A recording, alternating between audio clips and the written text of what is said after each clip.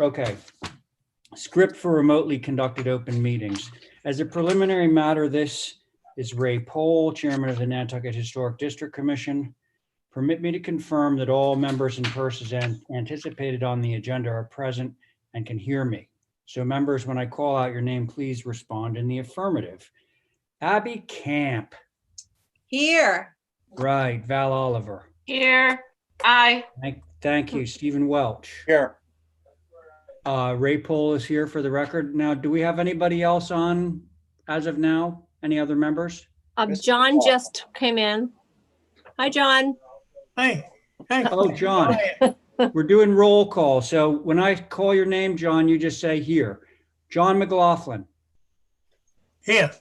Great. Thank you. And Diane just joined us as well, Mr. And Chair. Diane just, oh, good. So we got the whole group. So Diane, if you can hear me, just say yes when I call your name, okay? Diane Coombs. She's muted. Oh, Let me just. Yes. okay. Thanks, Diane. All right. So we have all of our regular members with us, and we have Stephen as our associate member. Okay, staff, when I call your names, please respond in the affirmative. Kathy Flynn. Here. Thank you. Holly Backus. Present. Thank you very much. Nobody else, right? From staff here? Nope. Don't think so. The anticipated speakers, what I usually do is I just announce them when we get them up on the screen, because they're usually here for an application. Good afternoon. This open meeting of the Nantucket Historic District Commission is being conducted remotely, consistent with Governor Baker's executive order dated March 12th, 2020, due to the current state of emergency in the Commonwealth due to the outbreak of COVID-19. In order to mitigate the transmission of COVID-19, we have been advised and directed by the Commonwealth to suspend public gatherings. And as such, a governor's order suspends the requirement of the open meeting law to have all meetings publicly accessible in a physical location. Further, all members of public bodies are allowed and encouraged to participate remotely.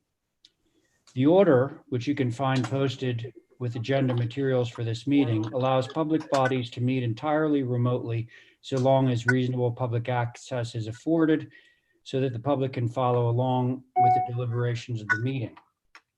Ensuring public access does not ensure public participation unless such participation is required by law. This meeting will not feature public comment, at least on the Zoom portion. You can email comments in to Holly and Kathy if you do want to make a public comment. For this meeting, the Nantucket Historic District Commission is convening by video conference via Zoom app as posted on the town's website, identifying how the public may join. Please note that this meeting is being recorded and that all attendees are participating by video conference. Accordingly, please be aware that other folks may be able to see you and hear you, and take care not to screen share your computer. Anything that you broadcast may be captured by the recording. All supporting materials that have been provided to the members of this body are available on the town's website unless noted otherwise. The public is encouraged to follow along using the posted agenda unless I note otherwise. We are now turning to the first item on the agenda, but before I do so, permit me to cover some ground rules for effective and clear conduct of our business and to ensure accurate meeting minutes. I will introduce each speaker on the agenda. After they conclude their remarks, I will go down the line of members, inviting each by name to provide any comment, questions, or motions. Please hold until your name is called. Further, please remember to mute your phone or computer when you are not speaking, and please remember to speak clearly and in a way that helps generate accurate minutes. For any response, please wait until the chair yields the floor to you and state your name before speaking. If members wish to engage in a conversation with other members, please do so through the chair, taking care to identify yourself. Okay, and as a final note, I think you all know that each vote at this meeting will be conducted via roll call vote. I'll call your names and you'll just respond aye, nay, or abstain as you feel appropriate. Okay, that's our opening. And now I will ask, can I have a motion to approve tonight's agenda? So moved. Thank you, Diane. Abby, are you in favor? Yes. Thank you. Val, are you in favor? Yes. Thank you. Let's see, John, are you in favor? John? He's muted. Oh, Diane, are you in favor of your own motion? Yes. Thank you. Chair's in favor of, do we have John unmuted yet? Yeah. Okay, John, are you in favor of the motion to approve tonight's agenda? Just say yes. I shouldn't say that. Oh, boy. But John, well, actually, the motion does carry. We have 4 people. Is John still muted? Nope. Nope. Okay, John, Yes. there is a motion on the table to approve tonight's agenda by Diane. Are you in favor of that motion? Yes. Thank you very much, sir. Okay, so the agenda is approved via unanimous consent. And as we also know, we are soliciting public comment only via email at this time. So what we do is we allow a minute or two to see whether Holly or Kathy receive any emails that need to be read on public comment. Mr. Chair, if I may say, we're Yes, on please, Holly. YouTube as well. Sorry? We're monitoring YouTube as well. So if anybody's watching on YouTube, Oh. question, they could go in there. So the 2 of you are monitoring YouTube, not all of us. Actually, Holly is doing that. Okay, Yeah. but so Holly would be able to tell us if anybody was sending in a public comment. And Terry says hi. Hi, Carrie. We can always count on Terry for public know. comment. Should we vote on that? Oh, no, we can't vote on it. That's public comment. Sorry. Okay, so Holly, as always, if you do receive any, we can always return to it for a moment, but I think we'll move on to our consent agenda. I do have one Wow. public comment, Mr. Chair. Oh, yes, please, go. This is from Mr. McGowan, Bill McGowan. Friendly suggestion. It would be very helpful if those using their devices can position themselves to be seen properly with thoughtful positioning of their camera and no backlighting. Backlighting Okay. be the window. Is that you, Val? I can't Guess see so. you. You're all in shadow. Just kidding. I can see you fine, Yeah. No. She's Okay, taking it seriously. but that's it. so I can do. thank you for that public comment. Hopefully, we all heed that advice and we can't, well, actually, we can see ourselves, I guess, if you bring yourself up, but. I can only see the top of John's head and Okay, so Diane. John, Yeah, there we go. John, oh, there you are. Okay, and Diane, we can see the top of your head. There we go. Val, you look marvelous. Move your screen a little bit. Okay, now we're going to move right along to consent agenda. And let's see, Val, you need to recuse. Okay. Anyone else need to recuse from consent? I do not believe so. All right, so. I'll make a motion to approve the consent. Okay, thank you very much, Abby. And Stephen, you're going to be filling in for Val on this one, if you don't mind. Okay, roll call. Abby. Yes, aye. Thank you. No, not Val. Stephen. Aye. Thank you. John. Aye. Thank you. Diane. I abstain. Aye. John, you just abstained, right? Yes. Okay, very good. And chair is in favor. So the motion carries 4 in favor of and one abstention. Thank you very much. And now consent with conditions. There are 3 items. I don't believe anyone needs to use from this one. So this would be the regular board. I'll make a motion to approve the consent with conditions. Thank you. Diane, Aye. thank you. Abby, are you in favor of your own Yes. motion? Thank you. Val, Aye. okay, thanks. John, I abstain on that. okay, very good. And chair is in favor. Motion carries 4 in favor, 1 abstention. Wow, we're crushing this agenda tonight. All right. Thanks, Next Steve. up is signs. So Kathy, if you can give us an idea, we must have some kind of Hear you. comments from the sign committee chair Right, so those were both approved as submitted. as submitted. Mhm. Okay. Regular Oh, board, perfect. if no You one has, Fruit? sorry, any comments from anyone? Nope. If No. not, I'll make a motion to approve per sign advisory comments. It will go Uh, 12. Hey, And then- Abby, Right? Yes, hang on one second, John. I want to take care of something with Abby first. I'll get right back to you. Abby, I believe that in this case, it's not a motion to approve as per sign advisory comments. I believe the sign advisory says that they're approvable as submitted. In other words, okay, they didn't change anything. Okay, so okay. can your motion be, Just to approve the Mayor. two signs as submitted? as submitted. Very good. That's perfect. Now, John, I know you had a question, so what can I help you with? Yeah, on your signs, one question, the one I didn't, is Comcast. Did anybody check that one out before we vote?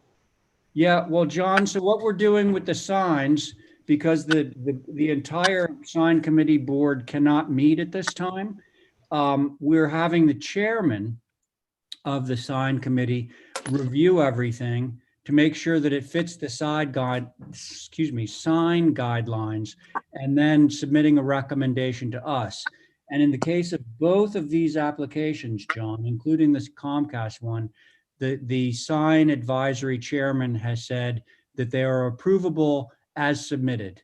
And so Abby has made a motion to approve those as submitted. I guess, all right, I don't know what it was, so, okay, that's all right. Okay. Thank It you. it has been reviewed, just so that you know. Okay, so there is a motion on the table to approve these two signs as submitted. Diane? Diane? Yes, Okay, thank you. Val? yes, Aye. Thank you. Abby? Aye, Thank you. John? Hi, Thank you. And the chair is in favor. Motion carries unanimously. Okay, now we are on to our views agenda, which you all can see are essentially old business, I believe, right? Yes, yes. So they all have established boards. The first one of which is 220 Eel Point Road. I'm chairing. Diane's on it. John's on it. Abby and Val. Okay. So, Mr. Chair, I'm looking for Julie Jordan. It doesn't seem like she's signed in Not on. yet. Okay, if Julie is not here, I think that we should just pass on then to 8 Kings Way. that's And, my motion. Okay, thanks for the motion. Wow, okay, I'm gonna quickly take a vote on your motion. Okay, all in favor of Abby's motion to hold item number 1 until it has representation? Val, Aye. John, hi, thank you. Diane, aye, yeah, thank you. Abby, Aye, here in favor. Okay, so we're going to move along to item number 2 until we get somebody to represent item number 1. Okay, 8 Kings Way, is Mirka on deck? she's not on deck either, and either is no. Tobias. What? Either is Tobias, just when you get to that. Oh, jeez, What the heck? really? Yep. We're going too fast here. Mm. All right, well, listen, now looking at the old business, the first one on old business is also Mirka. Right? Yep. Catherine? Yep. So, look, let's look at this a slightly different way. Who is on deck? I think Paul is, isn't he? Paul is. Okay, Paul Santos? Yes, he Okay, was so in then- here earlier. He's There he there. is. I am Wait, Paul's here, right. here. Okay, thanks, Paul. Paul, before we get to you, we're going to do a little formality here. So, Okay. folks, what we need to do is essentially hold all 4 views and the first item under old business until we receive representation. So, Abby, can you make that motion? Yes, I'd Thank- like to make that motion Thank very you. much. Okay, so the motion is to hold all 4 views and the first item under old business until we get somebody on to represent. Abby, you in favor of your motion? Aye.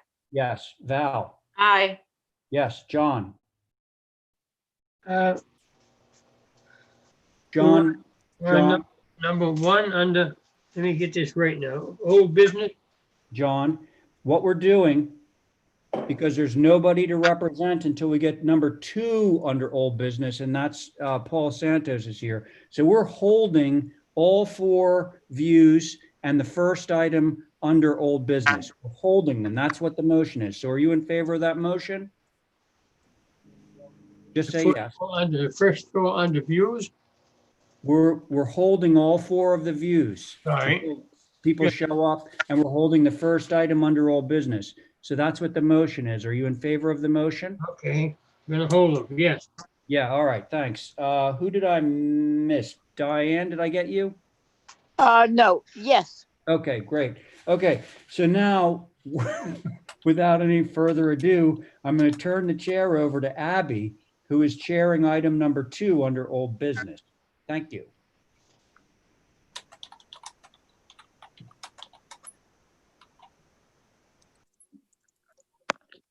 Paul, Yes. would you like to tell us Oh, your sure. latest? Sure, thank you. For the applicant, Deborah Killen and William Lothian, Paul Santos from Nantucket Surveyors. This is a driveway application in the core district, which needs to come before the HDC, before we go to HDC, before we go to DPW. This is the 3rd meeting on this application.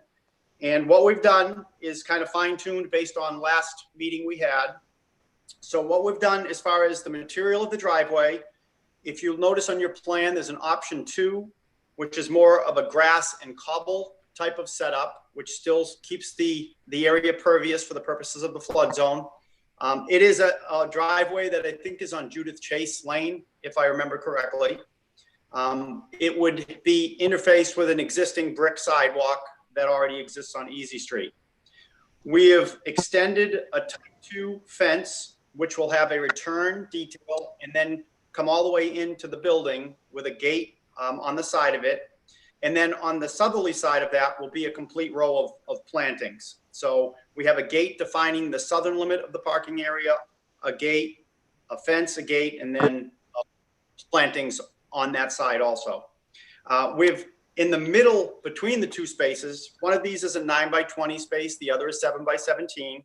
In the middle of the area, we've defined more of a grass strip. So you'll have a cobble space, and kind of a grass strip up the middle. And that's the extent of the edits. I think I incorporated everything that we discussed at last meeting with regard to defining more that these are spaces, and then also the material of the spaces themselves to be consistent with what was previously approved and or what may be downtown. Obviously, what we didn't want to do here is go with an entirely brick driveway. And I'm happy to answer any questions that you may have. Thank you, Paul. I have just one, I just want to clear up something. So both parking spaces, what is the surface? Are they different from one another? You said one was cobblestone with grass in between? They're both consistent. What we've done to delineate between the 2 is there's a strip kind of in the middle of between the 2 spaces. So it's just not all grass and cobble, it's grass cobble, but then a 2-foot strip or a 1-foot strip kind of in the middle, which kind of shows you that there's a space on either side. Okay, so the option is either this sort of geometric pattern with the grass squares or the cobblestone with the grass, but both Correct. have the strip. Option two is what we discussed after the last meeting. Right. Option 1, put down original because I left it on the plan, but I don't think that's what anybody wanted at that time. Right, okay. Yeah. Okay, thank you, Paul. Anybody want to go first? TJ? I will. Oh, Val, thank you. This is actually a question maybe for my board members. Is this about the size we did next door for 14? Or did we not do 2 spaces? Does anybody remember? Okay, I guess, Paul, I'm good with the brick and the cobble in between. Thank you for that. What is the thing in the corner? It's a separate lot? I'm sorry, what was that, Val? What's the delineated space in the corner between the streets? What is that? That kind of the triangle, the kind of the at the corner of Easton and Cambridge? I mean, Yeah. sorry. Oh, that was a piece of land that was owned by the town that was conveyed into this property. So it's just, there was a whole lot of detail happening there that has nothing to do with this application. That's just a kind of a separate parcel that was part of this property itself. Okay, I just didn't know if it was anything we needed to know. No, it's not, nothing's going on there. Okay. Okay, thank you. Would anybody, John, what are your feelings on this driveway? Yeah, my feelings are if nobody has any objection to it, which I went down and looked at, I would make a motion to approve it unless somebody wants to talk on it. Thank you. I have something I'd like to say, but I'd like to hear from, who else is on the board? Diane, do you have a feeling about this? I'm not on the board. Madam Chair, if I may, it's yourself, Val, and TJ. Oh, You guys well, don't have a quorum. No, you don't have a quorum. Oh, boy. Oh, I thought TJ Boy. was here. Oh, It's myself, John, and Val is, No, it's John isn't yourself. on it. No, John isn't on it. It's yourself, Val, and TJ, and he's not here. oh So we don't have darn. a quorum. Sorry. Well, my one thought then, Abby, excuse me, yes? point of order. There's no quorum on this. Yeah. So we shouldn't be having the discussion. I just realized that. Yeah. I mean, I'm not on it. Right. But you only have 2 people, yourself and Val. Yeah. So sadly, Paul, apologies, but this cannot be heard at this time. There's 3 of us, aren't there, Mr. Chairman? No. You're not on it, John. I want to be clear on this. We are on item number 2 under old business, and I'm looking at the commissioners that have sat on this, and we have Abby down as the acting chair. We have Val Oliver, and we have TJ. That's it. Okay? So TJ's not here, so therefore we do not have a quorum, and I'm sorry that I missed that. Sorry. But Paul, I'm happy to continue till the next meeting. yeah, well, If I cannot even continue, I guess I'll be back at the next meeting. hey, Paul, Yeah, stay tuned because, maybe TJ will show up. If he does Okay. show up, then we'll be able to hear you. But okay, no problem. This is a message to Kathy Mhm. and to Holly, or anybody else for that matter. Does anybody have TJ's phone number that they can text him to see what's up with him? I do. Okay. I Okay. will. Could I ask you then to just text him and see if he plans on showing up at any point? In which Mhm. case, Paul, I would have you stick around for a little while because I Okay. feel bad that Sorry about that. this happened. All right, now, while that was all taking place, I was monitoring who's on, and as best I can tell, Tobias is on. He would be item number 4 under the views. Mhm. Should we move forward with that? Yes, please. Okay. So we are now, if we can queue up Tobias. Tobias will be representing 57 Quidnet. Board on 57 Quidnet is myself, Diane, John, Abby, and Val. Okay, Yep. do we have Tobias? He is coming on. Okay. Tobias.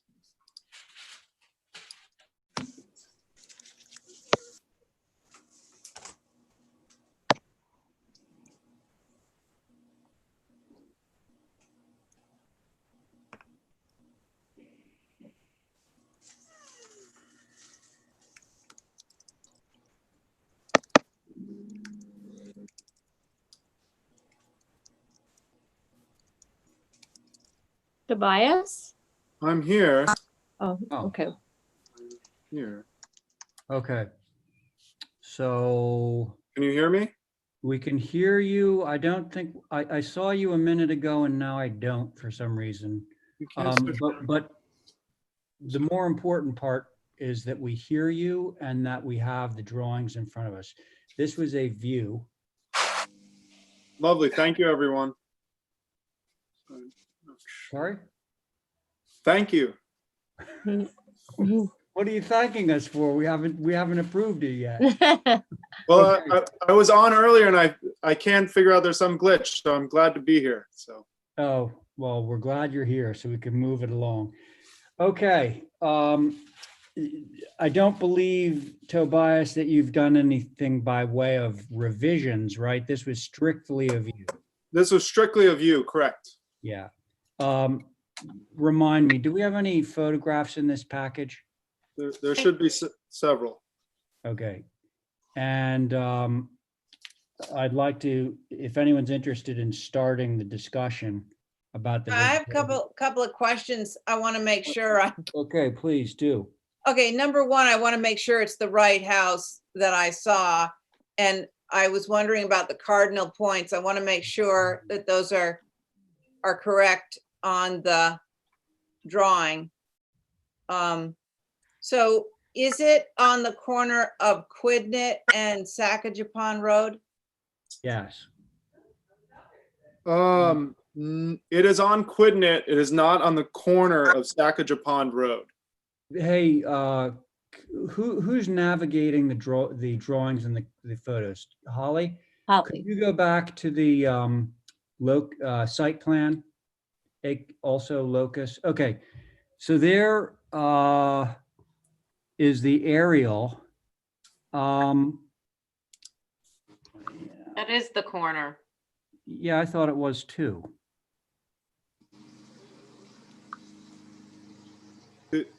Chairman, Mr. Chairman, if I may, the building to your left is on the corner.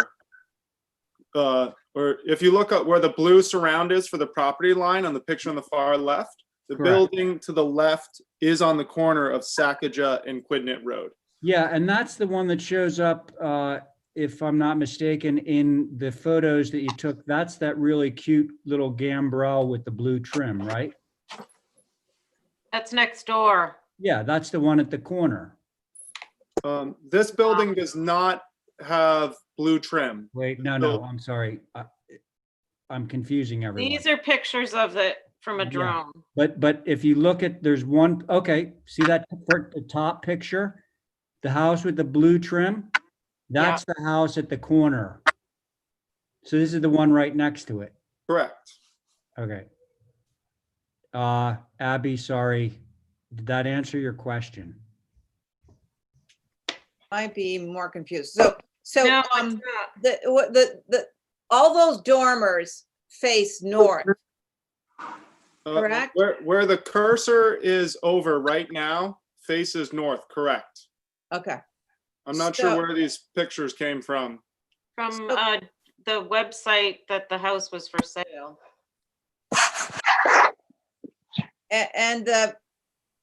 And could we go to the west elevation? Mhm. Okay. And the west elevation would be, as you're coming up Quidnet Road, it would be on the right, and you would see that as you were continuing into the Quidnet Village, so to speak. That's correct. Yes, Okay. the section you would see, Abby, is behind the chimney there. Yeah, But those panels you see, we have them drawn. You'd see you wouldn't really see the profile of them, but they're Right. there. yeah, that was the view that I was most concerned about. So I'm not in favor of the panels on either side of the chimney. If that is truly what you see when you're coming up Quidnet Road and you're going into the village there. So, So would you like us to move those ones, Hey, Abby? Tobias, hang on. What I want to do is I want to have each board member say what they have to say, and then you can respond, okay? Great, Uh, thank you. so in general, just to finish up on my comments, I think it's a little jumpy. I'd like to see more uniformity in the panels themselves. That's my feeling about that. Okay. Thank you. Thank you very much, Abby. By the way, that west elevation, that's the one that faces the house with the blue trim that I, Yes, so yeah, that's right at the corner. So that would be what you would see when you hit that corners. Okay, let's see. Diane, I agree with Abby on the ones behind the chimney. On the south elevation, we're saying that is not visible from Quidnet Road. Hello? It's Tobias here. I would say that from Quidnet Road, and really, in my opinion, from anywhere, you cannot see that south elevation. Okay, because the south elevation is sort of what we have been tending not to approve because it's all sizes and shapes and doesn't fill out any part of the thing. The west elevation is the same thing. And on the west elevation, which would be the south, I guess, those panels you see on that gable are the ones over under the gable on the south. I think the building is, I don't know. I'm trying to figure it out. The south is what you're saying is facing that faces the the pond. pond. Yes, but there is if you go back to the locust map, you can see there's a large building. There's a large building right next to it. So where that green is, our building is currently located in. And you'll see there's a large structure right next to it. And if you look on the last page, scroll down one more if you may, you'll see there's a large building right, our building is located around in the blue, and right below it to the south is a large structure and a large hedge. Okay, so your view is going to be looking at the thing is going to be north. I've lost my rose thing. Diane, Yeah, at the north of the house property is Quidnet Road. Quidnet Okay, Road runs along the northerly edge of this property, okay? right. When you see that's the what I pictures thought. that show the three gable dormers, that's the part that's facing Quidnet Road, also known as the north. So Abby's point earlier was that when you're coming in from the west, when you hit that four corners of Quidnet and Sasachka Road, you're going to see the west side. I think it's going to be very difficult to see the south side. I dare say it's impossible to see the south side, but you will see the west side. And why wouldn't you see the north side? You would see the north side, but I don't think that Tobias is proposing any panels on the north side. Okay. I don't think. That's correct, Mr. Chairman. Okay. Couldn't have said it better myself. So Diane, you, just to recap, you said that you agreed with Abby on the western, her concerns on those western facing panels. Right. And are you okay now with the concept that the southern panels would be not visible because of the amount of screening between the south Yeah, of this house and the public way? I don't think that you have a view all the way from all the way down, like the pond, looking up and seeing that. So I agree. don't think it's visible. Yeah. Is there a picture to show that south side, please, of the picture, a photograph, actually? Oh, I wasn't able to get a picture from the south, Abby, that showed it. Otherwise, I would have included it, but I find just showing pictures of other houses and or shrubberies to be a bit confusing, so that's why I didn't include it. But to Abby, this last, the photograph that's on the bottom of the page right now is interesting because the north side of the house is the part that's closest to us with the 3 dormers. The west is the side that has the chimney on it, which will be seen from Quidnet Road. Now the south, which is the part you really can't see, that faces the pond, you see that there's basically one house. This is what Tobias said earlier. There's one house like right there. And then I think there's actually another house again before you get to that lower extension of Sasachika Road. So. And are they keeping the wood shingles for roof tiles?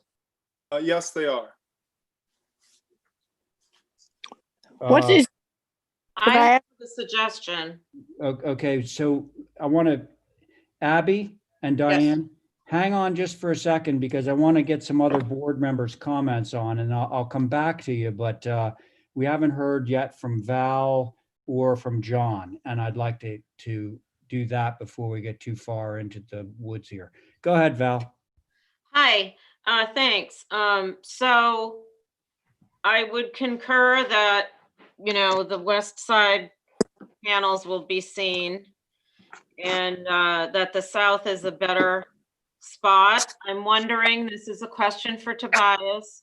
I see in the pictures from the pictures from the drone, for lack of a better way of describing them, Yep. shows that there's a little shed on the south side. Would it be possible to take the block of shingle panels that are on the south side up high on the second floor level and put those on the shed?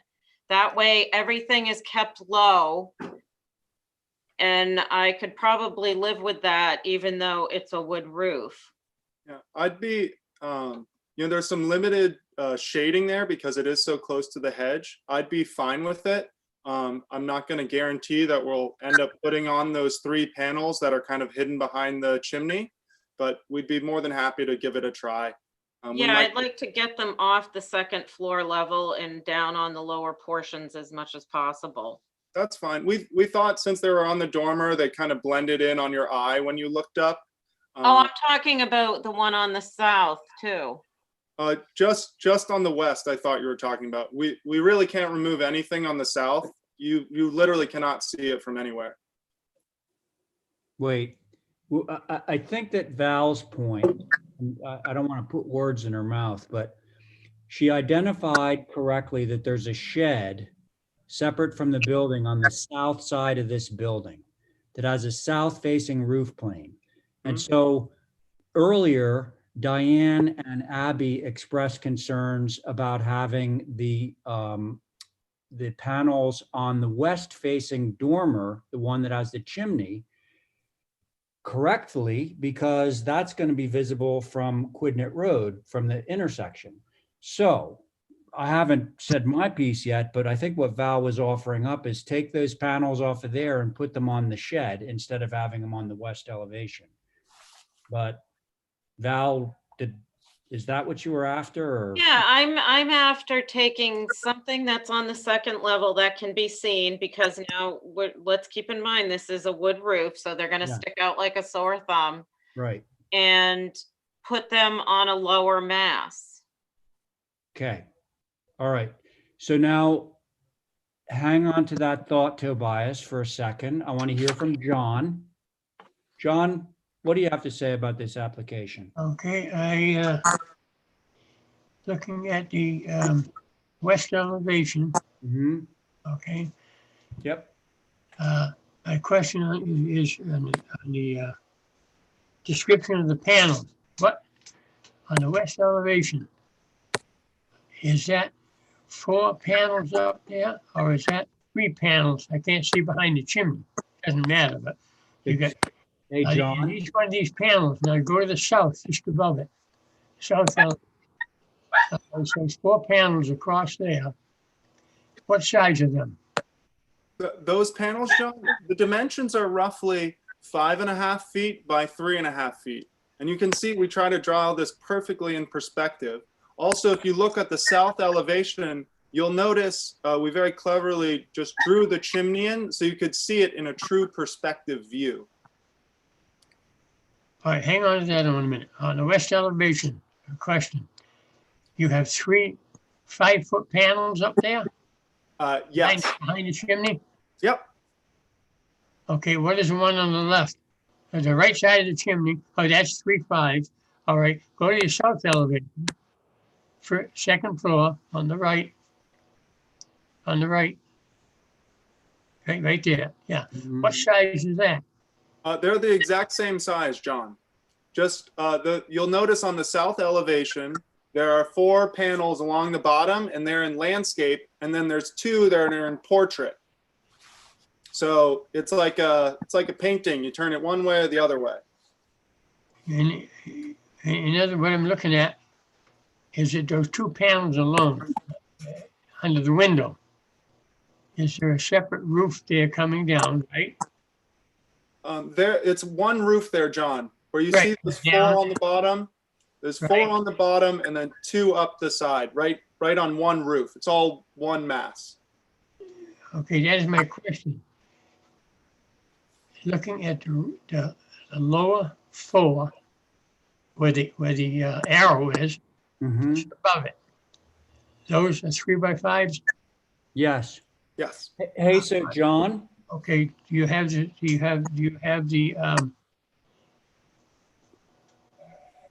what do you call this? West elevation. Okay. Now, I'm confused on those 2. If they're 5 foot long, they'll run into the lower one, won't they? No, Don't have that view, that's why.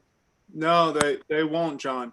Because I hear what you're saying, John. When you look from the west elevation, Yeah. if I were to show you the east elevation, you would see, pardon me, you would see that there is space for those other 2 panels. It's like there's I like to call them a building toad. Like one toad on one side is bigger than the other little toad here. That makes sense. So Okay. Tobias, can you turn those? I can't turn any of the panels, no. And these ones on the south side, again, are not visible. All right, let me go back. Okay, let me go back to this west. If I can, during the installation, I'd like to just add in, we try to make things aesthetically pleasing. So if there's any opportunity for blending, we always do it.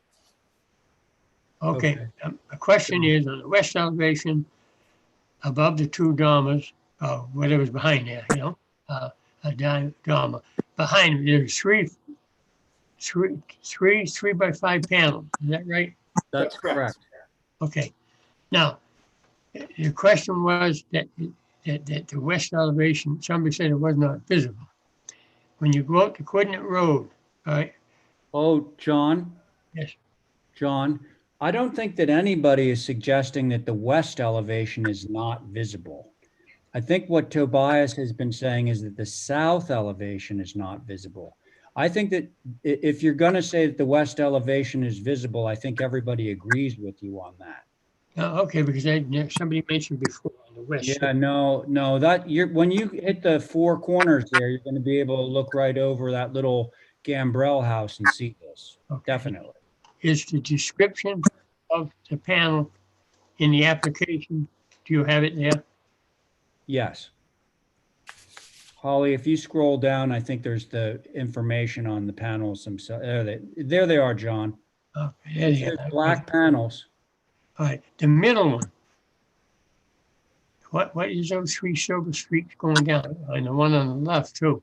Is that silver or is that not the color of the roof? What are those three things? They're not shades, John, these are the panels we use on all of our projects. right? They're all black. Yeah. This is the same specification that we see all the time, John, from Tobias. What I'm saying is, if you look at it, at the picture right there, it looks like it's silver. Okay, there's three of them. Yeah, no, I know what you're saying, but you don't see that actually. You don't see the silver. Okay. Thanks, but because I might have questions on it. But anyway, okay, that's fine. Thank I you. see those little lines and everything, but those don't really show up. That's fine, Ray. Thank you. All right, so now, let's see, Abby, I think that you want to say something additionally beyond what you said in it the first time. Yeah, no, I just wanted to clarify. I like Val's idea of if using that auxiliary roof for some that we might take. Yeah. I'm not in favor of the west, but I think maybe we could ask for a new configuration using the south side, see what that looks like. Mhm. Yeah, I mean, I think that's a good idea. Diane, did you want to say something additional too? No, I just was wondering what that road, is that Sackasha going down beside the house? No, going no, down no, towards the that's a pond? private road. The one that goes to the That's a private east of road. the house is a private drive. Just serves those two houses Okay. right there. That's it. Yeah, you see it on the plan there. Yeah. That's not a publicly traveled way. So, Mr. Chairman, if you wouldn't mind, I'm getting a sense of the Hey, wait a meeting. minute there, bud. The chairman didn't get to speak. Aha. So Tobias, and maybe you're about to say what I'm about to tell you, but I too have concerns about having those panels on the west facing dormer behind the chimney. And I agree that with Val's suggestion that maybe you can redirect your efforts to the southern facing roof planes, and you now have an additional one in the form of that little shed that's separate from the house. And maybe you can do a different configuration that sort of optimizes the number of panels that you get on those southern facing roof planes rather than rely on the west. Now, having said that, I'm going to turn the mic back to you if you have anything you want to say in parting. Mr. Chairman, I think the two of us are in alignment. If you would be kind enough, I'd like to strike those three panels that are behind the chimney on the west elevation. Okay. And we'll make a sincere effort to move them over to the shed or to that southern elevation if we can. So let me make sure that I understand. So at this time, you're wondering if we might be able to approve this application just by striking the three that are on the dormer facing west. That's Approve correct. it as is, and then maybe you come back with something else, some additional ones, but you would get an approval. If I could get an approval, Chairman, to remove the three behind the chimney and move them over to the shed, that would be lovely this evening.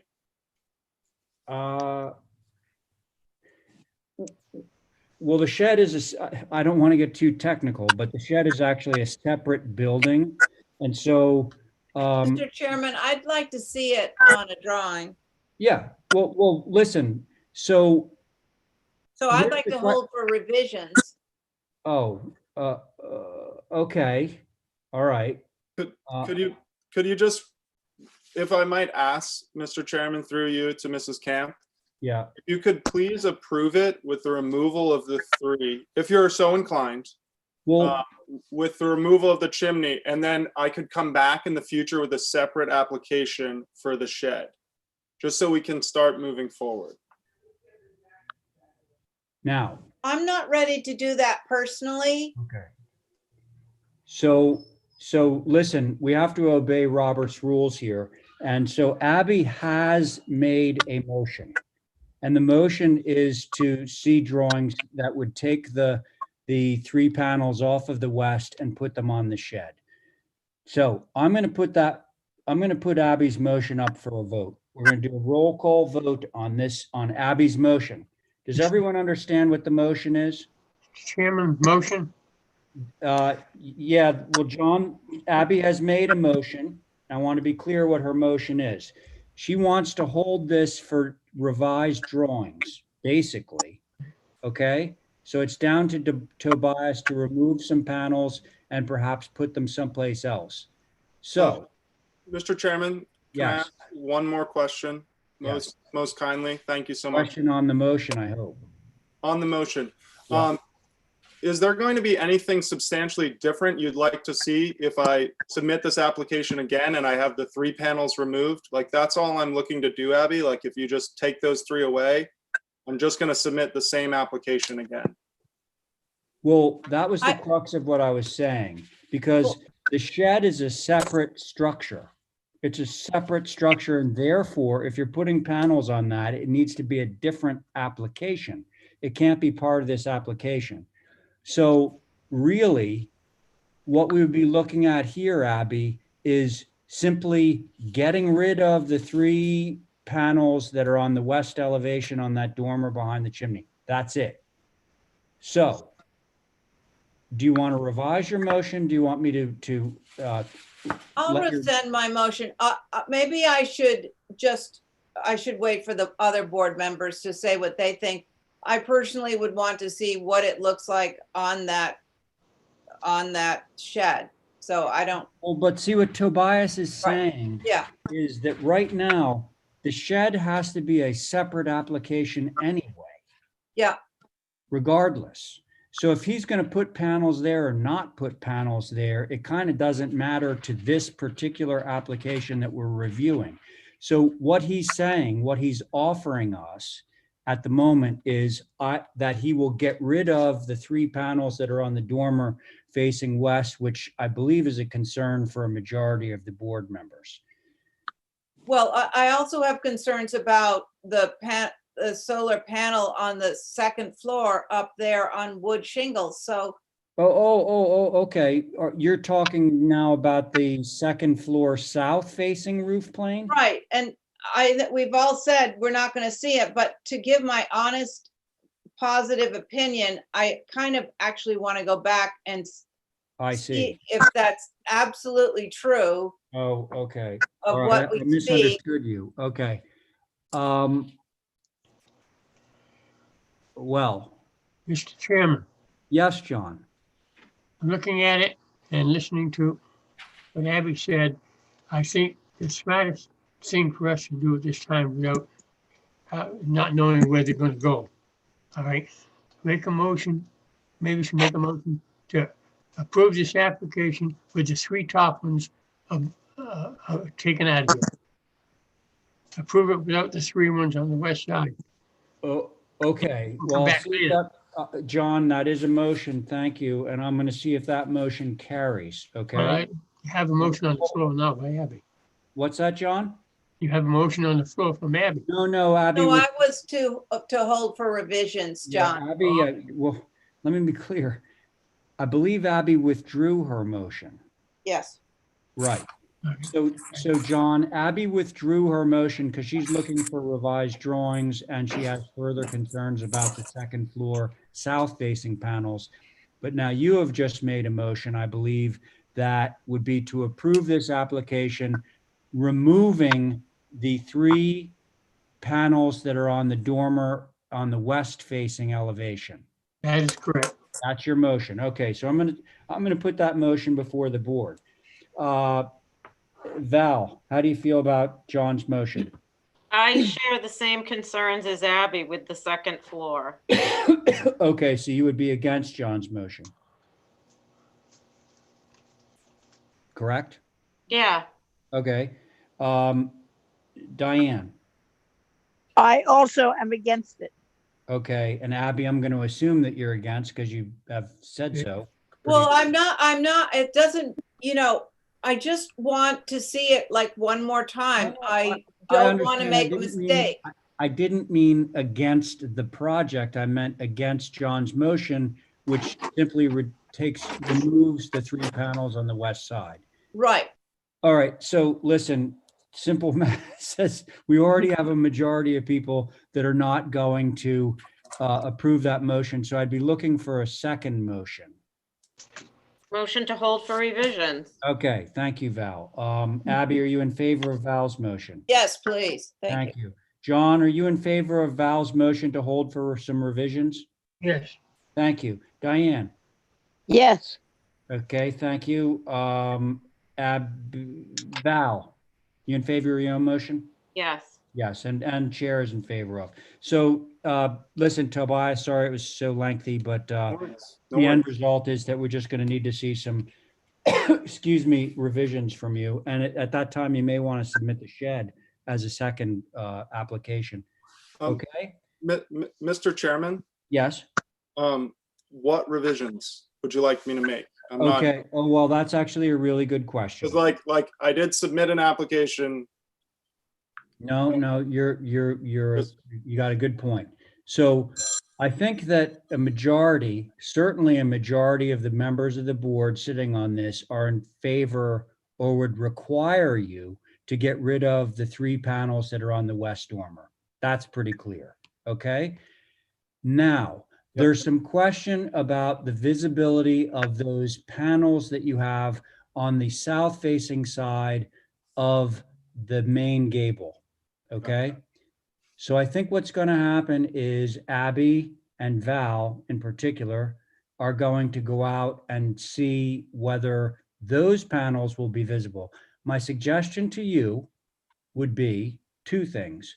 1, submit for your panels on the shed as a separate application. So we have that. And 2, just remove the west facing panels.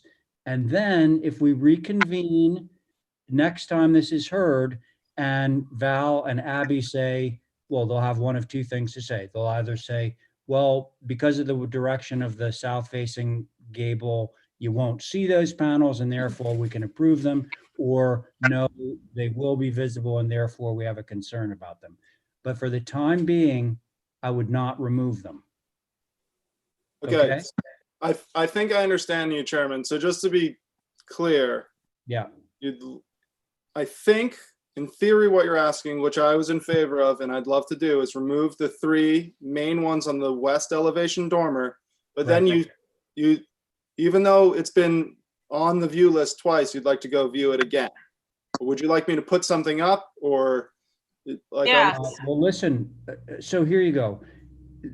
What you need to do right now is satisfy Abby. Well, actually, you don't have to because you have 5 members on the board. And if only Abby and Val are against it for that reason, it would, then it would still carry. However, if you're able to put something up on the roof that would satisfy Val and Abby, having gone out and seen it, that would be a great idea. You're a very wise man, Mr. Chairman. Thank you so much. Yeah, thanks. Okay. So that's, thank you, Tobias. I think maybe, is that the end of you for tonight? I think, oh no, you got another one down there on business. Okay, so we'll see you a little later on. Thank you for now. Mr. Chair, if I may, Yes. 2 things. TJ joined us I at saw that. Great. 5:22 and Mirka is on deck. Well, where's Mirka? Mirka, the meeting starts at 4:30. We expect you to be on at 4:30. I'm Okay. sorry. All right, now, so thank you, TJ, for showing up because as you probably know by now, you were required for a quorum on item number 2. 10 Easy Street. Yes. 10 Easy. Yes. All right, so do we want to just get that one off the table? Because I Yes. feel bad for Paul, who's been waiting so long. So I'm going to suggest that, Abby, you were chairing item number 2 under old business. And I'm going to remind everyone, this was the one where Abby was chairing. We have Val, but we did not have TJ. We now have TJ. And so do we still have Paul? Paul's there. Okay. I- Abby, you got it. Okay, so, Val, Yes. I can't remember what you said, even though it was like 10 minutes ago. I thought his breaking up the brick with some cobblestone / grass was a good idea. And I think that was really the only concern that we had, was it was going to be this big, huge brick thing. And then we went to vote and we thought John was on it, and it wasn't John, it was TJ. So we're just formalizing our motion. TJ, I don't know if you've had a chance to look at the resubmission, but it's the parking spot. Sure. So, Val, I'm happy to give TJ a quick update. Okay. If you'd like. So TJ, this is the Easy Street application for Deb Killen and William Lothian, in which we have 2 parking spaces. And at the last meeting, we spoke about maybe trying to define better the look of these spaces. So what we've gone with is a cobble and grass parking area, which is similar to a application on Judith Chase Lane. We are splitting the middle of the parking area between the 2 spots with a grass strip. We've extended the type 2 fence on a fence return all the way into the building with a gate, and planted on the south side per Abby's suggestion at last meeting. So I think one of your concerns originally was having some type of edging or definition for these spaces. And I think we've done that with a combination of the fencing, the hardscape material, and that's really it. So I think I incorporated everything that was discussed at the last meeting. TJ, Happy to answer any questions. he was here. did TJ hear that thing? I was, Oh, I hope so. I was, Oh, me too. on mute. I wouldn't want to say that again. I heard it, and I was Oh, like, good. I would like to see the edging detail, please. The what? I would like to see the edging. I would like to see the edging detail. The edging detail is a fence and planting along it. Okay, I see it now off to the left. Yes. I like the edging detail. It's fine, and I prefer to the cobbles with the grass, because I think that option 1 is a little bit too, modern for 10 years. Yeah, and we're in agreement with that, TJ. I think I left off one just to show what we started with. My feeling on this is, and I'm going to throw it back to TJ and Val. Stop it! Shut the door! Is that middle grass Oh, damn it. 12-inch strip necessary? The whole thing is 16 feet wide. Do you think that foot of green grass is going to hold up? Say there's a big wave, is that going to just like I like the idea of combining the cobbles with the grass, but what if I can just see that grass strip might disappear? So I'm just throwing that back to TJ and Val. What are your feelings on that? Do you think it's necessary? So if we're looking at option 2, I'm asking this to Paul through you, Madam Chair. Paul, option 2 shows the cobble with the grass, and then it butts into the brick.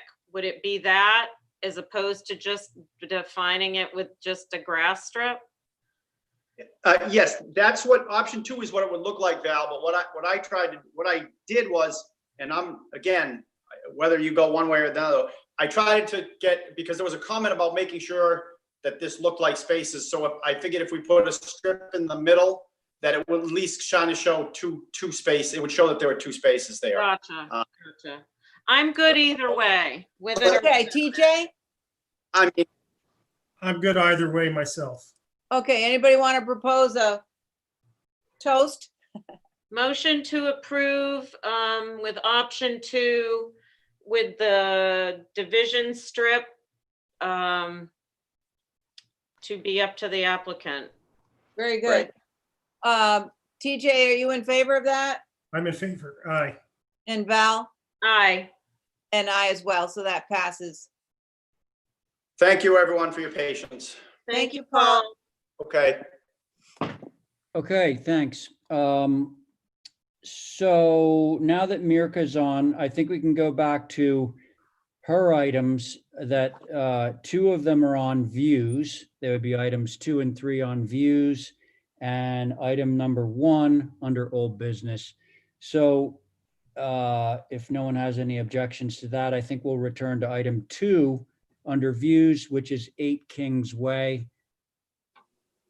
And while we're queuing up Mirka, I will read off the board. Myself, Diane, John, Abby, Stephen. Okay? And Tootie. And Tootie. Do we have Mirka on? Yes, I'm here. Can you Okay, hear me? great. So actually, Mirka, I don't believe you have too much you need to say, right? Because No. this was just a view. So I do want to hear from my board members who had concerns about possible visibility. Where shall I begin? Abby, are you ready? Yeah, Val and I went out there and it's pretty screened by that hedge. So I'm okay with the application. Okay.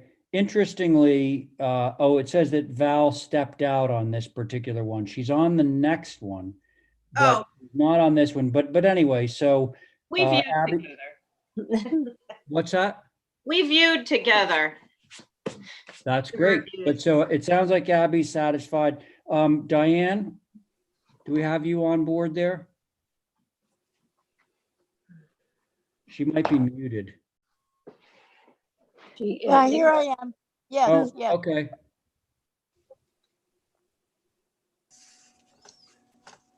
Diane? I did say yes. Oh, I'm sorry. So you don't have any concerns then? No, I think that it's not that visible and it's really not a through street too much. I would agree with that, definitely. How about you, John? 8 Kings Way? Yes. Yeah, well, yes, 8 Kings Way.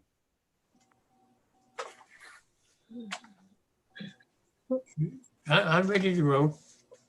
You're what? I'm all set. Oh, okay. I'll How make a about you, motion to Stephen? approve then. Well, hang on, I want to hear from Stephen. Oh, I'm sorry. It's okay. Stephen? Limited. I think it's fine. Limited visibility if any. All right, great. Thank you all. So I believe, Abby, I can now take your motion, all right? Okay. You are a motion to approve as submitted. Okay, Diane, Yes, thank you. Stephen? Stephen, Yes. thank you. Abby, Yes. thank you. John, Yes. thank you. Chair is in favor. Motion carries unanimously. Thank you all. Now we're going to move along to 42 Cannonberry. And I believe Mirko is going to possibly do some revisions to this one. Yeah, if correct? I can correct that, that was hot for a vision, not for a view. So Yeah, because it was a view the last yeah, time. it's correct. Right, so I'm going to reiterate here who your sitting commissioners are. Myself, Diane, John, Abby, and Val. Okay. And okay, so I kind of sort of know where we left off with this, but why don't you tell us Okay. what you have? So if Kathy can pull up the plan. So the concern, I think in general, the boardwalk dunes was, they were in favor, but the major concern was the construction of crossing part of the connectors, which initially was proposed as the Belgian flag. So the idea we came up with, and if you don't mind to scroll a little bit more to the second page, there is an image of the, one more, little lower, perfect. So you can zoom on the reclaimed granite. So what we came up was practically work with the reclaimed granite blocks, which would be cut in the same length as the boards, the planks, approximately 12 inches. So it would be continuous. Yes, that's the picture. So it would be continuous extension of the boardwalk through the pavement, which would also allow to be installed a little bit in a tilted maybe manner. So it would at the same time work as a bumper, speed bumper. Oh, a speed bump, yeah. It's Right. supposed to be speed bumper plus crossing, yeah. Yeah. Okay, well, I think that's a creative solution. Was that it, Mirka? Yeah, that was the only concern I can recall from Yeah, the last correct. meeting. That's right. Okay, so Abby, what do you think about the new proposal for I the, think, well, the whole thing is so novel. I'm a little taken back by it, but I think this is a fine solution. I would vote yes in favor of it. oh, okay, thanks. How about you, Val? I just have a question for Mirka. If I understand correctly, will these granite strips run so it looks like the boardwalk with the 3 planks across? Yeah, in a long way, yes. Yeah, so, okay, so it won't be, No, it would be it's gonna look like a continuation of that. I'm fine with that. correct. Yep. I believe that's the intention. Yes, Val. Diane? Yeah, I guess it will fit in, I guess it will. Oh, okay, thanks. I John? just, Oh, just sorry, question- Diane, continue, sorry. No, I was just questioning sort of, I would like to see the plot plan, please. Oh, hang on, John. Val, Diane is still no, finishing. it's not important. I just had a concern on how those planks at a certain length would look. The as if- planks or the granite? The granite, whatever, being that they don't fit in like, they're all very even, so they become steps rather than planking, right? Well, there's a picture of the granite further up in the package. And Yeah. it's running vertically. And it's actually a detail that you do see downtown at some of the crosswalks are done this way. Okay. Now, the difference between the crosswalks and what Mirka is proposing is I think hers are going to be much narrower because they're supposed to be the same width as the wooden boardwalk part. Yeah. Right. Oh, there's a picture. It's a little inset picture just above. It's in the middle of, there's 5 photographs and it's the second one from the right. It shows how it's sort of lengthwise and it, more or less looks like the planks. Right. I like it. I understand that in the crossing, it was just the boardwalk that I was concerned that they were very even going down, so that, but that was just, I just wondered how it would look, but that's all right. I say yes. Okay. Thank you, Sounds Diane. like somebody's chopping wood. Yeah. Yeah. Hey, John, Yes, your turn. okay. All right, could we go to the previous one you had here? Right there. Can you make that a little bit larger, the bottom of that? All right, where? I can't read this. You'll have to read it to me. The gray, the colors. The red, oh, that's a boardwalk, right? Yeah, That starts on the left, goes down, crosses the street, goes down, and crosses back. What is on the right?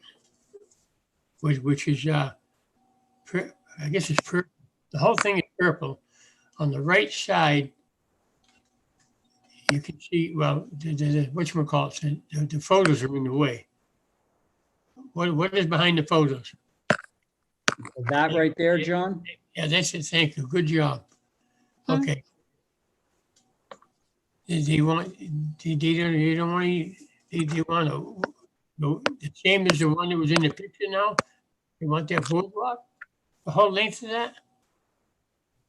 They want a boardwalk that's going to be in the dunes. The boardwalk is the purple. Okay. That's running in these dunes that are on either side of the road. Sure, the boardwalk is sort of like a different way to handle a sidewalk. You know, it's sort of like a sidewalk. There's berms there. Yeah, there are. There's a photo showing going down the Canterbury Lane, showing the berms on the left and the right. I think most berms are on the left, and the high ones and the low ones on the right. That's what I'm looking at. Yeah, these here. Yeah. That car is definitely on Cranberry Lane, right? Correct. Right. What is the gate on the bottom right here? With the cement.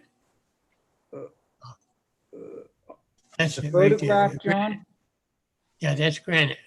Yeah, so she wasn't taking a picture of the gate. She was taking a picture of the granite that's set down into the ground. Right.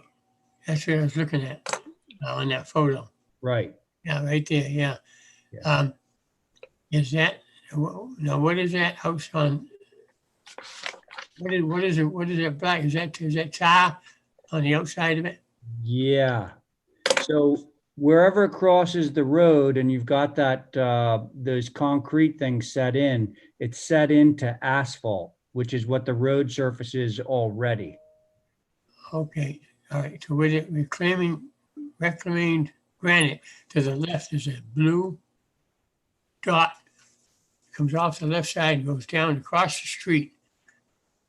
What is that blue dot saying?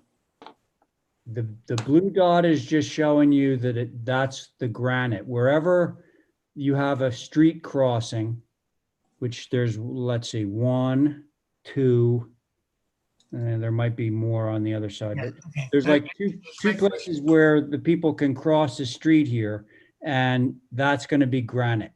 Okay. Flush with the asphalt. Thank you, Rick. Okay. I'm fine with this. I think that was a good solution, Mirka. Thanks for working with us. Is anybody willing to? I'll try. A motion to approve. Oh, that's easy. Okay, so there's a motion on the table to approve this application. Diane? Diane might be muted. How about you, Val? Aye. Thank you. Abby, are you in favor of your own motion? Yes, sir. Thank you. How about you, John? Motion to approve as is? Yeah, that's the motion, is to approve as is. Yes. Okay, thank you. Do we have Diane yet? Yep, I don't know okay. what keeps muting. Anyway, aye. Thank you. Chairs in favor. Motion carries unanimously. Thank you. All right, now we are on to old business, and this would be item number 1 under old business is 28 Eel Point Road, and that was that sport court that was cut into the side of the hill up there. So the board on this is myself, Diane, John, Val, and Stephen. Okay? So, oh, you know what?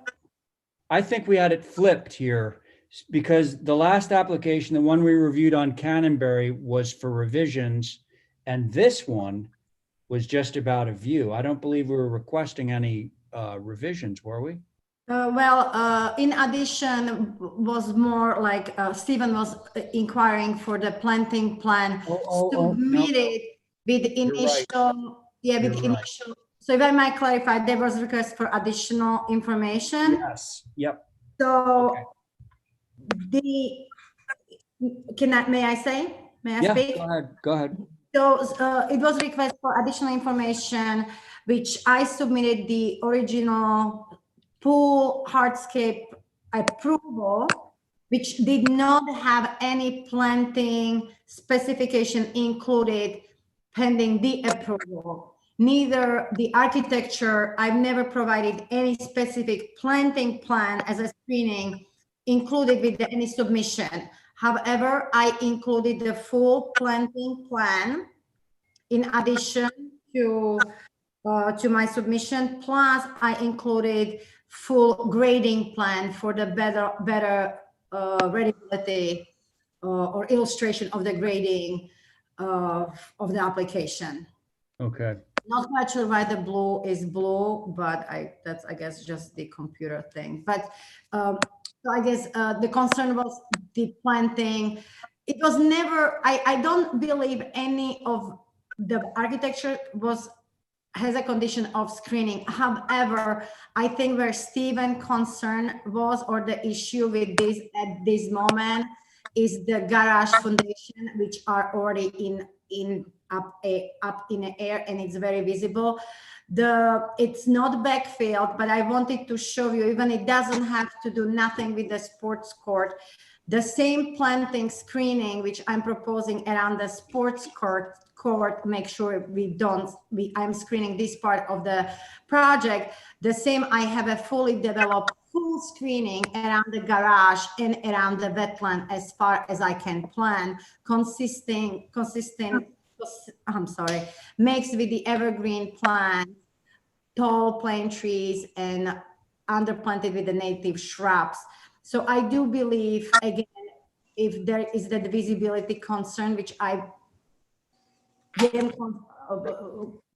convinced that you will not see the sports court with the garage. Again, we are screening the foundation of the garage beside the grading around the garage.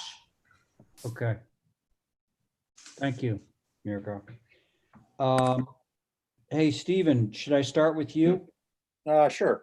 So, Mirko, I appreciate you submitting the grading plans and whatnot. My concern actually was a request for the grading that was submitted with the house approval. Val mentioned someone's chopping wood in the background. I'm not sure what that noise is, but it's kind of annoying. So the grading plan my recollection of the grading plan that was submitted with the house is, looking at what's on our screen now as a comparison, is that there was retainage at the front of the house where the steps come down to the driveway, such that the grade wasn't being increased in the driveway area. Now, what has been submitted and what was apparently approved from your submissions with the grading plan is that grade has been increased by 2 feet out by the outer circle, the Eel Point roadside of the circle where the flagpole is. And so my concern was to understand what changes we would be approving with the sport court and the grading plan relative to what was approved with the house. Because insofar as I'm concerned, the house is a house on a hill. Retainage was a concern, so was landscaping. And I would like to see a comparison of that approval with what's being submitted today, because I think it's an important context. If I would like to, Kathy, could you go to the original, the separate folder I sent it to, the original approval, which includes, I have it in front of me, so I know it should be part of the second file I send it. So this is the grading reflecting as of today with the court, which, just since we have it here, if Kathy would actually zoom in, and because I have it in front of me, the one I submitted as approval, it's practically identical to the grading I was submitting with the pool application and the house. Mr. Chair, through you, Yeah. Holly, Holly is actually showing the plans. And if you're Okay. looking for the previous approval, is that what you're looking for? It was filed. Right. Stand by. Holly, it is labeled approved plans COA 72067. That's correct. But before we even switch, if we can just so we can zoom in front of the area where what Stephen is talking about is the front of the house and the driveway circle. I would like us, hopefully we can read the numbers of the grading, so then we can overlay, Stephen. I got to interrupt. I'm sorry, Mirka. My concern isn't what was approved with the pool. My concern is what was approved with the house.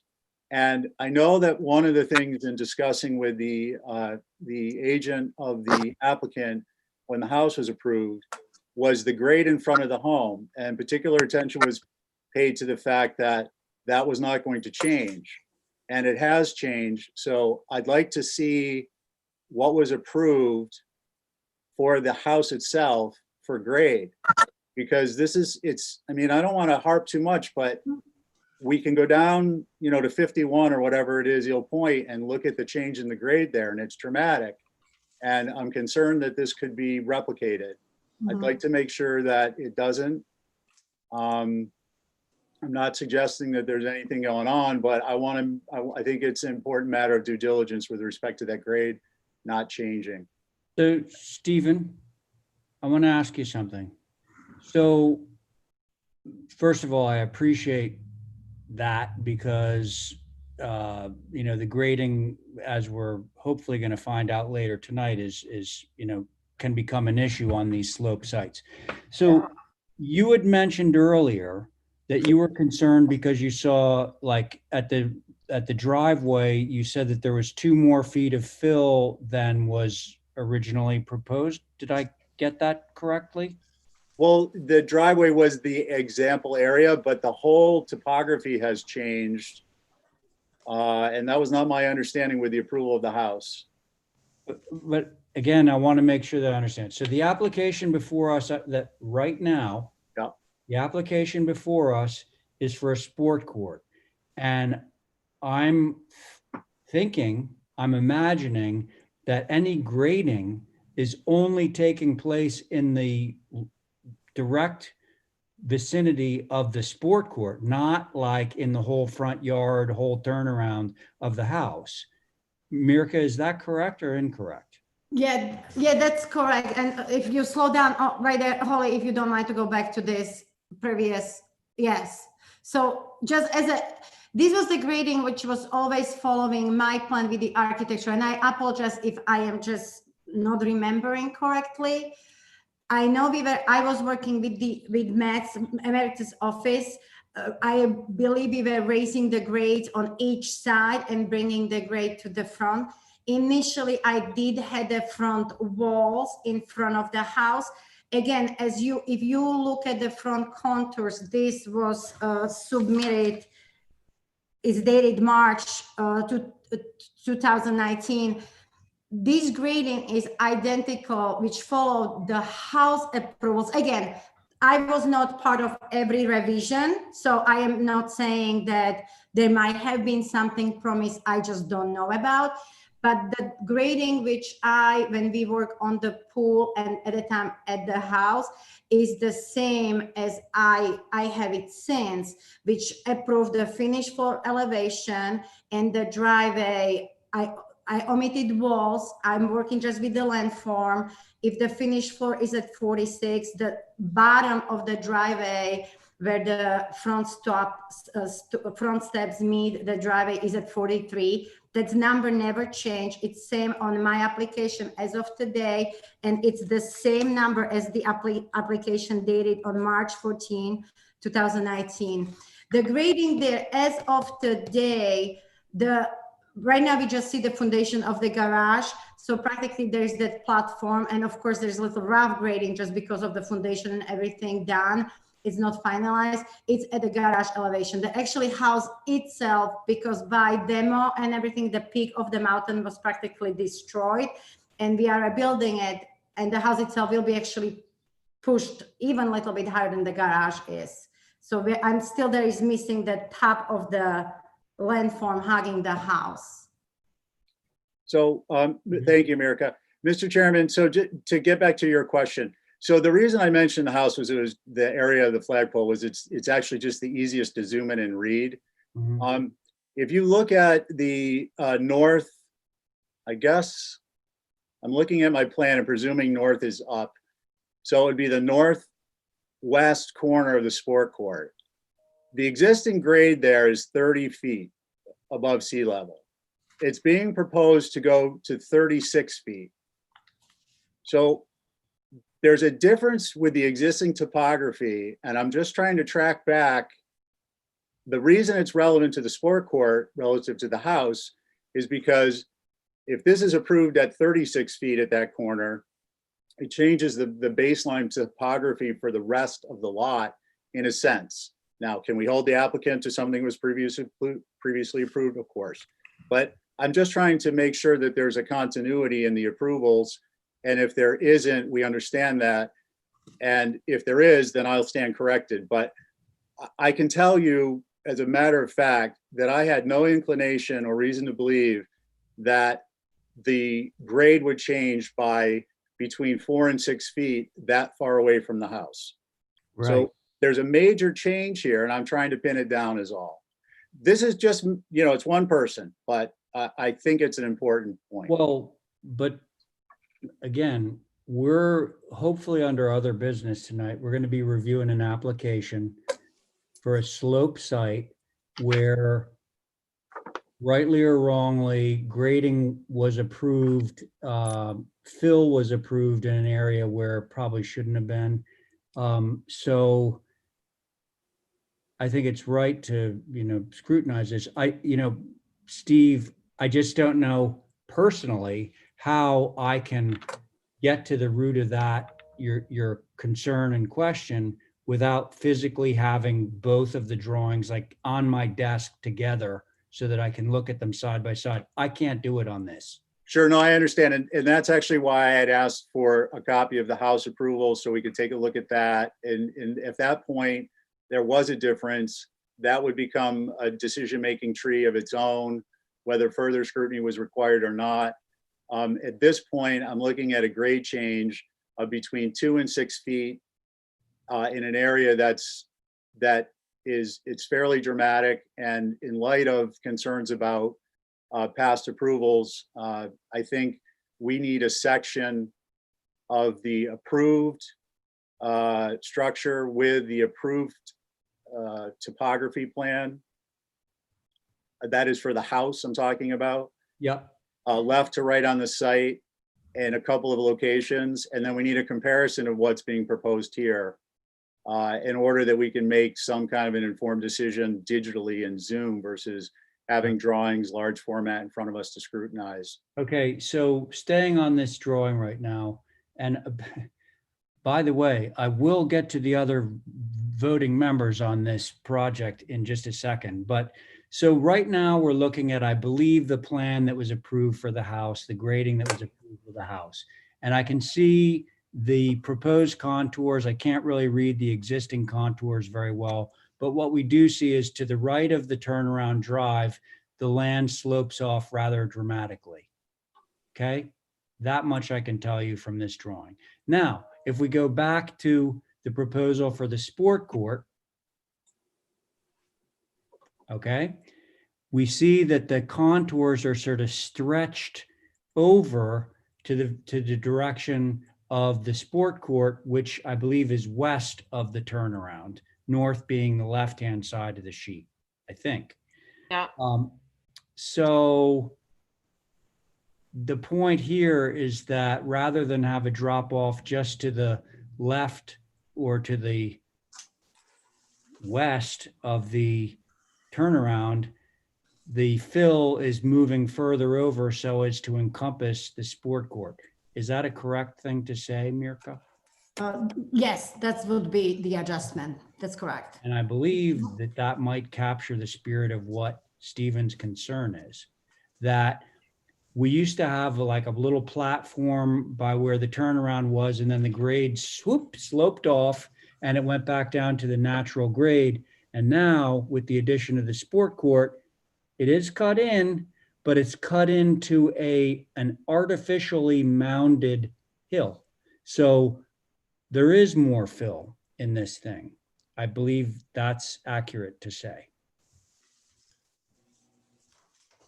Mirka? Yeah, yes, sorry, Okay. yes. Okay. All right. So Stephen, thanks for bringing that up. I think that's worth really looking at a lot further because, you know, bringing more fill in to a site that's being filled pretty considerably. I saw it recently and, you know, there's going to need to be a lot of fill brought in, imported. But listen, so this has been a really narrow conversation. I do want to hear from my other board members. So let's see, Val, you're on this. Yeah. What do you think?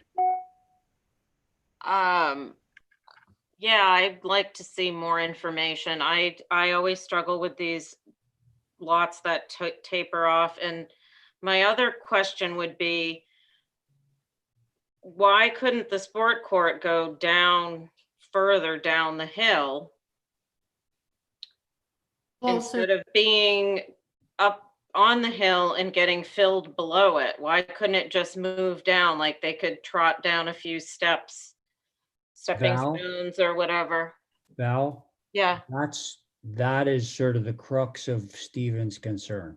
Okay. Is in order to do the sport court where it's being proposed, you're having to kind of like level off, also known as fill, Yeah. between the turnaround and where the sport court is. So even though the sport court is cut in, it's cut into fill, you know, it's not being cut into natural grade. So yeah, the other alternative is to drop it further down and allow there to be like the original approval for the grading with the house, have the grade drop off more before you got to the sport court. Yeah. All right. Or in Thank you. another spot, like the north, Correct. I mean, southeast corner. Yeah. Hey, Mirka, just on that point of cardinal points, isn't Eel Point Road north, therefore to the left of this sheet? yeah, yeah, Right. that's right. Okay. So the sport court is to the west of the turnaround. Right. Right. Okay. Thank you, Val. How about you, Diane?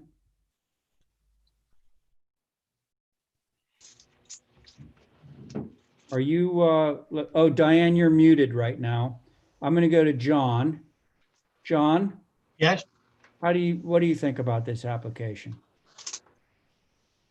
We have some concerns about the amount of fill. no, I don't say too much about Phil, but if it can be overpowering sometimes visually, something you don't want to watch at. You don't start making mountains out of molehills. My comment on this right here, Literally. bring up the drawing of the sports court fencing.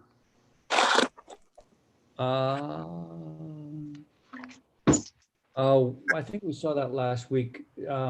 Holly, if you can hear me, can we move the drawings so that we can see the fencing?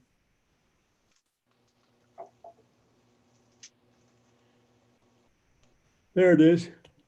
There it is, John. Okay. Sports court fence painted black. Now, the application is to show that it is a chain link fence or whatever. It looks like a chain link. It is. It's probably black, black vinyl mesh fencing. Yeah. Okay, now on the right side of this drawing here, I can't see the dimensions of the drop in the grade. Is that 4 feet or 6 feet? The height of the fence? No. Go back where you were. Right. Okay, on the right, down here in the bottom right there where it says scale, just above it. Oh, yeah, the height of the retainage. I'm sorry. How high is I that? don't see it either. 4 feet, How many? 4 feet. 4 feet, okay. All right, and the fence itself is 8 feet. 5 feet. No, 8, John. 8 feet. What am I picking up here on this chain link on the left, above the word sports? Is that 60? No, it's a sideways 8, John. I'm sorry? It's an 8, but it's sideways, so it looks like a 60. It's actually says 8. Yeah, all right, but it's sunken, so we only got 4 feet exposed. Yeah, it's sunken on the south side and on the east side. Yeah. Okay, that's enough for me. Thank you. Okay, Diane, can we hear you now? Yeah, I don't mute some, how it keeps saying host mute. But anyway, I think it should come down. I think we should be very careful about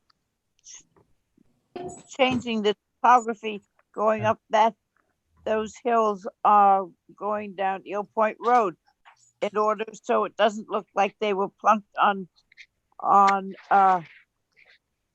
tablets all the way along the line. So I would like to see it try and come down a little bit and not fill in so much and not have to have such a deep retainage or whatever. I'd like to see it changed. Okay. Yeah, Mirka, I think that Stevens brought up a really good point, and we're going to try and become more vigilant on this whole sloped site and fill issue. So could you Could I take make a another look at comment? this? What? Could I just follow up with one more comment before? Sure, yeah. Go ahead. I understand just why, first of all, I try to push it as far away from the Eel Point. Secondary, if we go to the full grading, there is a full septic system, so I cannot really push it any closer towards the Eel Point. Mirka, In that location. Mirka, yeah, in the location, yeah. listen, you can keep it in the same location, and if you didn't have all this fill between the platform for the house and the sport court, you would have more natural grade down and less fill. Again, that's where I try to finish this. So to your point, and I know exactly which project we are referring to, down the road, 2 or 3 houses where everything is so built up steep. So I felt actually that from the initial steeper grading against this part of the driveway, actually just bellying up and allowing for vegetation being planted a little bit higher, it will hug the house more. It will extend a little bit that mount, allow for more screening of the court. And at the same time, it will look way more natural just because I try to spread the contours a little bit towards this side. But that's my only comment towards the grading. Mirka, here's my answer to that.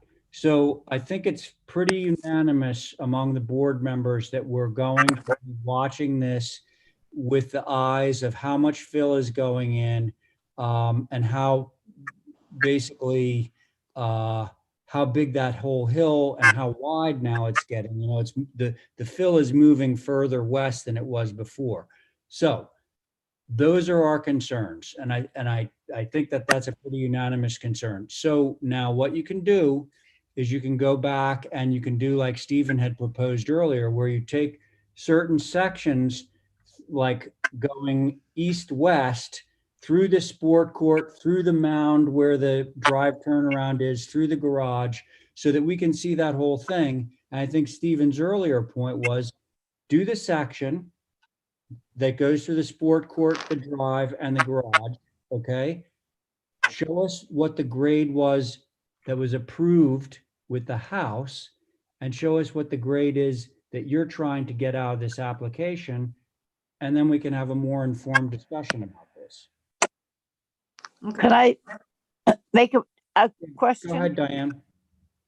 If I think Steve's asking for what I was going to try to ask for, which is an elevation going across that line, so we see the house, how high the house is and how the land cuts down now as proposed and was beforehand.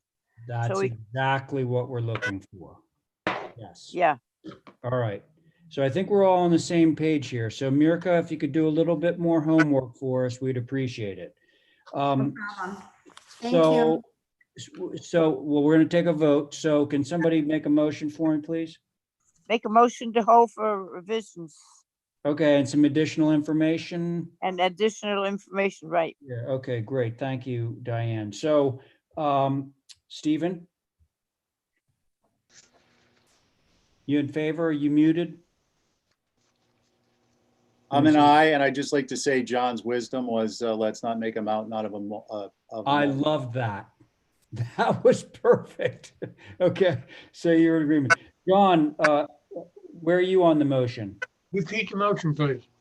The motion is to hold for revisions and more information. Voting for me. Thank you.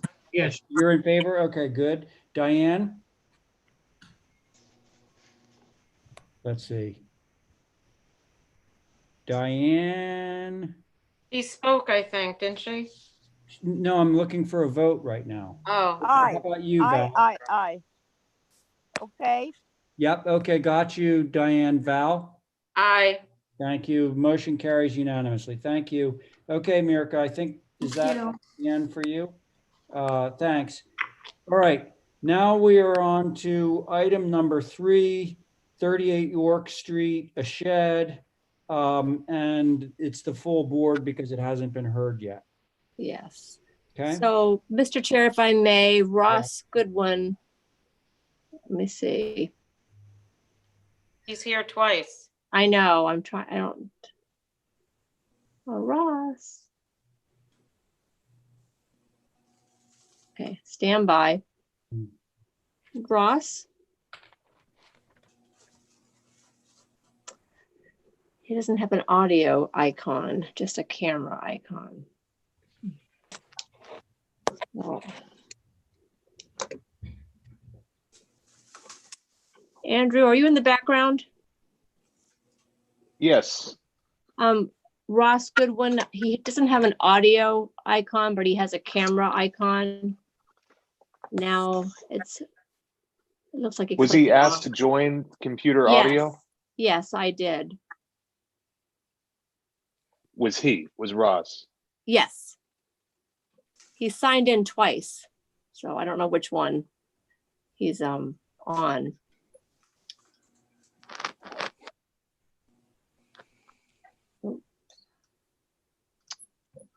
Does he have an operational microphone on his computer? Don't know. I don't know. he wrote a note he did? He did? holding it up. Oh, let's see what it says. Oh, I don't even see him. I see him. Hang on. You do?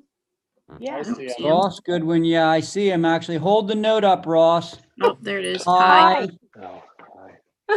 Hi. Oh, there he is. Yeah, This'll but be a what does long it meeting. say? I know. Ross, do you have audio? He doesn't have audio. We can't read Why your is note. it looks like- alive? He just says Right hi. note. Ross? Oh, geez. What's this application for? A shed? It's a shed. Yeah. So, This actually, Mr. Chair, was on the canceled 3/17 meeting. So from the COVID pandemic prior to okay, that. So. all right. It looks very cute.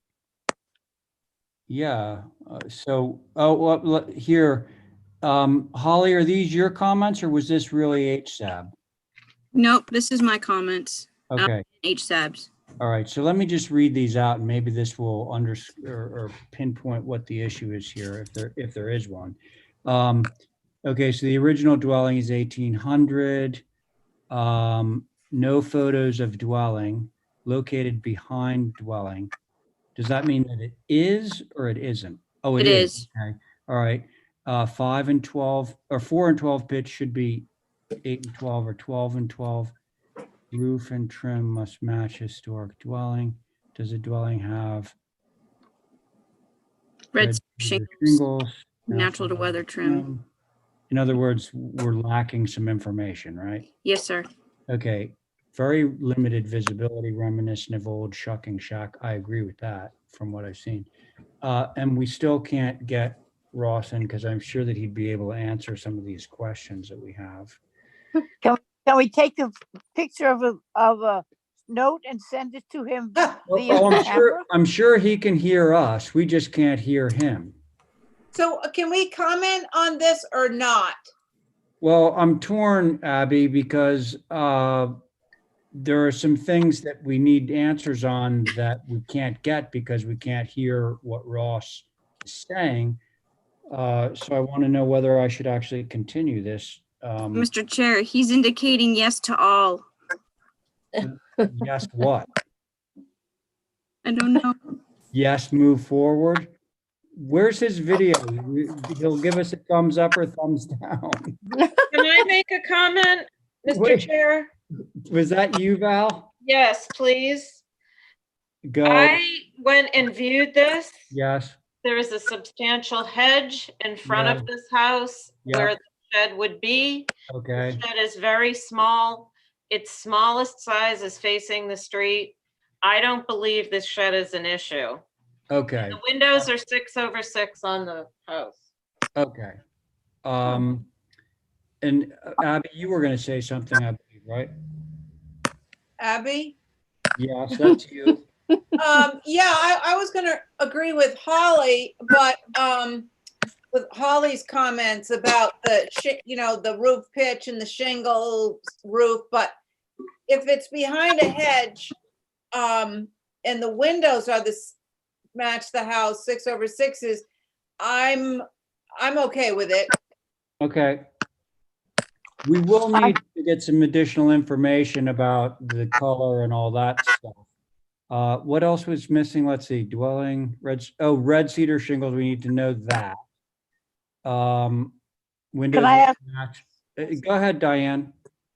It says it should be an 812 pitch, Yeah, but the house was built in 1800, and if it's going under the guise of a scallop shanty, then I don't have a problem with the 412 pitch. They didn't have steep yeah. pitches on those old sheds. Yeah, this is actually a lean-to roof. That the 8 and 12 thing is more for gables. Right. Yeah. But it's okay. So Diane, do you have anything else to add to that, or No, I don't have a problem with it. I'd just like to Okay. see the roof stay at 412. Okay. Thank you. How about you, John, if you can hear me? Yes, looking at the drawings, the little history, Yeah. the 4 and 12 roof pitch on these here were common, more common than gables back in late 40s, early 50s. I had one, and it was the same as this design. You only had 80 square feet to have a bench. You didn't have water in them like you require now. Yeah. Water to them. Next, you'll be putting the toilet in. And I find the comment of listed as 4 and 12 and has a 8 to 12 to 12 and 12 pitch possible, it says. The staff comments, I say the homework wasn't done because these were the majority that they had of the shed because it costs a lot less money than putting the gables in and all the cuttings and doing it. So they stuck with these over the years. A little history on it. Thank you. Thank you, John. So it sounds like there's a few things. One, this is going to be hidden by a hedge.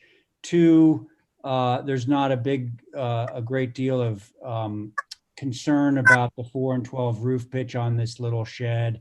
It says it's red shingles. It does? Yeah, scroll Okay, back. good. See, oh, well, not to the shed, it calls out there. Red Oh, cedar shingle yeah, roof. okay. Oh, and then it says trim to be natural. Okay, so it's not on the application, but it's on the drawings. So I think that's okay. White sash on the windows. White cedar shingles. Door to be white. I think we can pass this. Yeah, okay, so Abby, are you ready? I'm ready. Okay, why don't you? Motion to approve. As submitted, okay. Val, Aye. thank you. Diane, Aye. Oh, there you are. Okay, thank you, John. Aye. Thanks, Abby. Aye. Yep, and chairs in favor, motion carries unanimously. Hey, Ross, if you can hear me, that was a really dynamite presentation. Really well put together, convincing. Okay. Now, so the next item number 4, which is Lisa's application, but Lisa is not here and she has something under new business later on. So she just wants to move that to the end with that, if that's okay with you guys. Motion to move to the end of the agenda. Okay, and I will just point out that Diane is the acting chair. So Diane, if you could just take a voice count on that one for the vote. Okay. Abby, I don't think I'm on it, Diane. Diane, let me tell you who the voting members are on this one. You, Val, Stephen, and TJ. that's right. Okay. I Stephen, believe PJ is here. No, Stephen, Yes. yes. Val, yes, TJ is not with us. nope. And So that's your board. That leaves you. me, I'm for it. Okay. All right, so that motion carries. Thank you. All right, now we are on to, oh, gosh, we have 3 applications for Davis Lane that Stephen Welch is chairing. John McLaughlin and Val Oliver are the other members on these applications. So Stephen, I turn it over to you. I'll Thank be you, in the Mr. kitchen. Thank you, Mr. Chair. Okay, guys, so we're going to pick up with the house first. And I think we're going to need Matt McCutcheon. Let's see. Pardon me, Mr. Chair. I just admitted him in. You guys hear me? Hey, Yes. Matt, How are you? welcome. All right, which one's which? And Mr. Chair, if I may, there is so there's a neighbor on standby as well, Mr. Erisman, just so you know. Okay, so Matt, how we're going to roll, and other members, we're going to roll with this is we'll take comments on any changes you made, Matt. And then we'll take comments from the neighbor, and then we will proceed with a review. Thanks. Okay. Uh-oh. Hold on.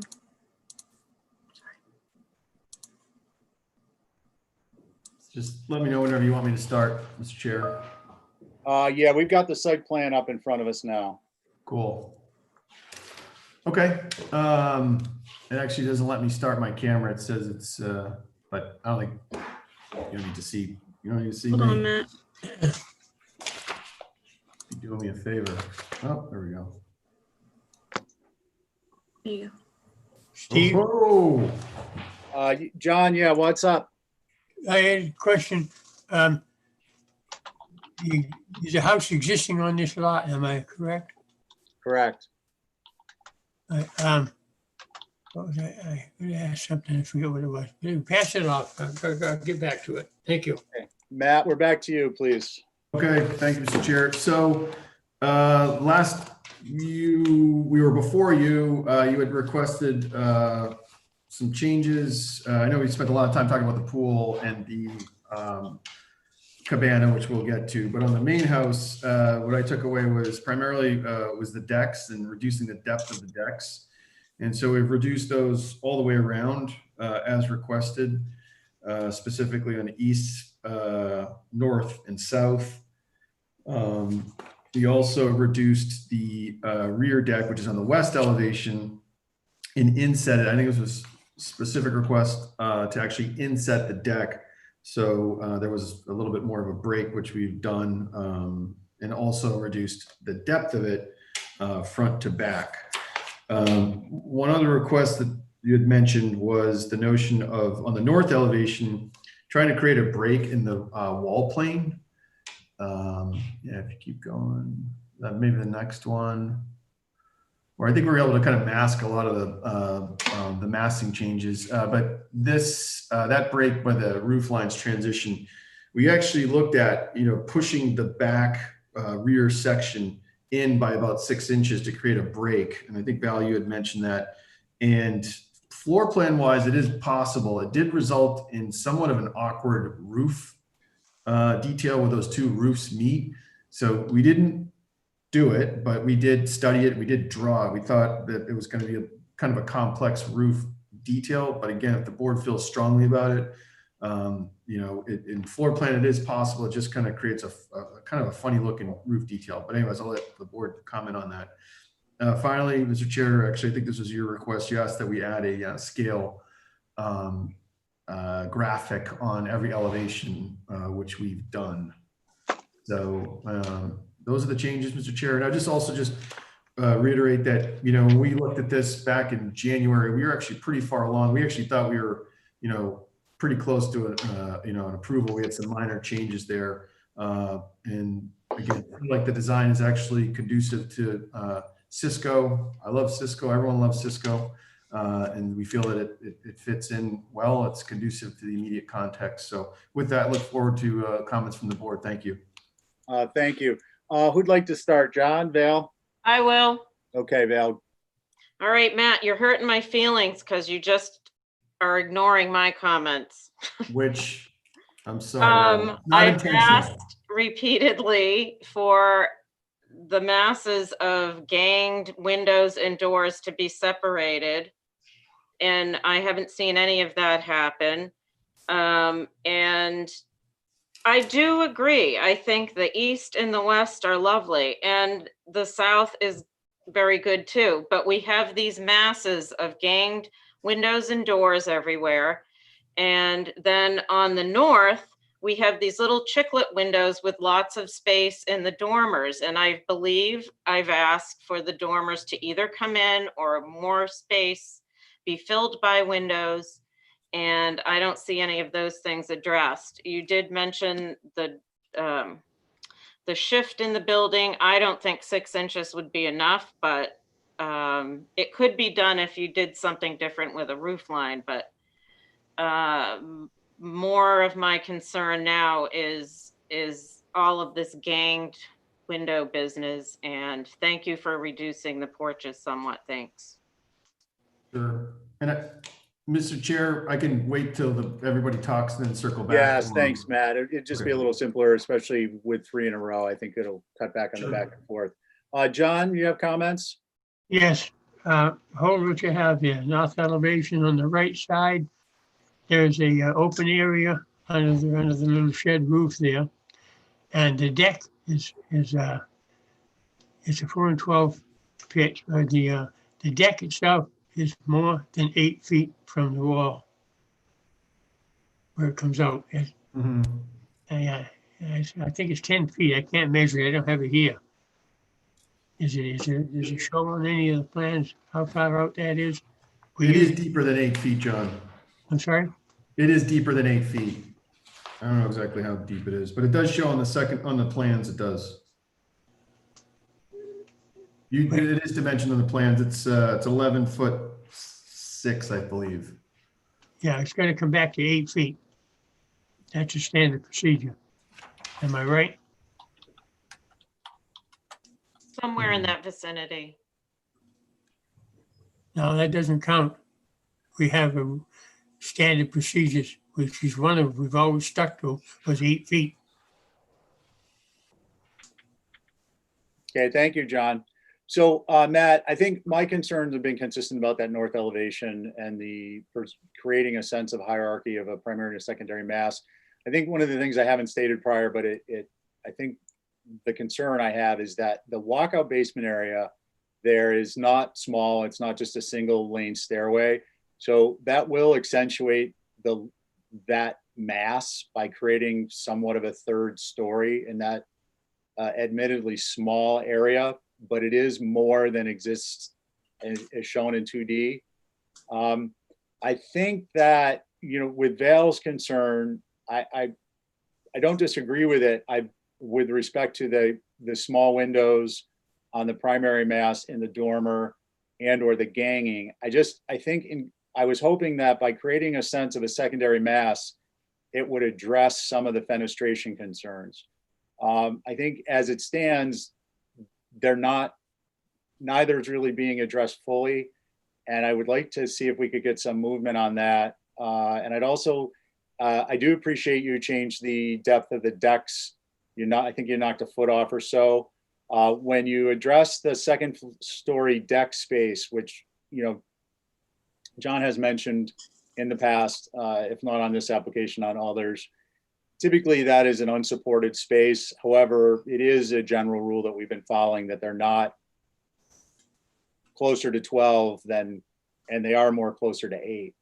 And I know that this isn't 12 feet deep, but it looks, do you know what the actual depth is from the house to the porch fascia, towards the porch fascia? Are you talking about the depth of the deck on the second floor? Second floor. Yeah, so the second floor deck, it's on the second floor plan. It's 11.6, I believe. Yeah. So I think, so if that's 11.6, then the second floor, then the deck space below it is closer to what, like 13 and a half at least? I'm sorry, I was flipping the page and I couldn't hear you. The depth of the deck space. Oh yeah, yeah. Yep. So I think if there can be an accommodation on the depths, I don't personally believe it needs to be dramatic, but I think that there needs to be some accommodation there. And if you could just briefly at least wrestle with the fenestration versus that north elevation is still kind of vexing us. And I'm confident you've got some wonderful solution that is not going to change your program dramatically, and it will kind of address our concerns. I don't know what it is, but I would ask that you take a look at that. Sure. If it's okay, I'd love to just kind of circle back real quick. So sure. As far as the rear deck, I can definitely reduce the second floor depth, deck depth per your request. On the first floor, I'd love to keep it the same size, primarily because that's a great outdoor living space. Outdoor furniture tends to be a little bit bulkier, and we could really use that space. So if the second floor deck is the big issue, then I could certainly reduce that. As far as I'd also start by saying, Val, I hope I'm not hurting your feelings. It's not intentional. I'm not ignoring your comments, not intentionally, certainly. So the north elevation, I look at this elevation and I see an overall composition, and I don't want to be too over fenestrated in some areas and less fenestrated in certain others. And there's a lot of different factors that play into that. When I look at this north elevation, I actually feel that it's fairly well balanced. One thing I could do is potentially add more fenestration in the front section of the building on those first two dormers.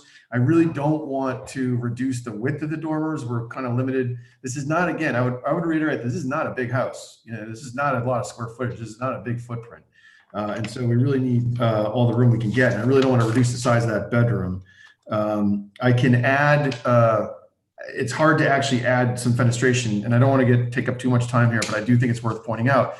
On this north elevation, if you look at the first dormer on the left, Val, we could add a third window in the middle between those two, and that would probably increase that window to wall area ratio to something more in line with what you're looking for.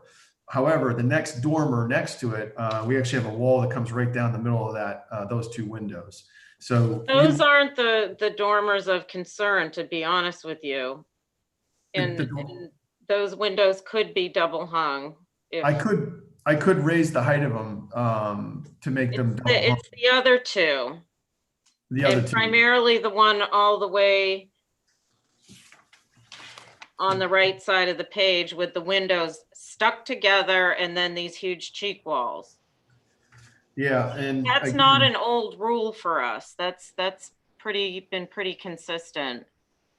What, the ganging? No, the filling up of dormers as opposed to lots of empty raw space that.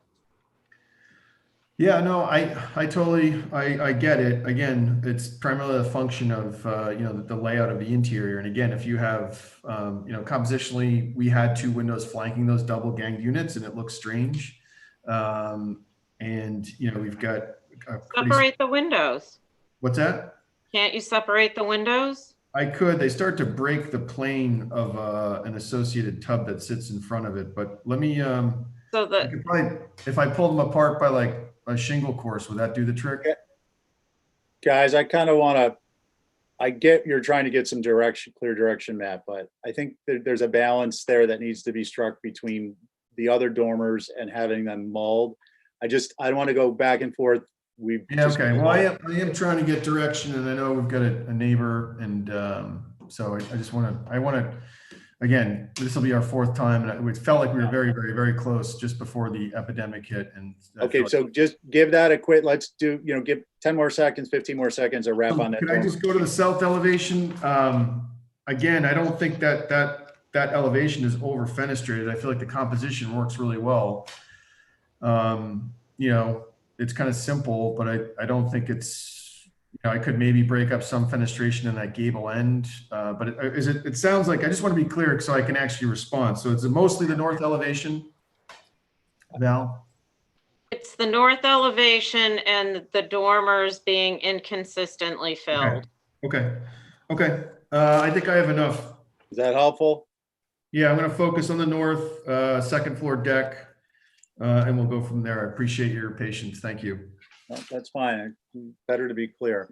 Okay, so John, that we're going to wrap up.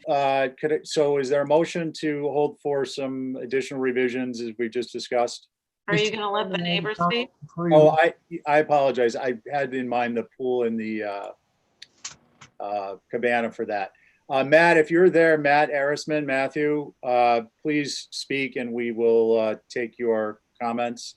We are looking at, just to be clear, we're looking at review of the house as opposed to the pool and the cabana at this point. The pool and cabana will be next. My comments stem from the pool and cabana. Okay, thank you. Okay. So can I get a motion to hold for revisions as discussed? Mr. Chairman, John? yes, I had a comment. I forgot to go back to the north side. The deck I mentioned on the right, it was out 8 feet. Yep. It's still on on the other end of the building too. Everybody knows it. They're both the same. There's two of them, not one. Thank you. Thank you, John. You're welcome. And that fleeting, looking for that motion. I'll make that motion to hold for revisions. Thank you. John, on the motion to hold for revisions? Yes. Val? Aye. And I. Thank you. Okay, so we're going to move on to the, what's actually next on the agenda? Is it the pool or the cabana? It is the cabana. Okay. So, And Mr. Chair, if I may, there was a neighbor email I circulated to you all over the weekend. Yep. I suppose you all got it. that was on the cabana and the pool, correct?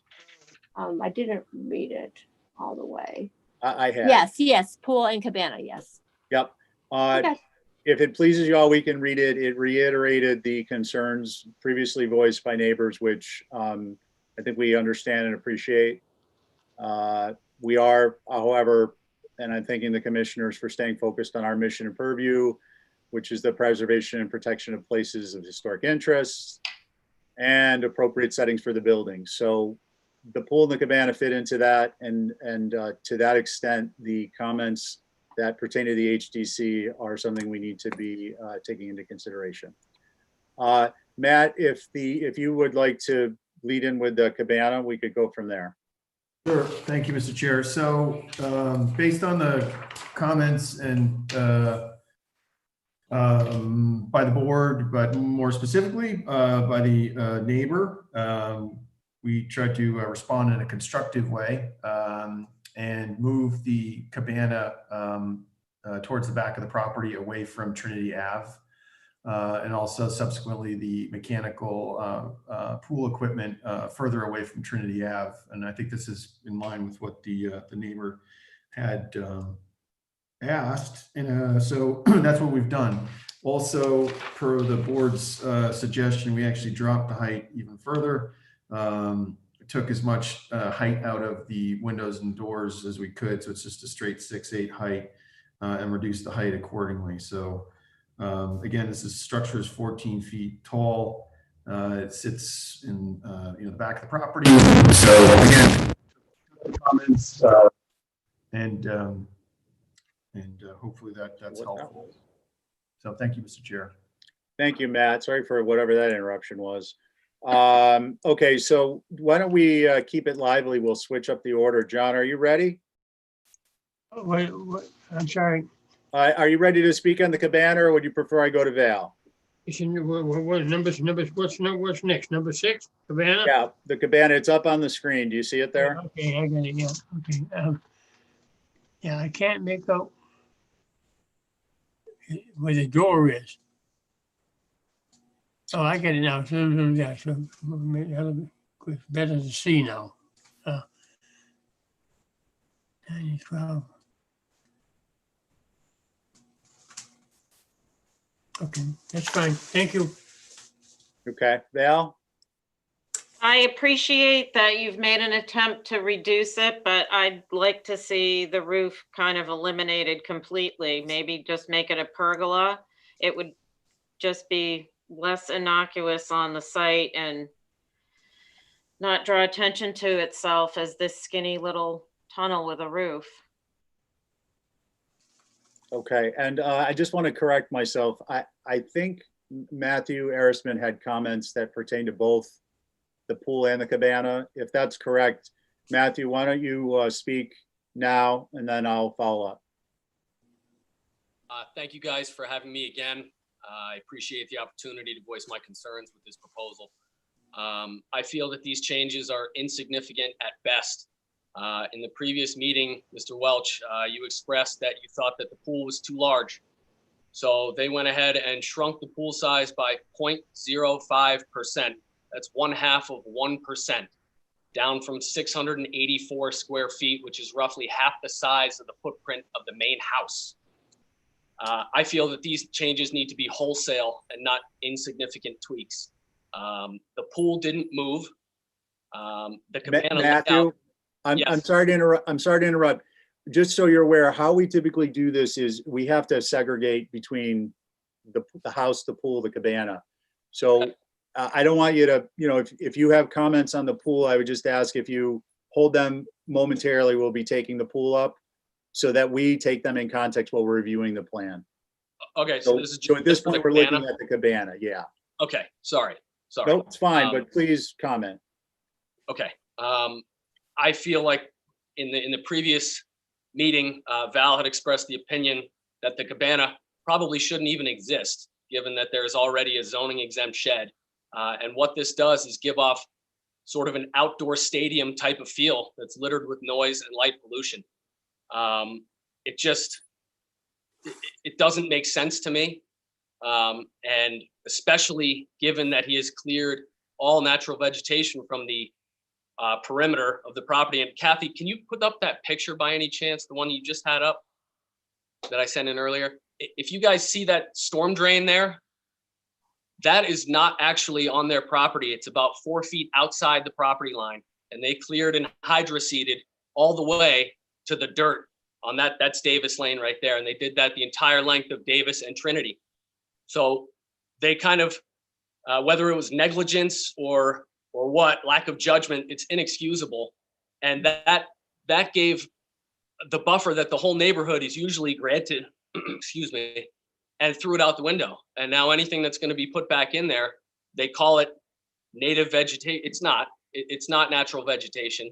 And it's going to look like, who knows where, but it's not going to look like Cisco. And I don't know if that's just a whoopsie and it gets forgiven or what, but it's just going to accentuate any other structures that are on this property. And the percentage of the property that's covered by structure, pools, and patios is staggering. It's staggering. With that cabana, I don't see any need for it whatsoever. Okay. Thank you, Matt. We appreciate your comments and your concerns. So Matthew McEachern, the cabana, I guess I'd speak on that and then I'll comment on the vegetation. You know what, I'll wait on the vegetation.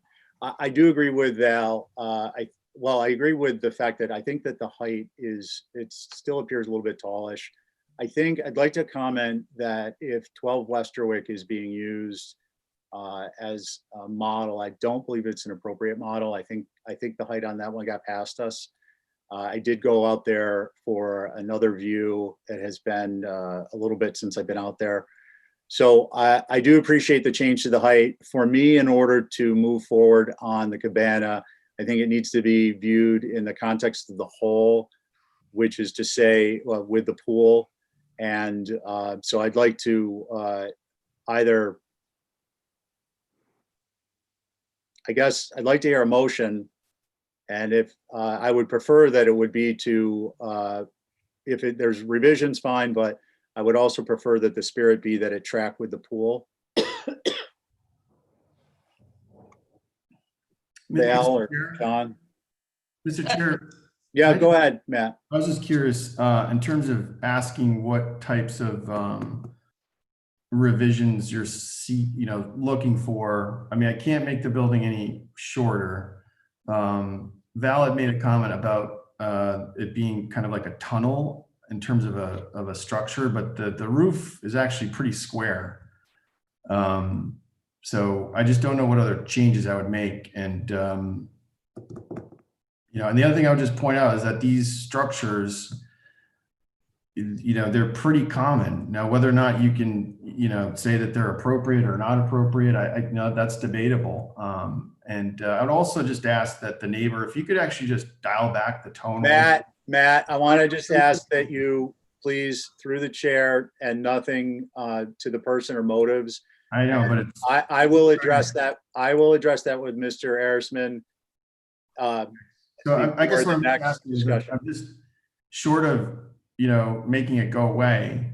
I just would love to get some more clarity in terms of what, we could do. I mean, a pergola, you'd have a flat roof element over it. So I guess if that's something you want me to explore, we could do it, but I just can't really make it any smaller physically. So I guess I'm just some additional direction.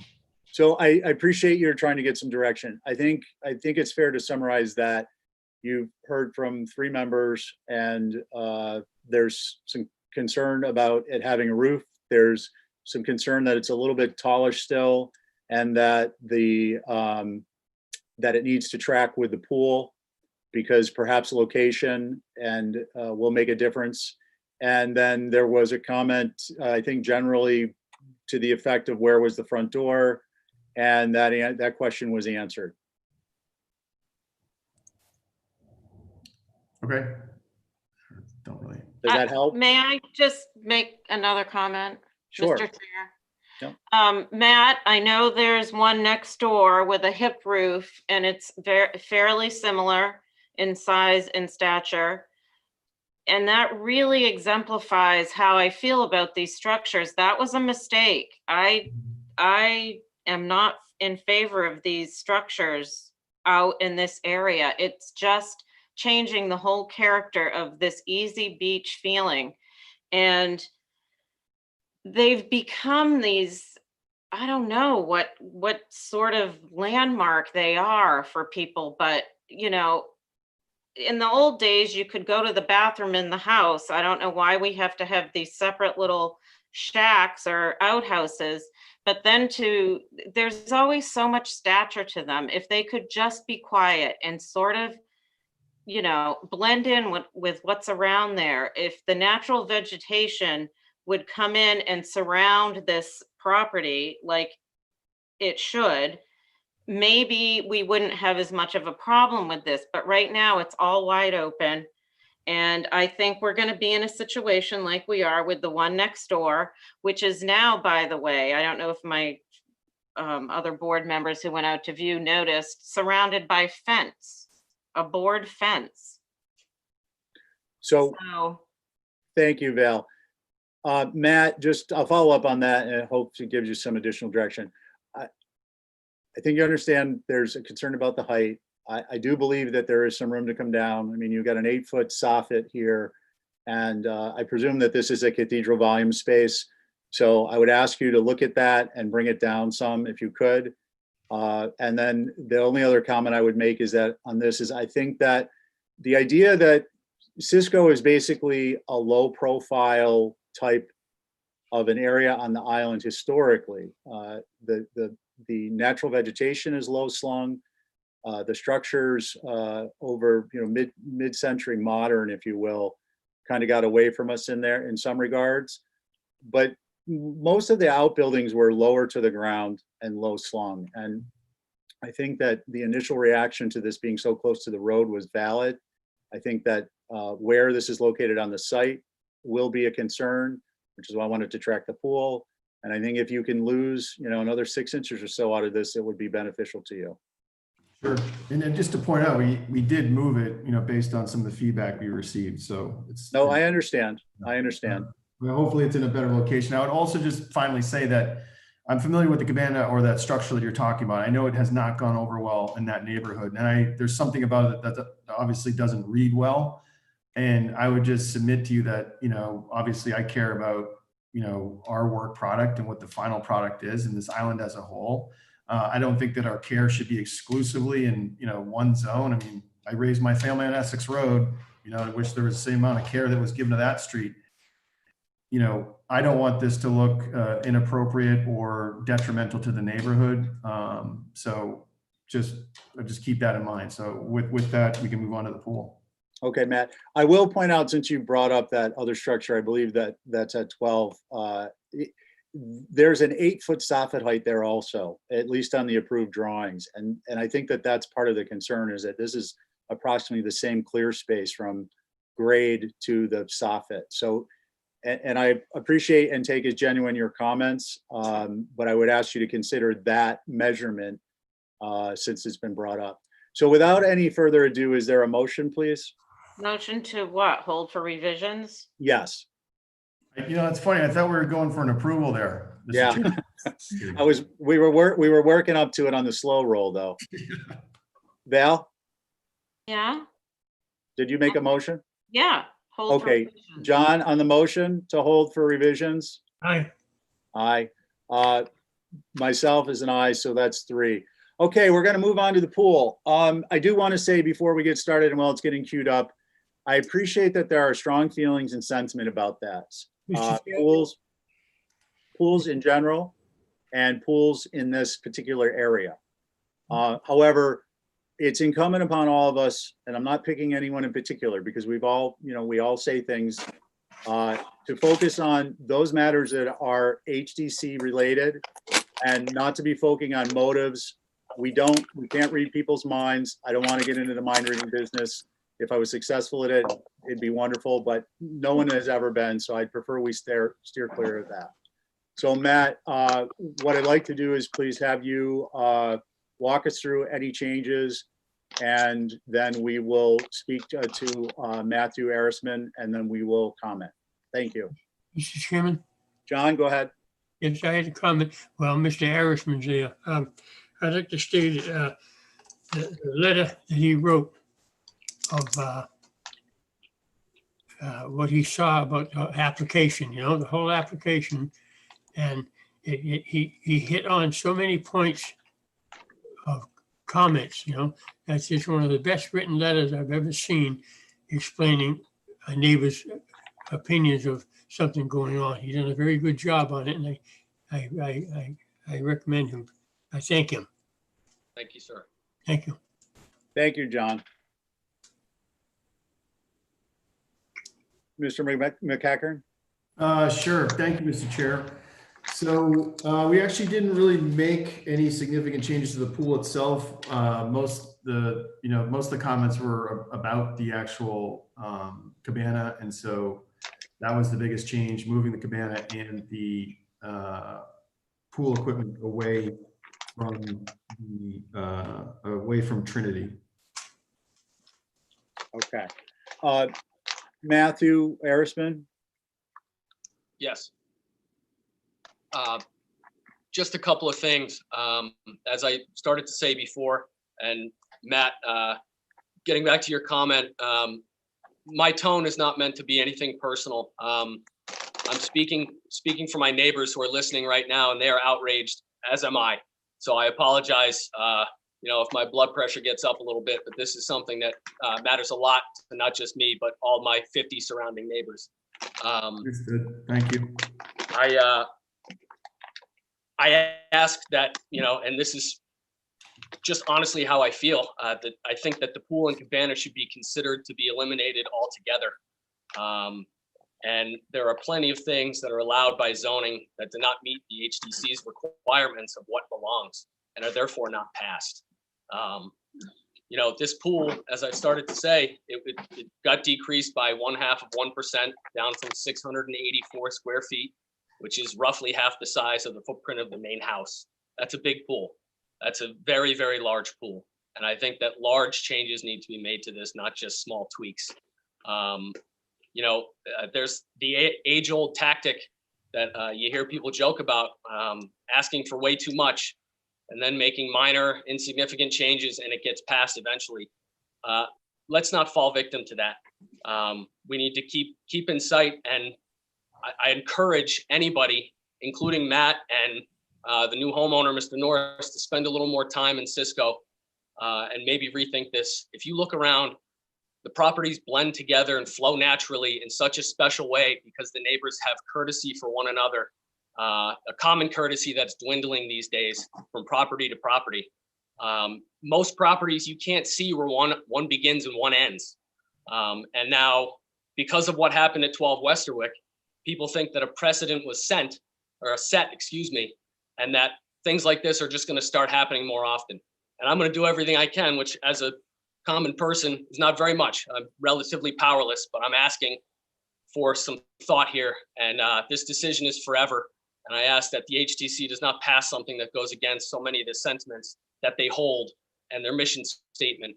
And please, Matt, I encourage you to come out to Cisco and spend some time and really look around and decide what's appropriate, not just for Mr. Norris and what his agenda may be, but for the neighborhood surrounding. It's very important, and this is a very big issue. And like I said, my neighbors are watching right now, and I'm speaking for them, and I will continue to do so.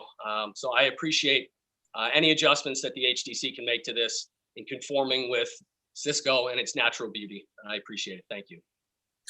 Thank you, Matthew. I just say, I think it's important to be getting information, comments and sentiment from neighbors.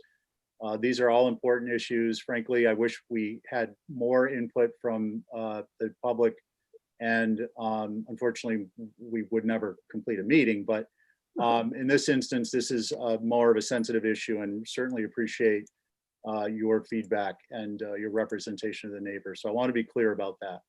My only concerns were and are of following a protocol that's fair to everyone.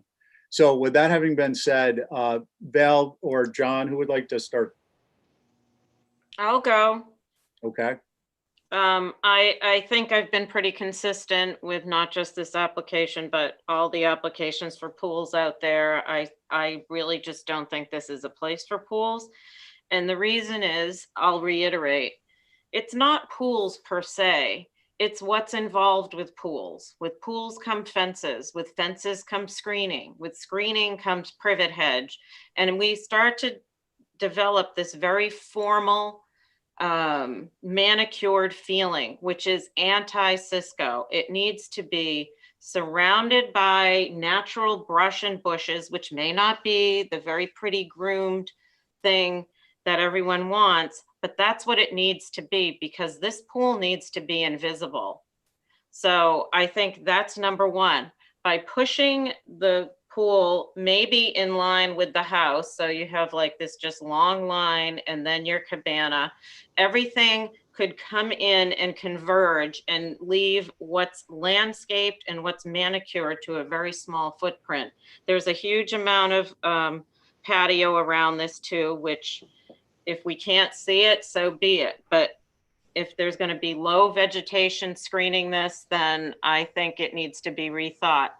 And I think I don't know. I don't always trust my memory, but we asked for a landscape vegetation screening plan, and I can't see that anywhere. So I would like to know what's proposed as well. Mr. Chair, if I could, we did get, the owner did get a landscape plan done. It didn't, we didn't receive it until this weekend. And so we did forward it to Kathy, but again, it's part of the submission. So I don't know if we have it, but we did get that done, Val, but we just got it done on Saturday, so. Okay, because where these lines that allude to vegetation are, I don't know what that is. Is that what it is now? See, this is exactly what I was fearing, this very groomed and manicured, outlined to the outer edge of the site type of landscaping. I mean, if I could, I mean, to me, a groomed edge would be like a really, it'd be a privet hedge. And I think the intent here, again, I can't speak for the landscape designer, but I think the intent was to do exactly the opposite. So I don't know. What is around the edge of the backyard? Those little chiclets? On the backside, The edge of the property line.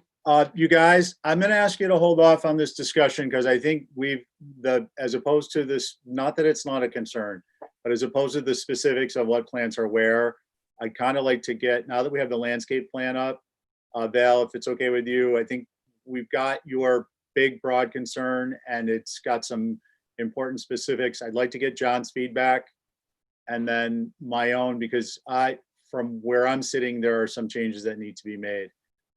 If that's okay with you. Yeah. Okay. John? Yes, So we have the pool with a landscape plan up. yes. Thank you. Holly, would you mind zooming in a little bit more?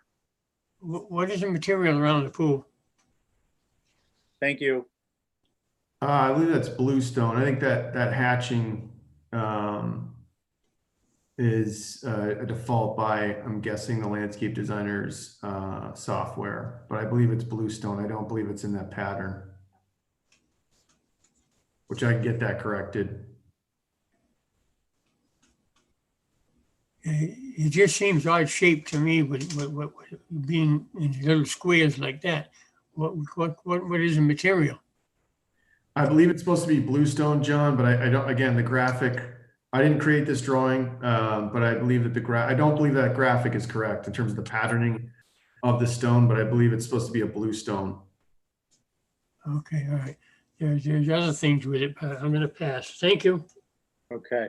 So Matt, I be concise here. So I visited the site again and it has been cleared and that does not reflect on the site plan, which I'm not ascribing any motives there. I'm just saying it. I was surprised to see it because looking at the house proposal and the original pool proposal, it shows the natural vegetation. For me, the natural vegetation in that area is typically low-lying 6 feet or so tall. And not having it there is a concern. Not having it there also brings up issues of location. And I think with rare exception, unless it was a mistake, pools out there have been approved with a material buffer or a naturalized buffer with some distance from the public way. We did also ask for a landscape plan. We have it now. But I have to echo and maybe even put a finer point on comments that Val has made. For me, this is a successful pool in, not that, successful with respect to appropriateness, with respect to the setting and the architecture, including the bioarchitecture, which is what we're looking at with plant material, as far as I'm concerned, is in this area, is that the pool would be located in such a location that, and with a buffer that is close, very close proximity to the pool, so that the yard space is preserved, be it behind a split rail fence around the perimeter with lower grasses, heaths, or something along those lines, kind of widespread open space. And the pool is really behind and enclosed in a mound of naturalized indigenous vegetation. I don't see that happening here. Frankly, if we had to vote right now, I mean, just to be clear, I would say no. And I think that the concern is that the location, it will be difficult to screen this and create a naturalized presentation in its current location. I do think it needs to go further. Just looking at the plan, I don't have cardinals on me here, to the left and more towards the rear of the house. And I think that the vegetation, the screening needs to be, again, in a sense, not right up against the pool, but mounded around the pool to create a naturalized effect. I will say, looking at 12 Westerwick, which is not a matter of review tonight, but that is not an appropriate model. It's not an appropriate model for a couple of reasons, not least of which what's been installed is not what was approved. That was clarified to me earlier today.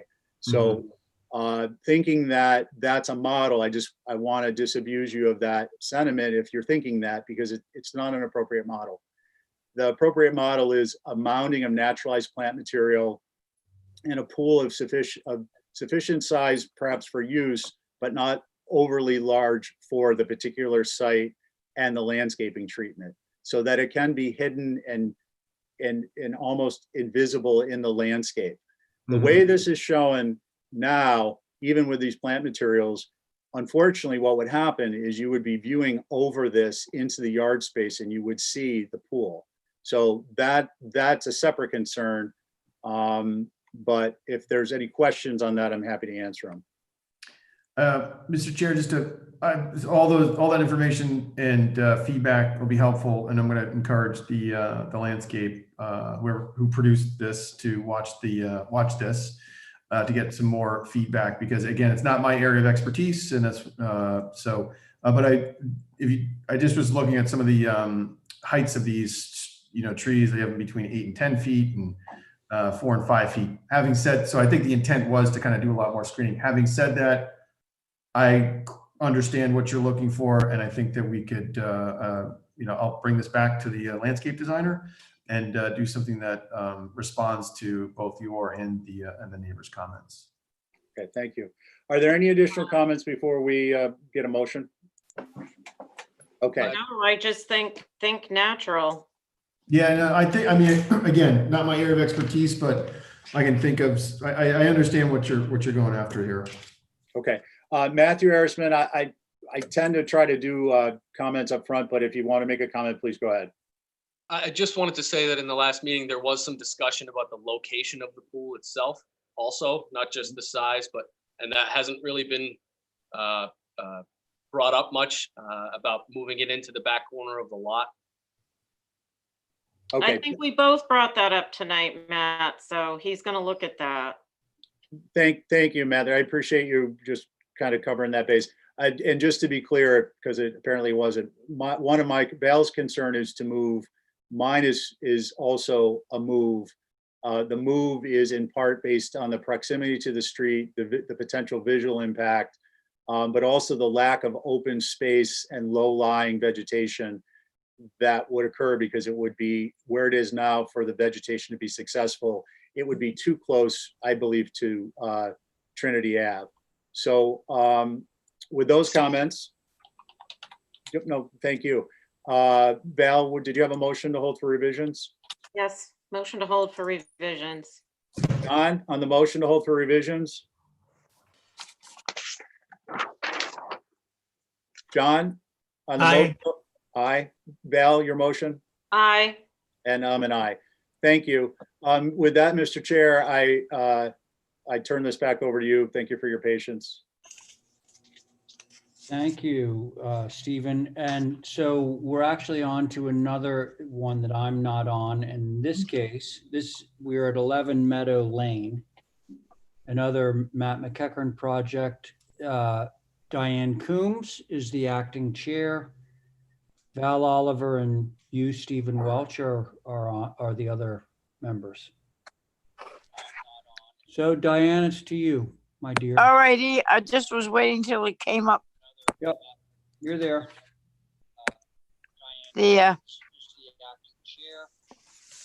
Okay. Mac, what have you got to say? Thank you, Madam Chair. So again, this was another project that we were in the middle of reviewing, or we were, I thought, very close to wrapping up just before everything got closed down. And so you look at the home. I think you're familiar with the site because there's a new dwelling that was just completed next door. I think that the only comments that I really received were to push the house back, which we did. So you had looked at it a couple times and there were no real architectural changes. I think that the design is fairly simple by design, by intention. And so that's what the most recent change is, Madam Chair. All righty. So you pushed it back how much? 2 feet. Okay. Good deal. All right. And let's see. Stephen, what do you have to say? I guess my only question, I'm trying to zoom in on it now, is the visibility of the rear. Bear with me one moment, please. Let's see. Stephen, what do you have to say? From Grove Lane. Matt, Yeah. is there any visibility from Grove Lane on that backside? I know it's a distance, but I'd like to clarify. You know, I'd have to go back there to really tell you if it was visible. I've been in situations before where I say, oh yeah, no, it's not visible at all. And then like, you can see it. I don't think so. I don't think so, but I haven't really gone back to Grove to really look there. I mean, so I don't think so, but I would have to go back there to verify that for you. Okay. And on the back side, I would also say we tried to be pretty sparse in terms of our fenestration. So it's mostly roof line. If you look at the. Okay, I appreciate that. Through you, Madam Chair. So Matthew, the orientation of the dwelling from Grove Lane, looking at the rear, would be in an oblique angle, though. I'm interpreting that correctly? Yeah, I believe so. Okay, so that addresses my concern. Thank you. All righty. And Val? I don't have any concerns, I guess, with it. It's blocking the other house's view of their back, which I'm glad, because that really is very modern. So it's doing a good job. All righty. So can I have a motion? A motion to approve is submit. Oh, is John on this? I'm sorry, Madam Chair. No, I think No, it's just okay. you, me, and Diane. three of us. If you read He looked up quickly, so I wasn't sure. So I'll make a motion to approve as submitted. All right. Are you in favor of your motion? I am. Val? Aye. And I am I also. So that is a unanimous one. All right, Unanimous. Thank you. great. Okay, folks, we are now on to the new business portion of our program. First up, Island Gas, 11 Industry Road. And once again, we have Tobias representing. Mr. Chairman, I have to recuse from this. These are my customers. Okay, so Stephen. Okay. TJ's still off, right? Yes, TJ's no longer with us. he's gone. Okay, so yeah, Stephen. Mr. Chairman, I have to recuse from this. Somebody has Okay, YouTube. we're getting some delayed. TJ's still off, right? TJ's no longer with us. Okay, so yeah, Stephen.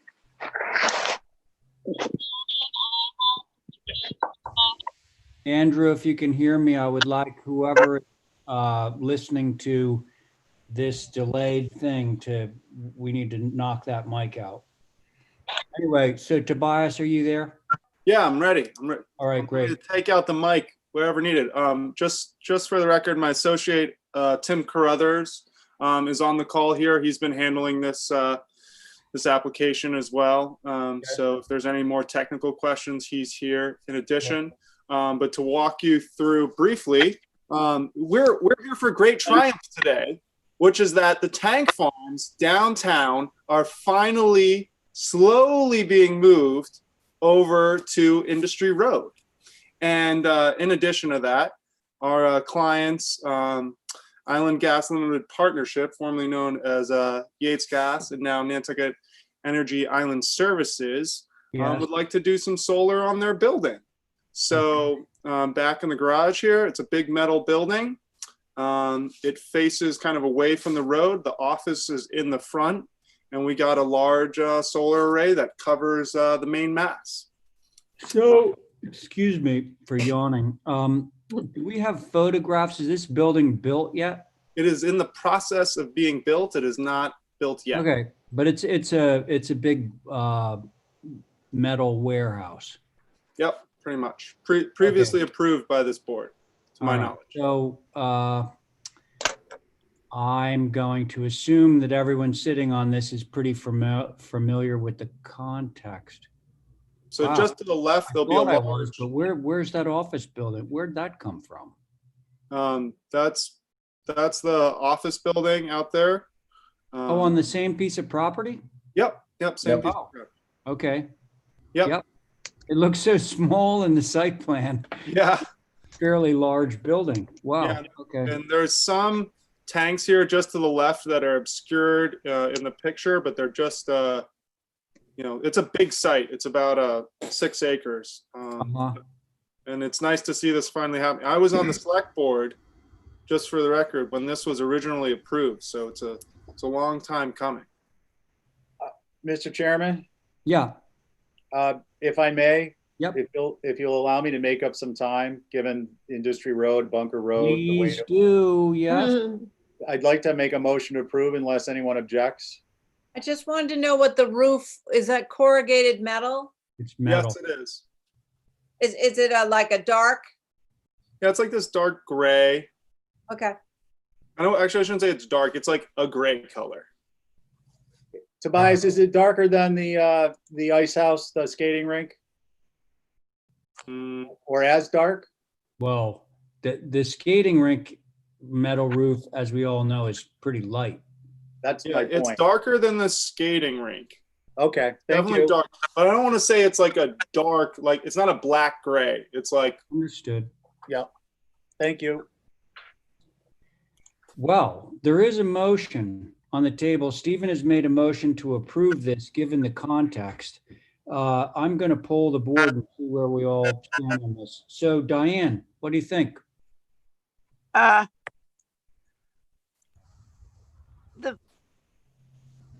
I think it was a question of whether it would be visible because of the pitch of the roof.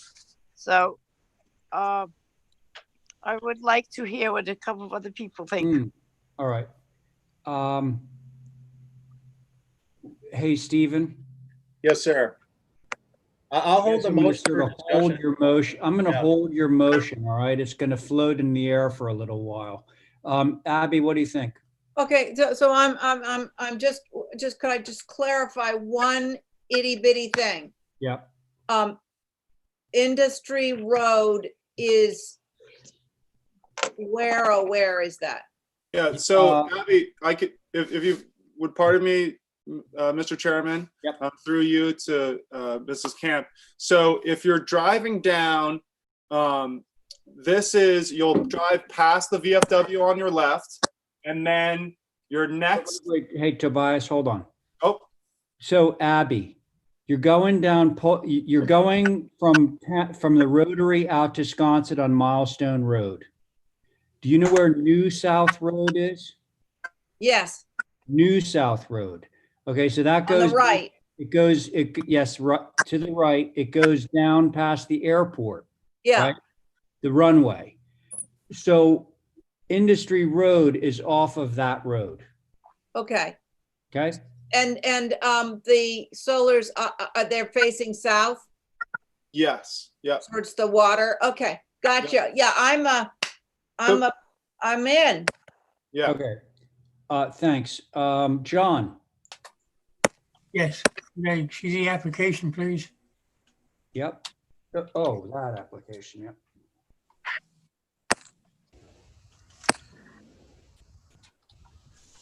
Okay, just a minute. 88, all black, solar. Just for context, just Abby further, is if you turn around behind you, there's like Miles Reese and his pit and the C&D building for Miles Reese. Yeah. Further down, there's community sailing on the left with their boats and their racks and whatnot. It is truly aptly named Industry Road. That's where all the industry is. Industry. Anyway, so John. John? Yes. Do you have any questions on the application? Yeah, I just wanted to read it on a section on here. 88 units, am I correct? That's what I'm reading. Oh, yeah, that is correct. Okay. It's a big roof. Okay. Thank you. Appreciate it. Let's see, I got Diane, I got Abby, Val. Oh, no, Val's recused. Wait. Yes, Val recused. Yes. Val recused. So, oh shit. I got Stephen. I got Abby. It's up to you, Mr. Chair. What? It's up to you. Oh, it's just me. I covered everybody else. Okay. Well, listen.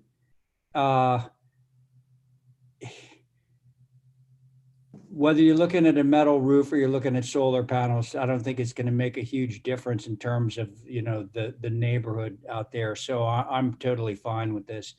Now, so there is actually a motion on the table now that we've all had a chance to discuss this a little bit. And the motion was made by Stephen and the motion was to approve this application. So now I'm going to poll the board on that motion. Abby. Yes. Thank you. Aye. John. Aye. John. Thank you. Diane. Yes. Great. Stephen, you in favor of your own? I am. Okay, and the chair is in favor. Motion carries unanimously. Okay, thanks. Thank you. All right. Hello, everyone. Yeah, good night, night. Tobias. Thanks. Next up is 24 Bartlett Farm Emeritus. Yeah, there's Matt. Hello, Mr. Matt. Chair, Yes. if I may, if I could request everybody to mute when you're not speaking, it's really hard to hear with that noise. And Yeah, what is that noise? it's catching when you're not on mute, it will catch noise behind you. So on the record. I support Holly's comment, but I'd like to find out who it is, just because unfortunately, if we're all muted, it's going to add time to this meeting and future meetings. I'm just saying. And not an insignificant amount of time. Right.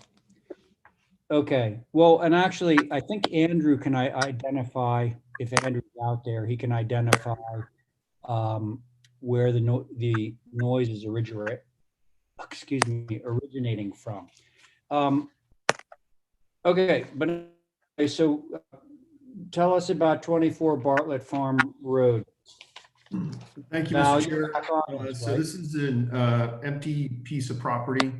It's on the corner of Bartlett Farm Road and actually I've never pronounced that, Meoxis Way. But it's on the way up to Bartlett Farm. And so it's a new structure, it's a new dwelling. And in terms of its visibility, I'd say the two primary elevations are the south and the west elevation. You know, in terms of the design, we tried to keep it fairly simple. You know, we've got 2/2 windows, you know, tried to keep somewhat of a rural vernacular, if you will, nothing too overly ornate in terms of exterior architectural detail, other than, you know, the crossbuck railing detail We do have exposed rafters on just the wraparound farmer's porch. Tried to not over fenestrate per se. The north elevation is on the back of the property. It'll be pretty well screened. So I don't know. I don't really know what else to say about it other than, interested to see what the board has to say about it. Available for any questions, Mr. Chair. Thank you. Thanks, Matt. Just a couple of questions, or maybe just one. What are the trim colors? This is white. White everything. White trim. Okay. Actually, you know what? Yeah. And Holly, could you scroll back to, I was trying to get an idea where this sits on Bartlett Farm Road. Okay. Yeah, where's the brewery? This is past the brewery. Past the brewery. It's actually kind of closer. It's on the, you pass the brewery, Bartlett Farm Road takes a Sharp turn. Yeah. And then you kind of do the straight shot towards the. Yeah, it's before the farm. Yeah, just before the farm. Just before the farm. You can actually, if you look at the locus, Mr. Chair, you can see there's the parcel that's highlighted, and just at the end of it, just as it's that last turn just before you go into Bartlett Farm, for point of reference. Right there. Oh, well, Holly, where you're scrolling with your little arrow, that's the golf course, right? No, that's the farm. That's the farm itself, like the farm where the produce and vegetables are grown, strawberries, things like that. Ray. Oh, no, Ray. no. Okay, I totally know where. It's on the other side of the road from where I thought it was. Okay, got it. Diane. Diane, It is. It's the last. Yes. Yeah. I just wanted to say it's the last house as you go towards the farm on your left, and then the cornfields and all the planting fields on the are left. next. Yes. Now I get it. Okay, thank you. Where Yeah. the flowers grow. Right. Okay. You guys ready? I'm ready. Yeah. Okay, go ahead, Abby. Holly, can we scroll down to the elevations again? Yep. Okay, I think, gosh, it really looks like a farmhouse. And the only thing, what about those sort of French doors? I really like them. I just wonder if you wanted to be a little more old fashioned, you could do like a 10 light there, but I know what you're doing with you're trying to duplicate the 2/2s into the French doors. Right. But they do look a little exaggerated vertically. Could we scroll down a little bit more? Scroll more. Abby, what did you say was exaggerated vertically? The French doors on the front of the house. Okay. That, I can see where you're going with the 4 light French doors, but I think it's a little vertical, and if you wanted to be a little more old fashioned, you could do something with a few more panes in it. I can look at that. Other than that, it needs a chimney, Matt. It's out there in the, it's a farm. They're going to be baking bread. That's right. Sourdough bread. I want to see the smoke coming out. No, it's a very appropriate architecture for the area. Thank you. Thank you, Abby. Val, are you still with us? I'm just looking at the elevations. Hold on. Matt, which faces Bartlett Farm? That would Can't be, tell. sorry, Would that it be the west? West elevation, Val. So the west, Abby, just look at that. It's the side of the building that faces the road. I think it's the south that faces Bartlett Farm. Nah, it's the west. So I like the front as well. But this is what you're going to see the most of. So I think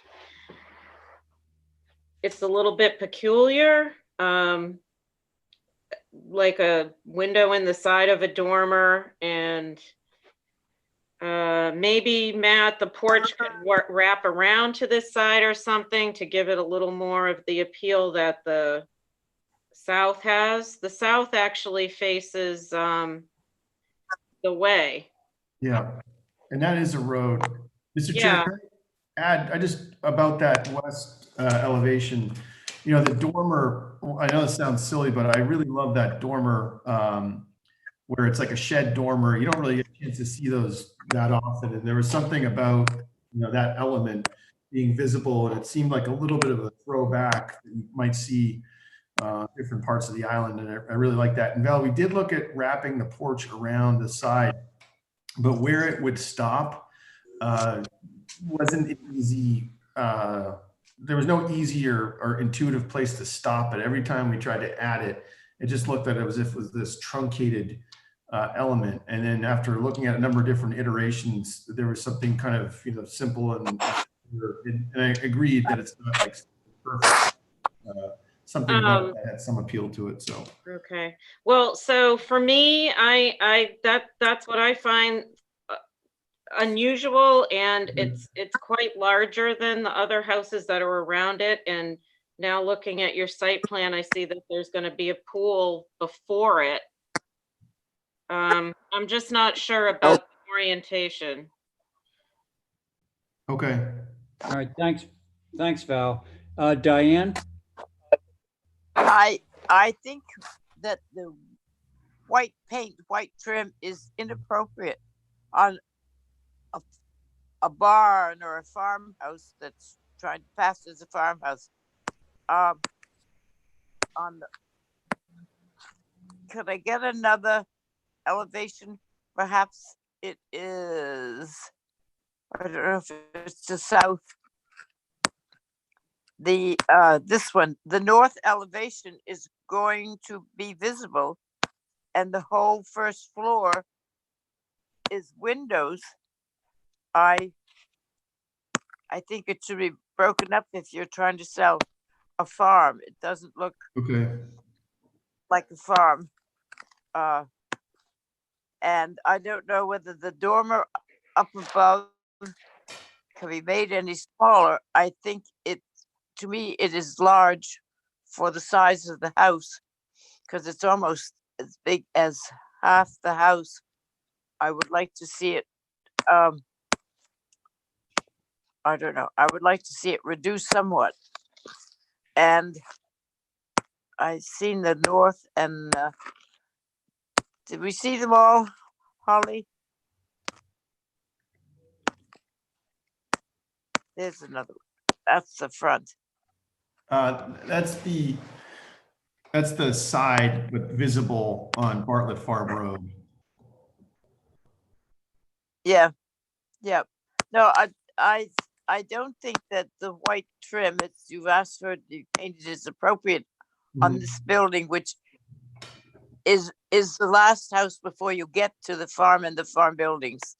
And it's going to be the last house unless John sells part of the farm.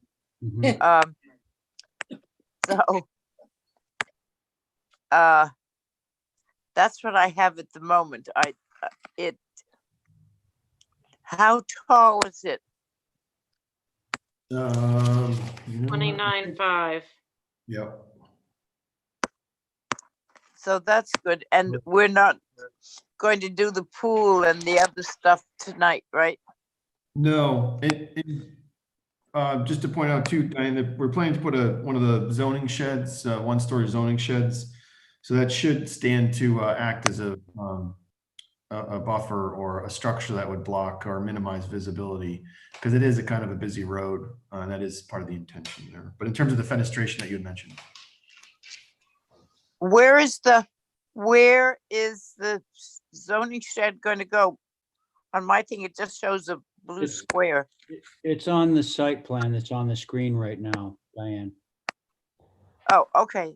See well, it's got vertical striping on it. It says 200 square foot zoning shed. Yeah, I see. Okay. I see it. I still think that north elevation is wide open to view. Okay. Coming up that, you could see it from everywhere. As is the The, west. Okay. That's north elevation with all those windows on the first floor. Yep. Because you can see it leaving the farm, you can see it down at the brewery. It's pretty open. There's nothing growing that's going to stop view of the building. So that's what I got to say right now. Okay, Diane, thank you. John? Yes, Mr. Chairman. Looking at this plan, first of all, I'd like to go, what you have on there now, can you drop it down about an inch? All right, go a little bit more, a little bit more. All right, more, okay, keep going down. Some more. More. A little bit more, please. That's what I'm looking for, that top left corner. Because you had it on here when the first thing you put on here was that. Now, this address on the application, one is Bartlett Road, and the description right there, there's 24 Bartlett Road. All right, now Bob down to the middle here at the bottom is Bartlett Farm Road. Now, Yeah. which one is it? I apologize, John. That's an error. I apologize. You're correct. It should say 24 Bartlett Farm Road. Okay, as long as you get it right with the application. Okay, I go back to the house, any house, please. Thank you, Holly. Good job. The structure as a whole has chaotic fenestration, they call it. You got too many of style of windows and sizes. Now we're looking at the south elevation. The door, if that's the front door, should be changed to a standard 6-panel door. The windows to the right of that are too large for the wall, other size for the proper historic coverage for the wall. The windows upstairs are large, very large. I don't know what size they are. It doesn't show it. Could we go to the next picture, please? Okay. Yeah, same with this one. The first floor is 2/2. All right. Could we go to the next one? Yeah, those windows 2/2. There's so many of them. It's overpowering. They're modern feature, and we got to back off of some of these modern things that are coming up now. I agree, some things are for the good, but I think we could do a lot more changing in the future of backing off on some of this stuff. Could we go to the next one, please? I think that was all the elevations, John. Yeah, I'm sorry? I think that was all. I think we saw all 4 just now. Right, yeah, they're all. And, now you got a door here. Which one is the front door? One is there, one's around the corner. Yeah, the door is on the front door, John, is on the south elevation. That's the front Okay, door. that's one around the corner. Okay. The west one. I just think that modernization is stepping in too much of it. I think we're passing too much of it without saying, hey, keep some style in Nantucket in each building. That's my comments. Thank you. Thank you, John. Okay, here are my comments. Holly, could we go back to the first page that shows the 4 elevations all at once? And I can just run through them. Okay, comment number 1, I think all the windows, particularly on the first floor, are too vertical, too tall. I think the building is too tall. It's almost 30 feet high.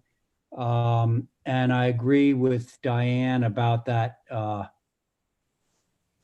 Now, interestingly, incorrectly, this one is labeled as the south elevation, where I believe that on your larger drawings, it's labeled as the north elevation. Yep. Has that big dormer that Diane commented on. I think it's just overwhelming. It's sort of sitting on that little broken back roof and kind of visually crushing it. So those are my main comments. To reiterate, the verticality of the windows, the height of the building, it being almost 30 feet. I don't love the white paint. by the way, and the dormer on the north elevation, and change this labeling to accurately reflect what that elevation is, which is the north. That's it for me. So can I have a motion? Motion to hold for revisions. Thank you, Abby. Thank you very much. Sorry about the. Okay. We're just going to take a vote now. Roll call. Val. Yes, revisions, please. Thank you. Diane. I think that was a yes. You Yeah. must be muted. Diane's muted. John. Yes. Okay, thank you. Abby. Yes. Chairs in favor. Did we get Diane on? She's muted. She's saying yes. Okay. Yeah. All right. So the motion carries unanimously. Thank you. There she is. Okay. So moving right along, now we are on to 3 Barrett Farm Road with Luke Cornwell. I believe he's on. He is. Okay. Is that a typo? Yeah, no. Luke? Bartlett Road, Bartlett Farm Road, Yeah. Barrett Can you hear Farm me? Road, Barrett Road. Yes. Barrett Farm Road is off Nantucket Road. Yeah. You hear me? Luke, are you there? Okay, Luke. Yeah, Roof can you hear me? color change.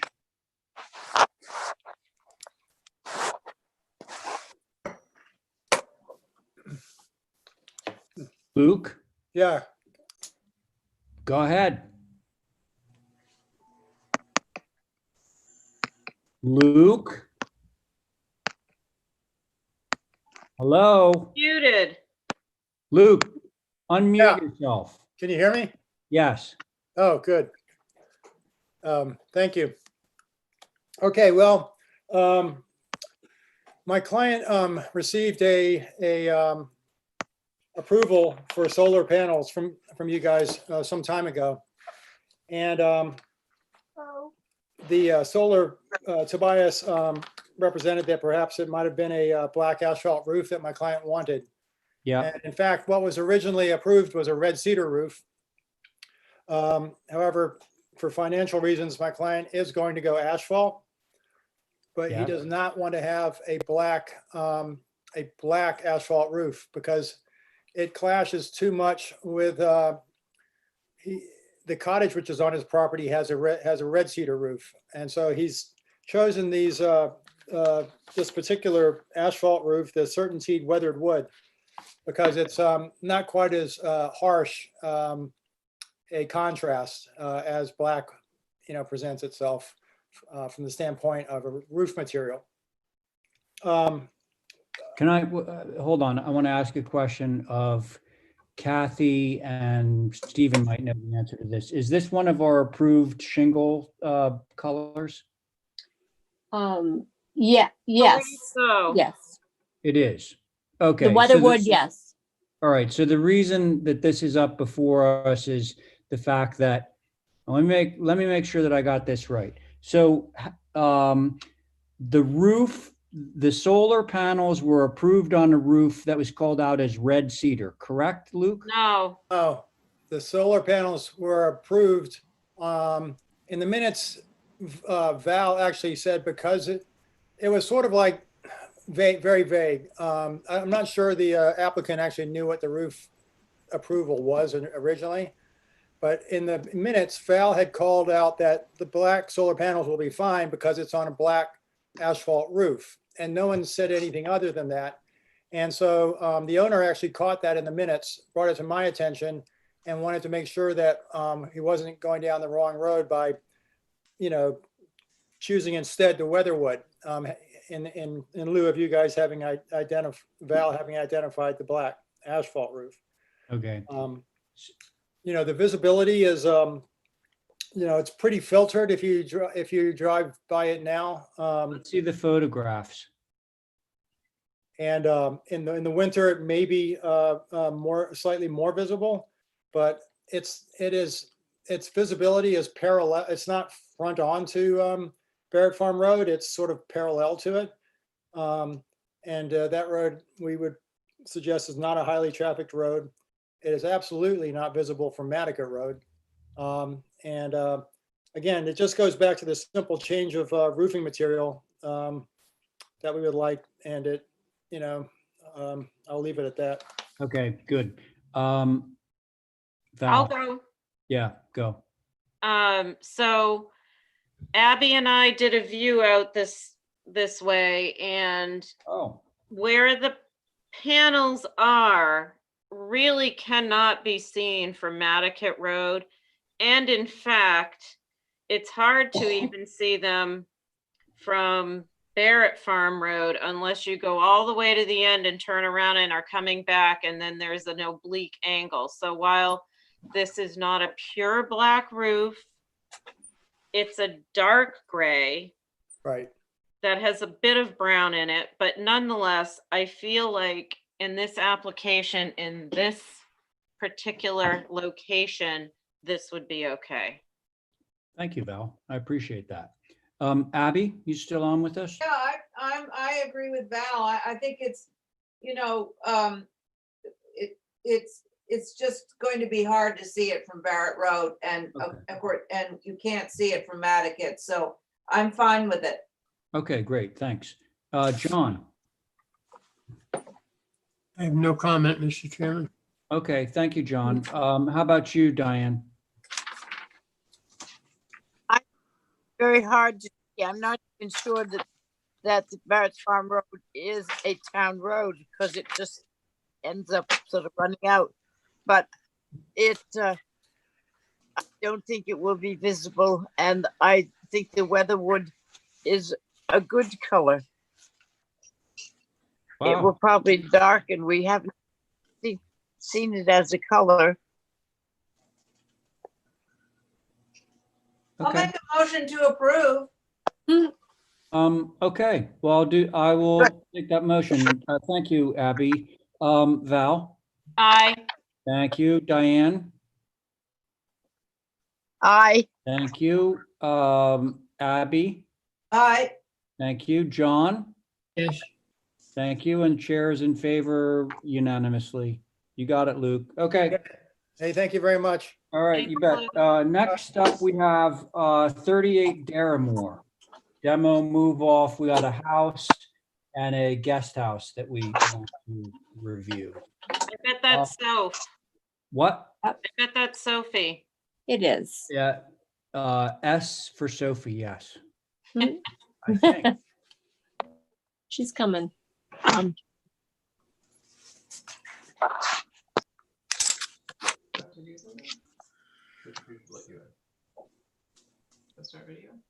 Sophie, you there? I'm here. Oh. I don't see her. Yeah. But let's see. So we're reviewing the demo of the main house. I know a little bit about this. Wasn't the house built in the 70s or something? 1970s? Sophie. Looks it. Okay, two things are lacking. One is the application, and two, the information, and the other is Sophie. I'm getting there. Sorry, Mr. Chair. 1963 to be exact. 63. Okay, do we have any pictures of it? Oh, by the way, Holly, do we have any comments or anything from you on this? Yes, sir. Oh, okay, go ahead. And please, as always, if I forget to ask you that, just chime in, okay? Absolutely. Thank you. So the house was circa 1963 ranch. Does have a survey on file. Obviously, it's only significant texture of ranch. It is contributing, but that's for that time period. It is, and then of course the guest house was circa 2003, and it's not contributing. That's pretty much all I have. But I did include the survey from MHC in the file for you all to look at. That's it. Okay, thank you. And this is the main house, I guess. Yeah, okay. Yes. There you go. Okay, yep.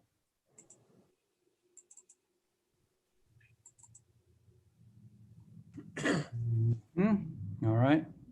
Is that 2-story or the taller thing? Is that the quote guest house in the back? Yeah, Okay, so the guest house is actually taller than the main house. yeah. Okay. Yep, there's our 1-story main house. Okay.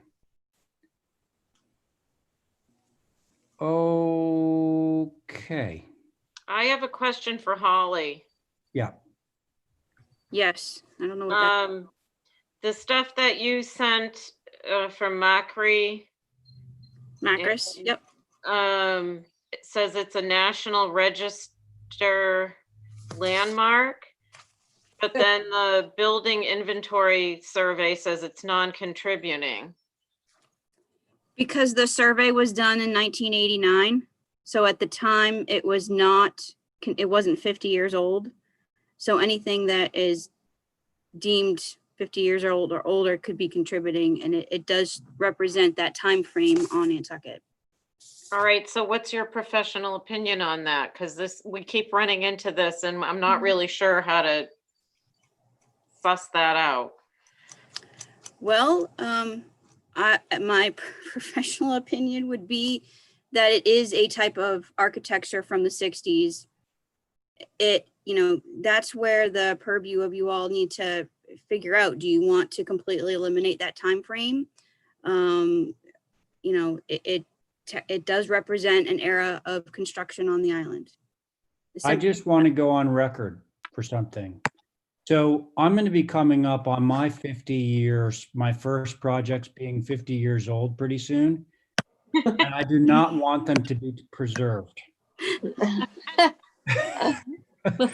fact, I only want the ones that I've done in the last 3 years to be preserved. Everything else has to go.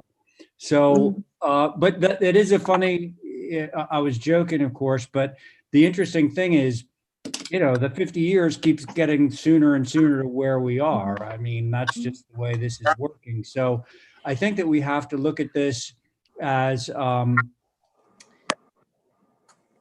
I hate to steal the show and steal the mic, but, as a really great example of something, or just something that was built in the 60s, in that particular style, because well, I've said enough. So Val, you get clarification on your.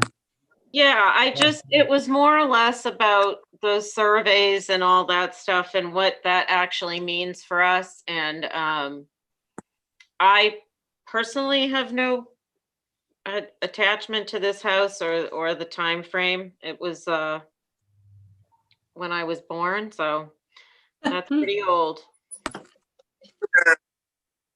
All right.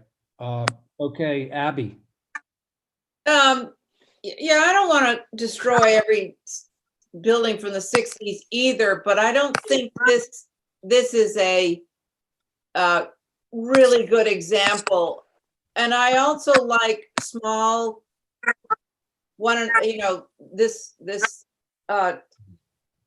I also like little cottages like this, but this isn't really talking to me like it's something I want to save. So I think I'm okay with the demo. I wouldn't mind seeing somebody take this idea and make it a strong design. So I kind of like the rear. Hopefully the next one will sort of give us a throwback. Okay. Mr. Chair, if I may. Yes. I would just want to annotate that this is why it's very important for the HDC, the Historic District in general, not just you all, but the town of Nantucket to have our surveys redone since it's been since 1989. Yeah. And staff did put that request into the budget for town meeting. Now, where that stands as far as new town meeting date, I do not know as far as the specific of that moving forward, but nevertheless, we have requested funding so that way we can do the survey. And just another note, one of the things that there are just other mechanisms for us to acquire funding down the road that would allow us to update our surveys. And I think everybody would agree that it does need to be done. think those are helpful, yeah. Yeah, I think that might be part of our, our end of June special meeting. I think that's going to come up in conversation then. Yes, sir. Okay, thank you, Holly. Diane, I, on the thing of demo, is it move or demo? Do we have? it's Did both.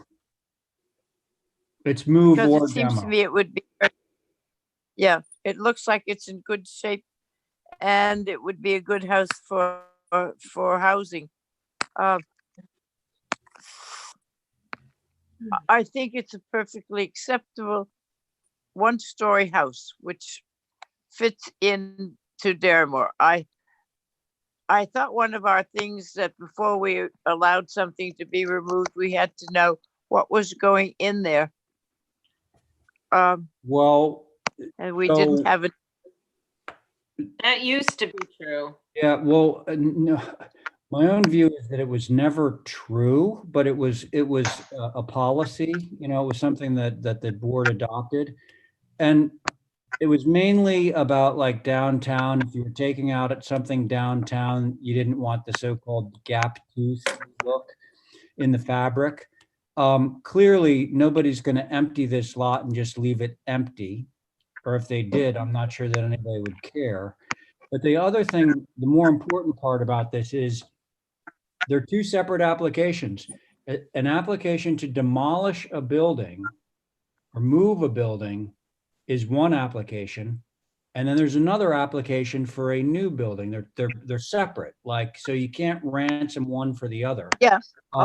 So legally, now but there's another aspect of this, Diane, that I want to touch on. So if we're having trouble with the concept of moving something out of a historic context, it's reasonable for the board to say, well, this is a difficult decision for us. Maybe we'd feel better about it if we saw what was going in its place. I don't think Darramore is that kind of street, frankly, but I mean, we can use that, but just with the sort of caveat that that's an advisory thing or a recommendation. It's not something that we can legally uphold.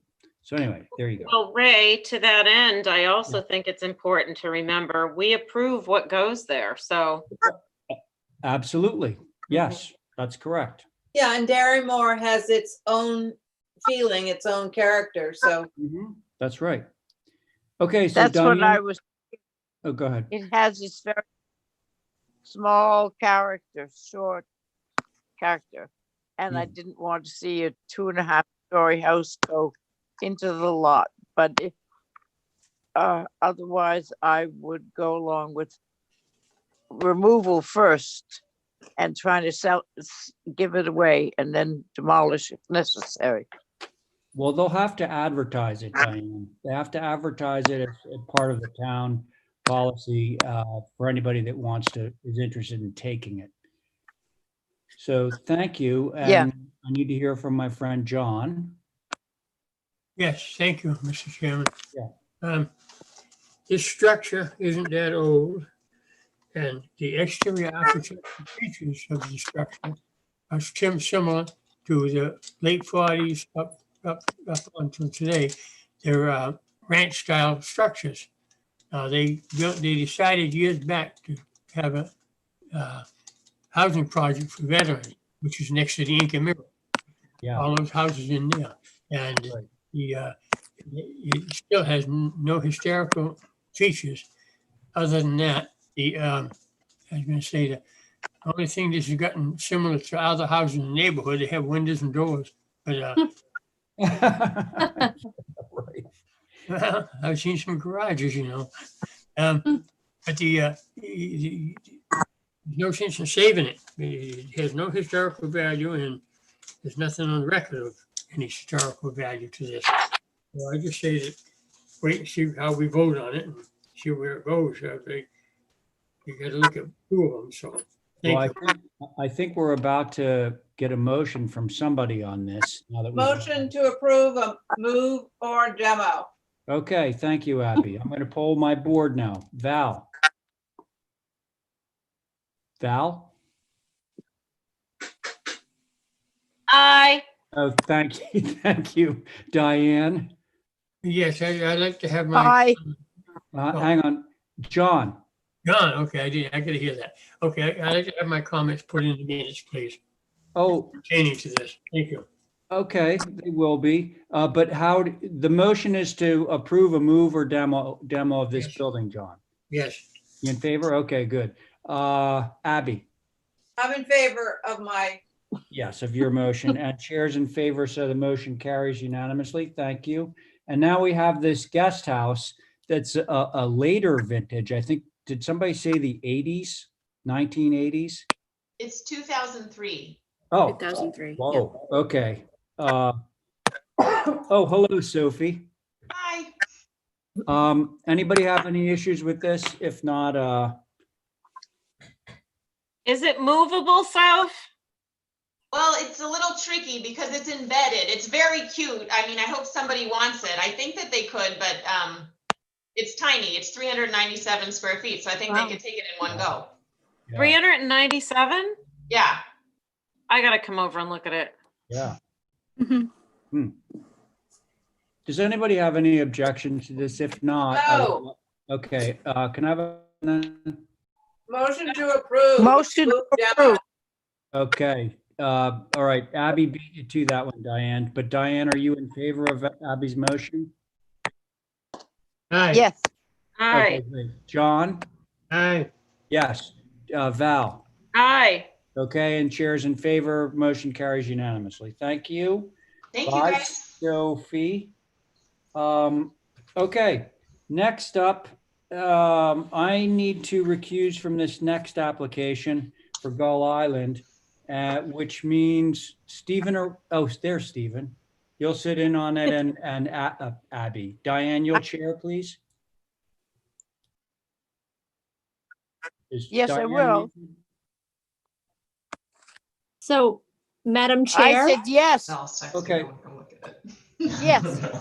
so I'm not quite sure, Sarah is not showing, but there's a person named Guy Danello. I don't know if they're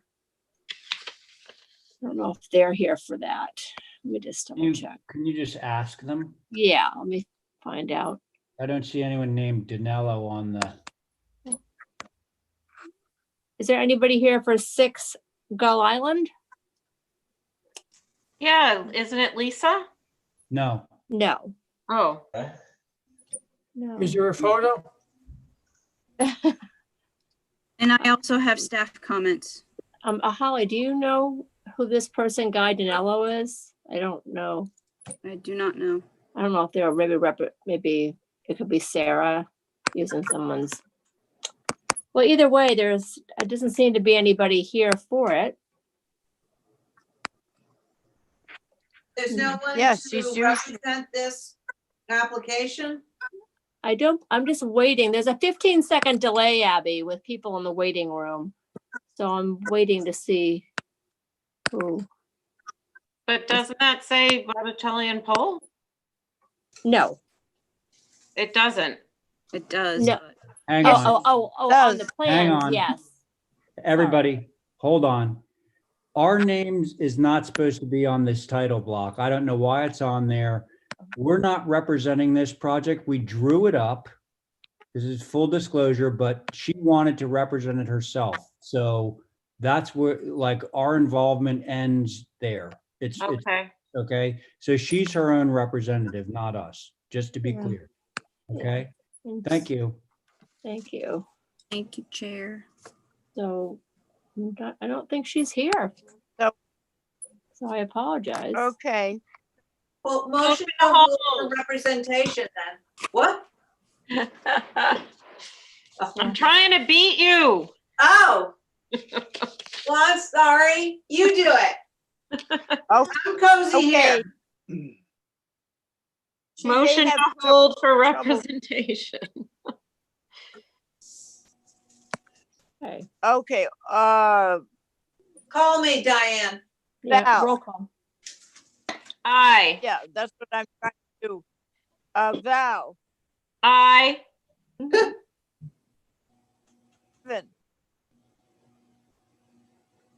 Yoo-hoo. Aye. Aye, Stephen, aye. Johnny, What was the motion, please?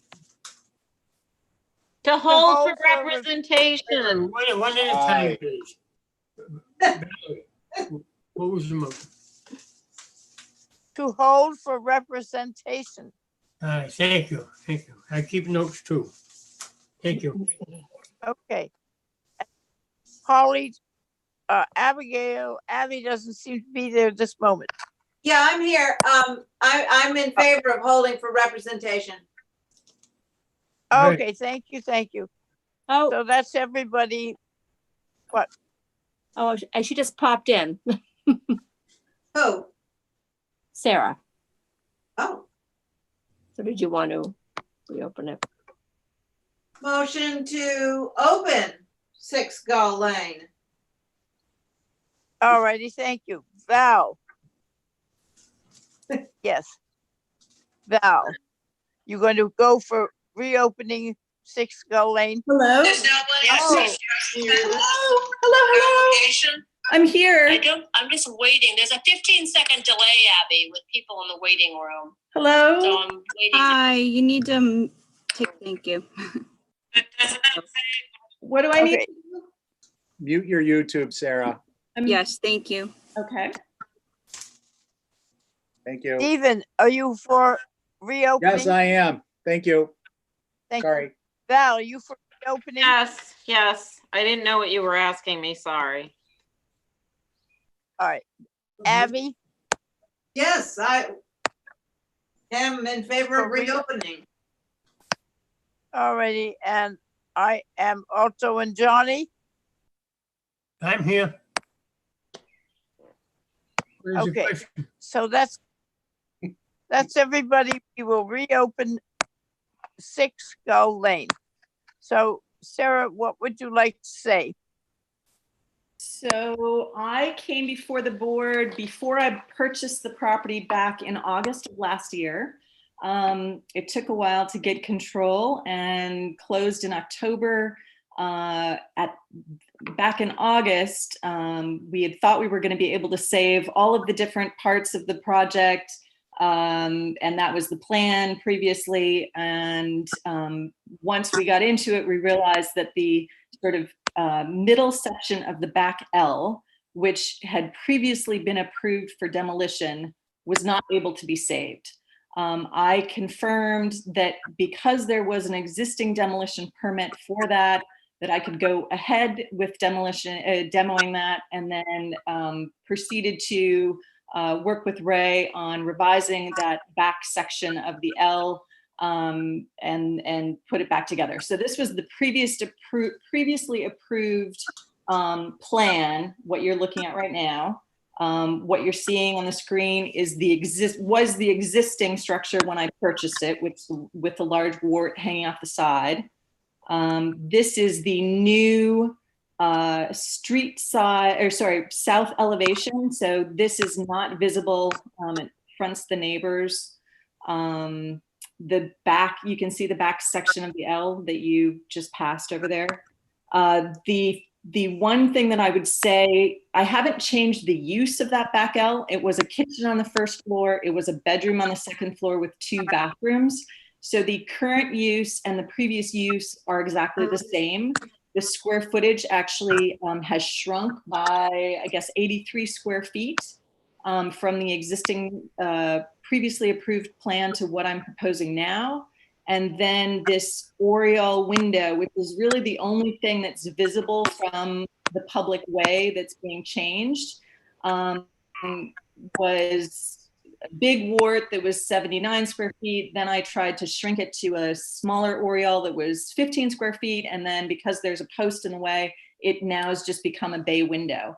And so that's really the only thing that you see from Westchester or coming up, I guess it's Easton Street, when you're coming to the corner of Center Street there, because there's the studio garage apartment that sort of obscures the entire view of the back L, which is that kitchen addition.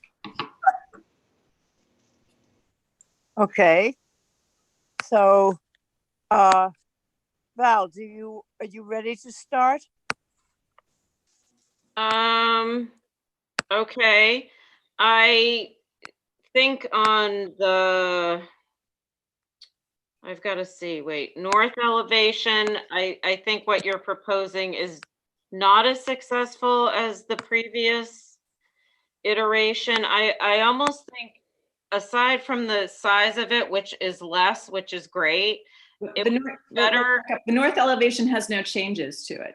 Yes, it does. You can see the larger mass behind the front mass. If you look at the north elevation proposed now. It went from 3 feet to 5 feet? Look at the roof line. It goes from.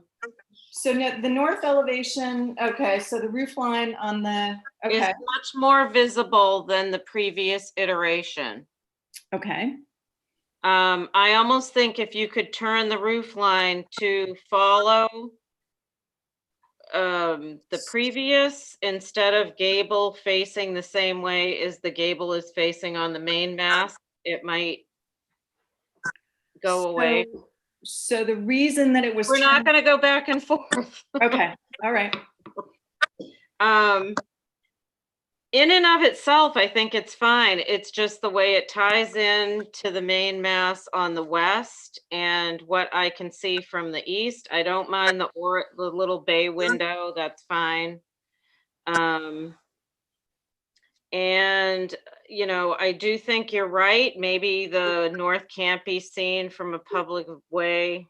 So it's less important, but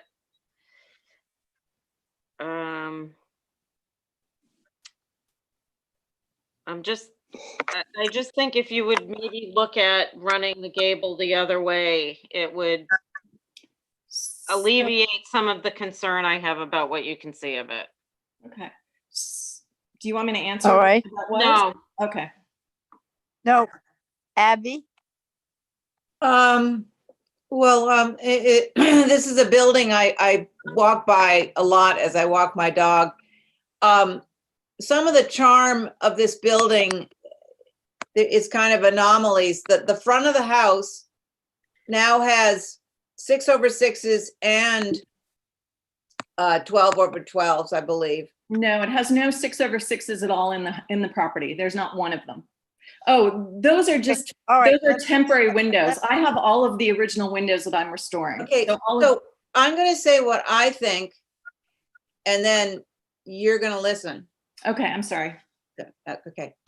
I'm looking at 6/6s right now, and what I want to say is that a lot of these windows are really old. I mean, they're hand blown glass, and we don't have that a lot. We don't have that feature anymore. None of these types of windows are left. So we'll have to do a full window survey, and these need to be restored. This house is falling apart, but it's got so much charm. It's, you know, it's just an iconic building. And the oriel window is an anomaly, but I think it's charming. I think also, if we're calling this the north face, I'm okay with that, with the way the gable is coming out on the right there. But I'm not sure you don't need a little window or something in it. Can we go to another elevation?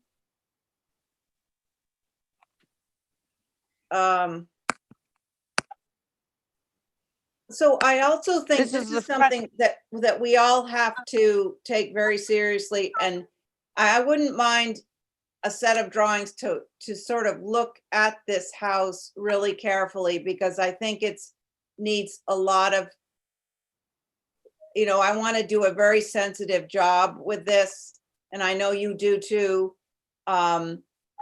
So I want to be very careful with this building. I think that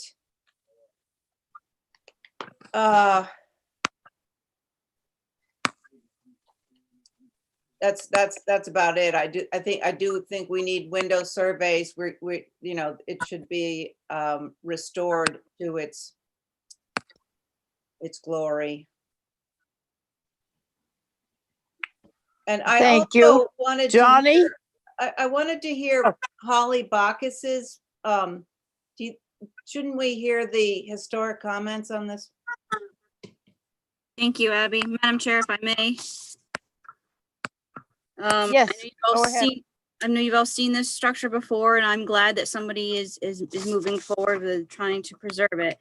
Of course, you all know this is a typical Nantucket, circa 1800. I've seen conflicting timeframes, but 2.5 story ridge chimney, 4 bay facade.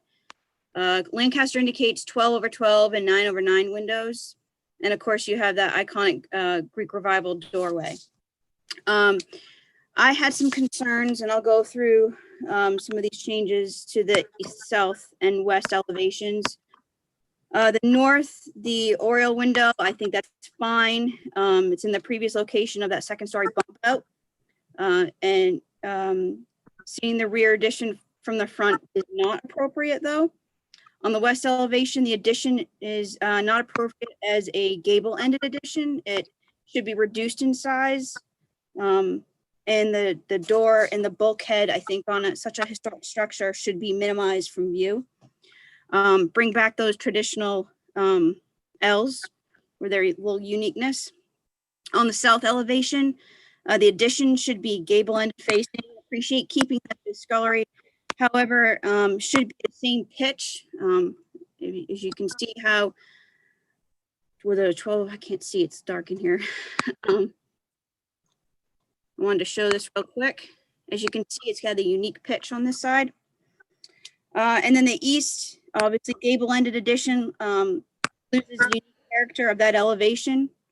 But the oriel window is fine. So that's staff's comments. Thank you, Abby. I appreciate that. All righty.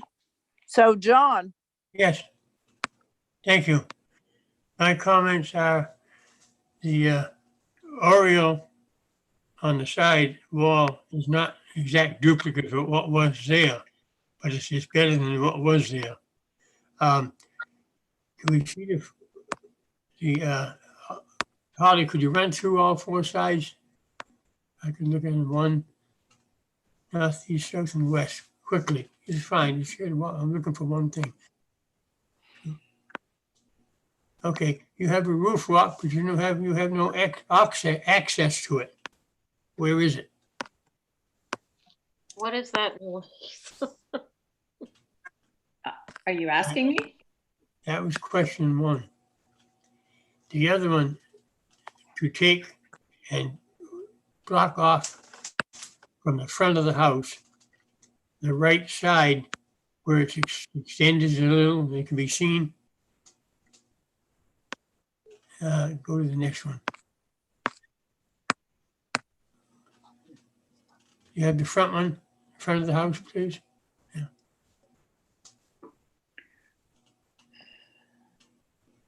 do I have soy? Do I have tartar sauce? That one right there. Okay. That's one In bite. addition, if one of the members mentioned you could turn it around and face it, have the gable going the other way in the back. I don't believe there's enough room to get one on there, the pitch that you need to get it up there and get it out of the way so it won't be seen. So it's problematical now, although this addition in the back is a request on the application. I think it has to be looked into also. Thank you. Thank you. Stephen? Thank you, Madam Chair. So I agree with comments that have been made. I think I do understand the applicant may have some concerns with respect to simply lowering the roof as viewed from the north elevation changes the program as viewed from the west elevation. But I think the larger countervailing issue is that the existing west elevation, there's much less competing hierarchy with what exists, which is to say the primary mass is in the front and steps back as more of a traditional style wood. And this adds a rather large mass on the west elevation. I don't know what the site plan is, but it may be that some of the space that is looking to be built out would need to be first floor on that west or the south. John, Guy, how are you? When I say well, hey, thanks for taking my call. Appreciate it. I'll wait till Guy's done. Thank you. The supporting in those comments are also staff's, Holly's. I just wanted to be clear on that. Thank you. Okay. So did you want to answer back to some of our questions? I do. For the first one, have no fear. Every window has been saved. All of the original windows are listed, as you can see, existing A, and they have been retained. All the panes of glass have been removed. They're being saved. Everything will be restored, and the original window will go back into the exact place that it's been in. I feel the same way in terms of the wavy glass and all of that.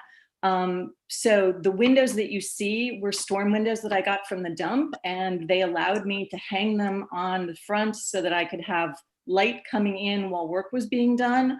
And they looked better than the aluminum, but they're temporary and they're just there for working purposes. So all of the windows have been labeled, they're off-site, and they are in a workshop, and they will go back in. So have no fear that the visual makeup of this house is being retained. As far as the interior space, I know you have no purview.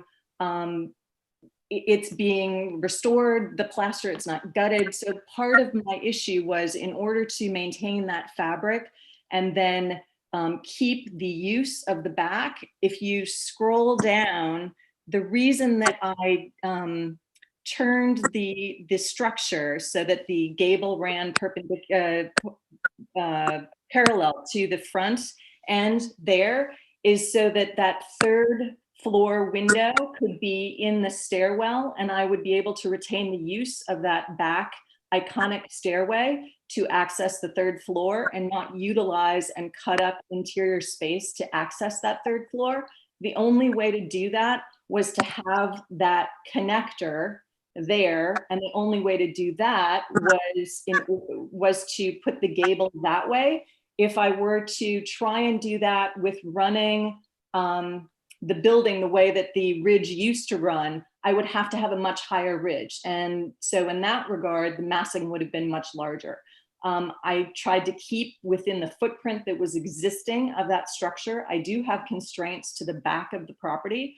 And I do have, I needed to fit a kitchen in there. And if I can't bump this out that 4 feet on the, as you can see on the north side where there's this, I think it was a 3 foot, but only a story and a half that you would see from the north elevation. And now it's, 2-story that you see from that north elevation, which I know it seems to be that's the issue. I could put a window in there so that the north elevation, that there's something on that plane. It's 5 feet wide, and yes, it does stick up somewhat higher from the ridge of the first floor L that sticks out there. It's hard to see because you're looking at that through a thicket of brush and over water and a lane, and it's very difficult to see back around that corner. So in terms of visually, I think it would be very difficult to see that from a public way. The south elevation, it's impossible to see that from a public way. As far as the other questions, I'm not sure what other questions I can answer. I reused windows. There are no 6/6 windows at all. I'm sorry, Sarah, to the left of the front door there, there are two 6/6 windows. No, they're not. There are 12/12s. Oh, they're 9/9s. Those are existing to the original 1780 structure, and they remain. I think what you're seeing are what's on the structure now are temporary 6/6 storm panes that, like I said, I got from the dump, and they're temporary. I have all of the original windows saved. They will all go back into the exact place that they came out of. So when, sorry, when you say you're restoring a window and you're taking the panes out, I take them down to bare wood, I repair them, they get restored, all the panes of glass go back in. I have all of the wavy glass panes that are original to the house. They get reglazed, they get, I mean, they're restored. They're restored windows so that they're operable. They're all labeled. They go back into the exact same place that they came out of. So there are no 6/6 windows in this house at all. Probably saw a little more. I can't do it. All righty. Do you understand that? well, it's okay. Anyway, I think I just want to proceed with this, very slowly and sensitively, and you sound like you that's the route you're taking. So I think we're in good hands. I am mainly concerned about what faces Gull Island, and the back of it. Like, I don't think I've ever really seen the back.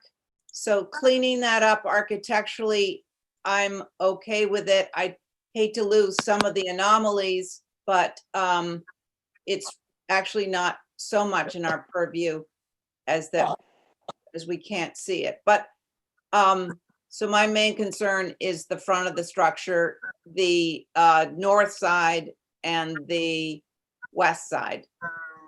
But not, I guess it's the south side that nobody will really be able to see.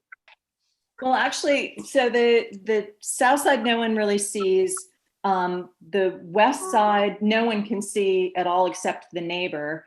And or I guess it's the, what is it? North, south, east, west. Sorry. The east side, the only person that can see that is the neighbor.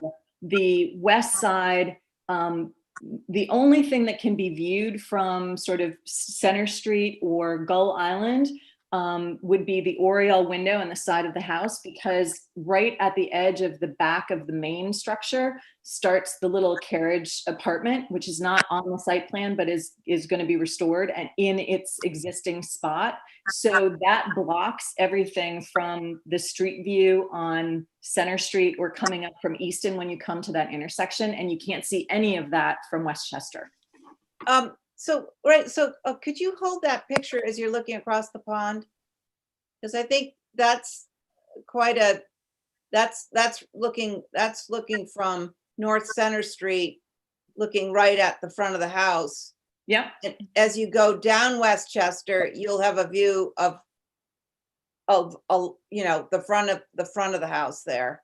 Yeah, the way that it sits on Gull, it's catty corner to Westchester. So it's very difficult to see anything back behind it. So even though we're looking at that front and talking about sort of that back corner that sticks above the first floor addition, it's almost impossible to see that at all unless you're standing right in front of the house. And actually then you wouldn't be able to because you're too close to the house to see it.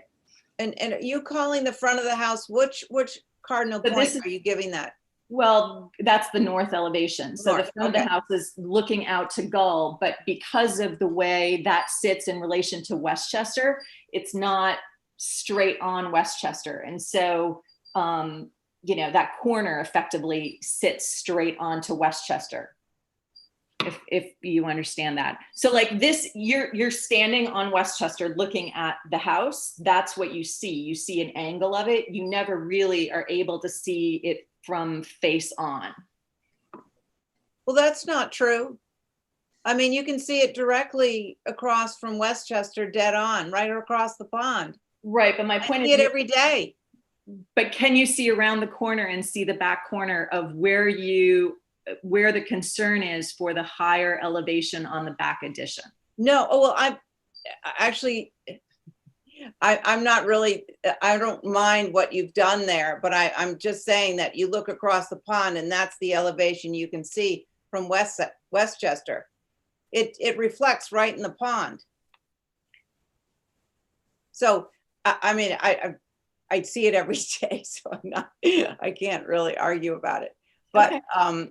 so if you're saying, if that's the north, and I wish we could oh, there it is. Yeah, it should be labeled, yeah, it says north elevation on the side. So So then that's, the east is yeah. the Oriole window? Yes, that's, no, north, south, east, that's the west. West elevation would be the Oriole window. So the west is No. what? No, the Oriole window has to be east. Let's go. That has to be east because west is to the right. You're right. I'm sorry. Yes. That's right. I just want to make sure when we're talking about the different elevations that we're talking about the right ones.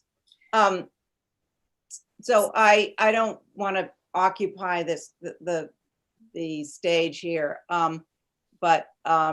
So I'm ready to hold for revisions. I don't, or somebody else say something. I have a sort of a suggestion, maybe, to sort of mitigate the newer, larger mass in the back on the north. Is there any way to retain part of that corner as it formerly was running, you know? So the issue with that is That's a dead corner that's in back of your shower, it looks like. it's a dead corner, but the reason that it runs that direction, the gable runs that way, is because it picks up headroom for the third floor winder that is existing. And I wanted to retain that funky third floor access. And the only way to do that was to get headroom in there. And the only way to get the headroom in there was to turn this on the gable end so I could connect the two and capture that space. But I think you can still run you can, if you look at the west, you could run a roof, I think, from your connector piece down to tie into it's like an overlay. It would be fake, nothing's in there, but it would still reflect from the street that previous angle. Just look at it. Okay. Because that is the view that's probably the most significant, and anything you can do to sort of mitigate that or become reminiscent of what was will help. So if I just understand this right, you would want me to break that rafter there, up to the ridge, break it so that it has a less steep pitch, similar to what was there? I guess I'm a little confused as to what it is that you're looking for. I can't really bring the... Sarah, can I interrupt? Yeah. It would be good if we gave a motion to hold for revisions, and then that would give you some time to work out the different ideas that have been given to you and what you want to do, than doing it on the floor tonight. Okay? Okay. So could I get a motion for holding for revisions and further information? So moved. I'd like to just quick discussion on the motion. I just suggest that if Sarah has questions about Val's suggestion, that she direct them through staff and they can connect that way. Yeah. Yeah, that's what we would usually do. So that's very good. So I have a motion from Steve to hold for revisions and further information. Aye. Abby. Aye. Val. Aye. Aye. Aye. Stephen.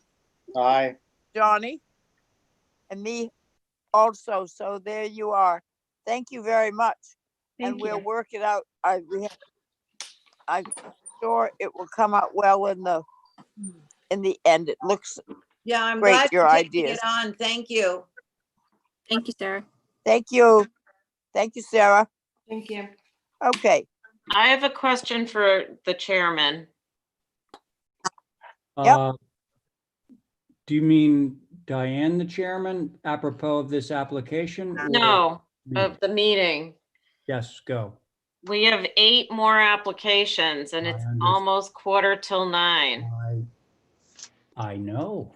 Can we, what are we gonna, are we gonna like push? Well, and let me make that even worse for you, because we have this issue, as I'm sure you all know, over at 81 Vestal that I was really hoping to discuss tonight. You're wondering what we're going to be doing about all Yeah. this now? Mm-hmm. Well, Since I'm dead last, I no, um, don't cut out on us. Hang in there. At least, well, look, so I think that the staff has to see if we can do another, like, yeah, the equivalent of our Thursday meeting, because, and I know it all has to do with Nantucket TV, all that kind of stuff. So I'm going to throw that back into your hands. But for the time being, yes, let's see what we can process tonight. Okay. And then we'll have Kathy search something out and get back to it. Okay. okay. All right, good. Ray, So, yes, John. I have something to do, personal. I have to go shut off now. I'll catch you next All week. right. Hey, John, thanks for Thanks, sticking everybody. around. I appreciate Great it. job. We'll talk to you soon. Bye. Good Great night. Great job by the staff. Thank you. Thank you. Okay, so Stephen, hopefully. Good you're night, still there. John. Good night. Good night. Yeah. Everybody enjoy. Thank you. You too.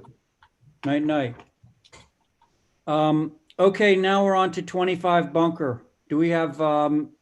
Goodbye. Rothke on board? I'm gone. Yeah, we know. Is Steve Rothke with us? Yes, I am, Mr. Okay, Chairman. great. Oh, okay, cool. What are we doing? Okay, let me just preface this by saying that there are 2 applications you're going to review here in tandem.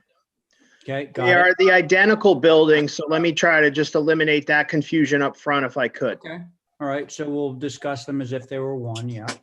That probably would just expedite your review.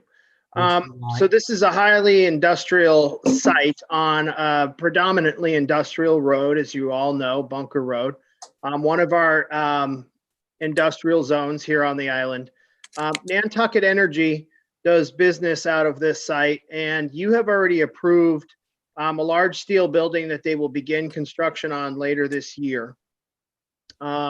These are 2 ancillary storage buildings that they're requesting so that they can move some of the various materials they have in storage sort of strewn across the site and in a more temporary type hoop house kind of tent structure, if you will, and to move these into more permanent storage. Now, I say permanent, meaning more permanent in terms of their location, but you should recognize that these are fairly rudimentary storage type buildings. They have a semicircular corrugated steel roof, and they actually are designed to sit on top of 2 steel storage containers, the kinds of containers that you see various items shipped back and forth all the time. So Stephen, Yes, sir. those 2 things that we're looking at on either side of this building are storage containers. So that gives us some idea of the scale of these buildings. That's correct, Ray. So, Yes. so they look immense, I got to tell you honestly, but they aren't really that immense then. So how tall is this? So the footprints of these buildings are 40 by 40. A typical shipping container is 8 feet wide, 8 feet tall, and 40 feet long. Okay, the but eave so- height of the eave height of these buildings are well, they're less than 9 feet, let's say. Right. So that means if it's less than 9 at the eave, then at the top, it's going to be like 14, maybe? That's right, Ray. And I think if Kathy could, or if someone could just scroll down, I have the height actually called out on the front elevation.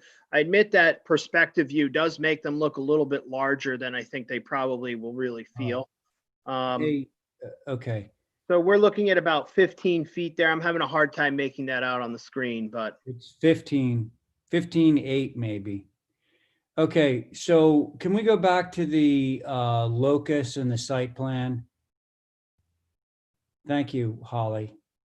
There we go. How about do we have a locus? Okay, can we zoom in on that?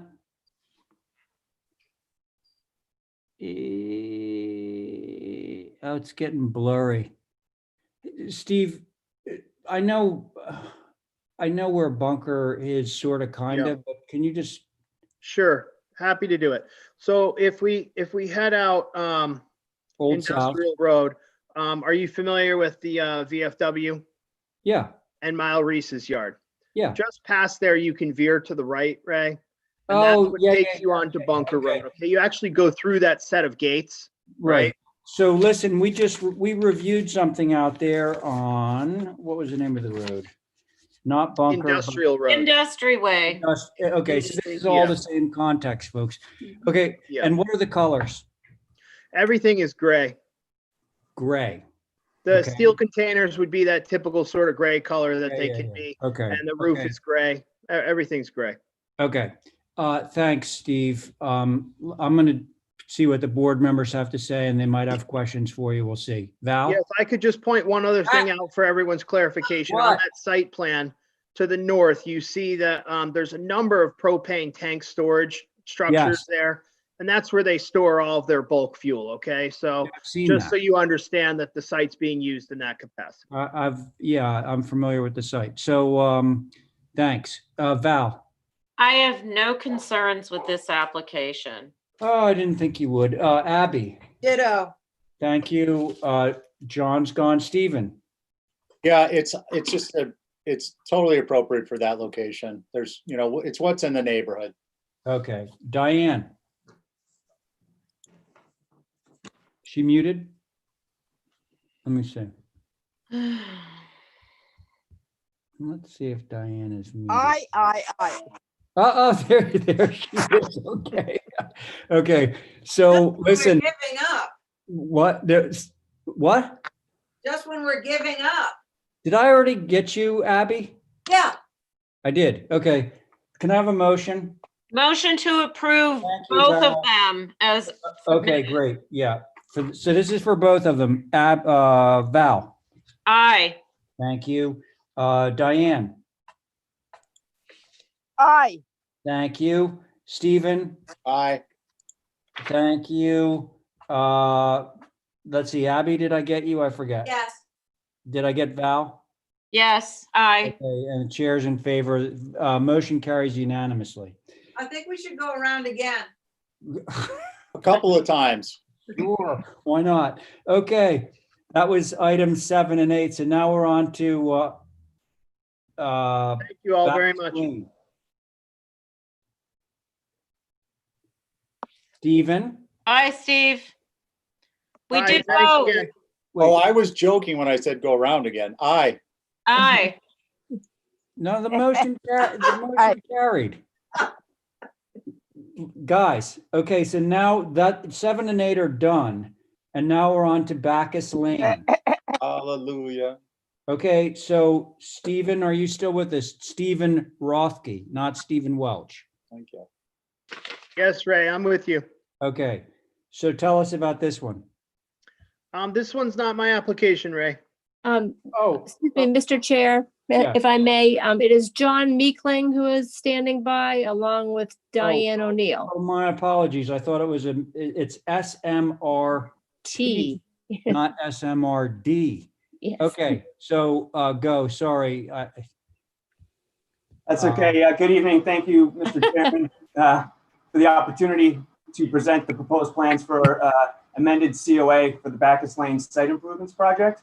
Great. My name is John McMeeking. I'm a landscape architect with SMRT Architects and Engineers, and I'm joined by Diane O'Neill, the Director of Facilities at the Nantucket Public Schools.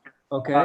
Just to give you a quick background on the project, in 2018, the HDC approved plans for development to the land due west of the existing Bacchus Lane fields. That approved COA included construction of a playground, a basketball court, natural grass varsity baseball field, a 10-space parking lot, a 50-space parking lot with bus drop-off, and a modular block retaining wall. Again, that was approved in 2018. The school's always intended for the construction of the project to be phased. To date, the site has been cleared and stabilized. The playground has been constructed. The basketball court has been constructed. The modular block wall has been constructed, which will be the future right field of the varsity baseball field, as well as some perimeter security fencing and some plantings along the western property line. So that's what's been done so far. As a lot of projects go, it's a phased construction project. The schools at the moment, since the work had completed over the winter at phase 1 and 1B, the schools basically set up a campus planning committee. And so this committee basically is looking holistically at the entire campus for opportunities to improve athletic amenities, specifically on campus. The committee identified almost immediately the need for tennis courts on campus. There's no tennis courts on campus right now. Busing's an issue, scheduling's an issue, meets and games are an issue, and it's always been a concern, the desire for the school to get tennis courts on campus. Okay, hang on one second, because I want to make sure that this is all really clear and we don't have to go over it again. So right now, we're all looking at a drawing of yours that shows outlined in red what appears to be a circular parking area, okay?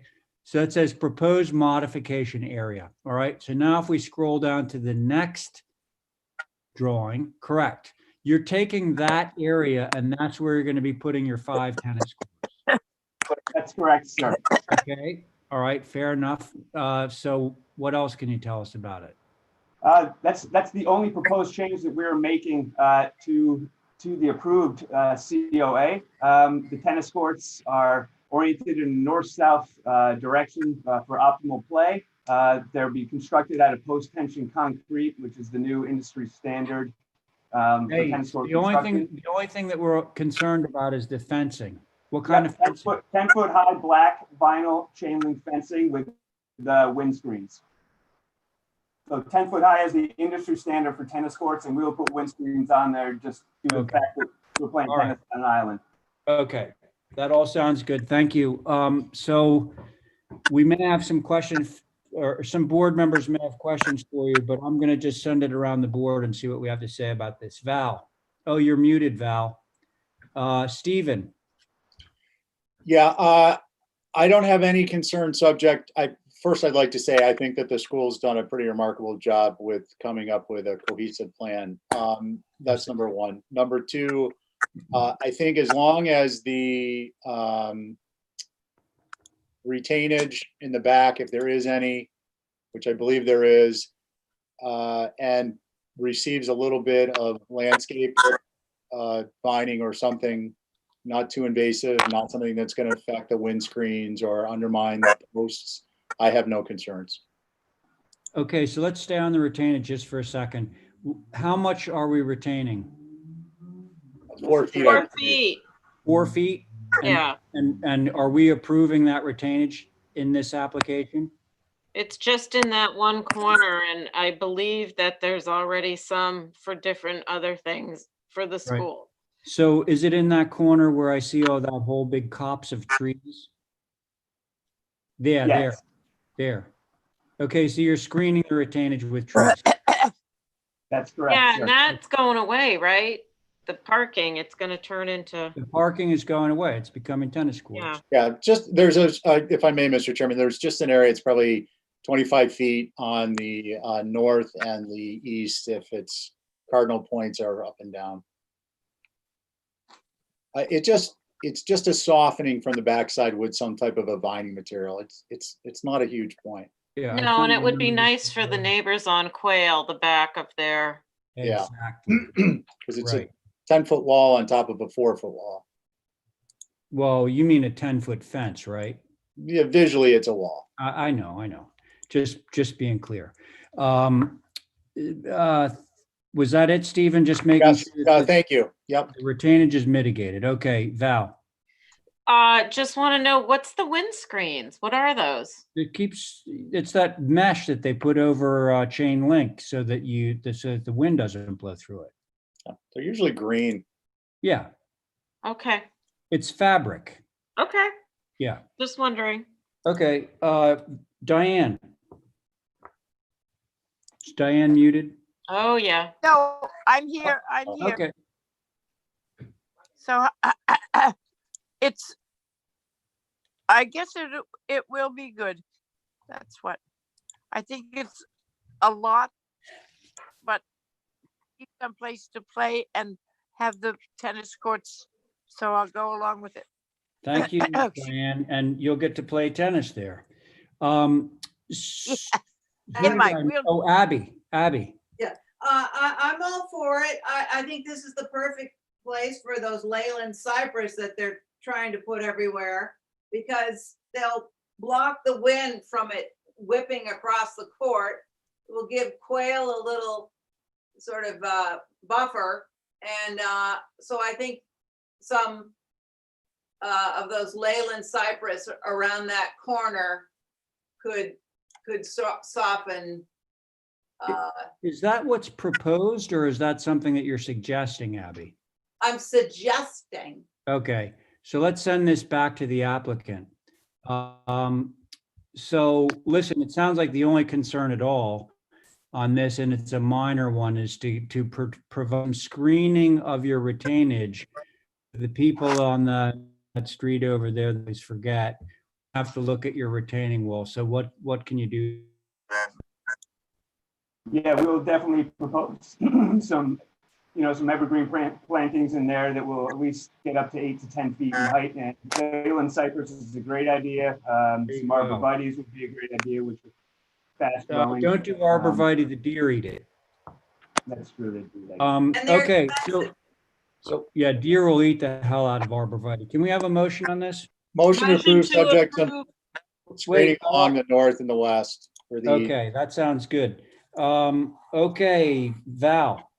Aye. Thank you. Diane. Aye. Aye. Thank you. Abby. Aye. Great. And Val, are you in favor of your motion? No. Wait. Wait. It was Steve, Are Zach. you in favor of yes, your I motion? am. Okay. Chair's in favor. Motion carries unanimously. Aye. Thank you. All right. Thank you very much. Yeah, you're welcome. Okay, Ethan. Can you guys hear me? Yeah, we can hear you. Okay, guys. This is an announcement. I'm looking at my clock here, and it's 2 minutes of 9. Yeah. Ethan has 2 applications. I think that we can probably cut through his 2 applications if you would all be okay with that. And then anyone else is going to have to defer until such time as Kathy can get us back on Zoom again. Well, maybe at the beginning of next Tuesday. Yeah, it might be that. Yeah. We don't know. So in any case, Ethan's 2 will be the last 2 that will be heard this evening. 2 or 1?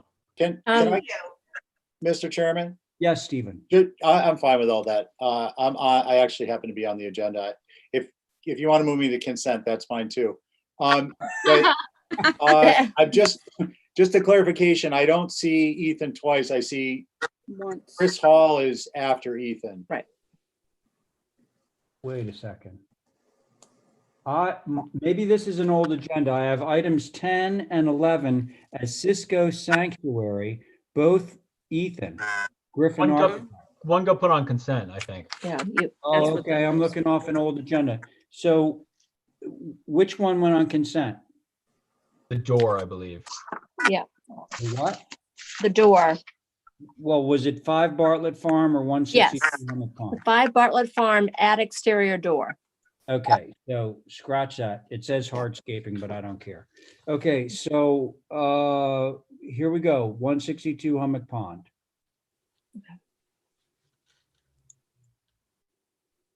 All right, it's a 8x20 temporary storage container used for pickup retail.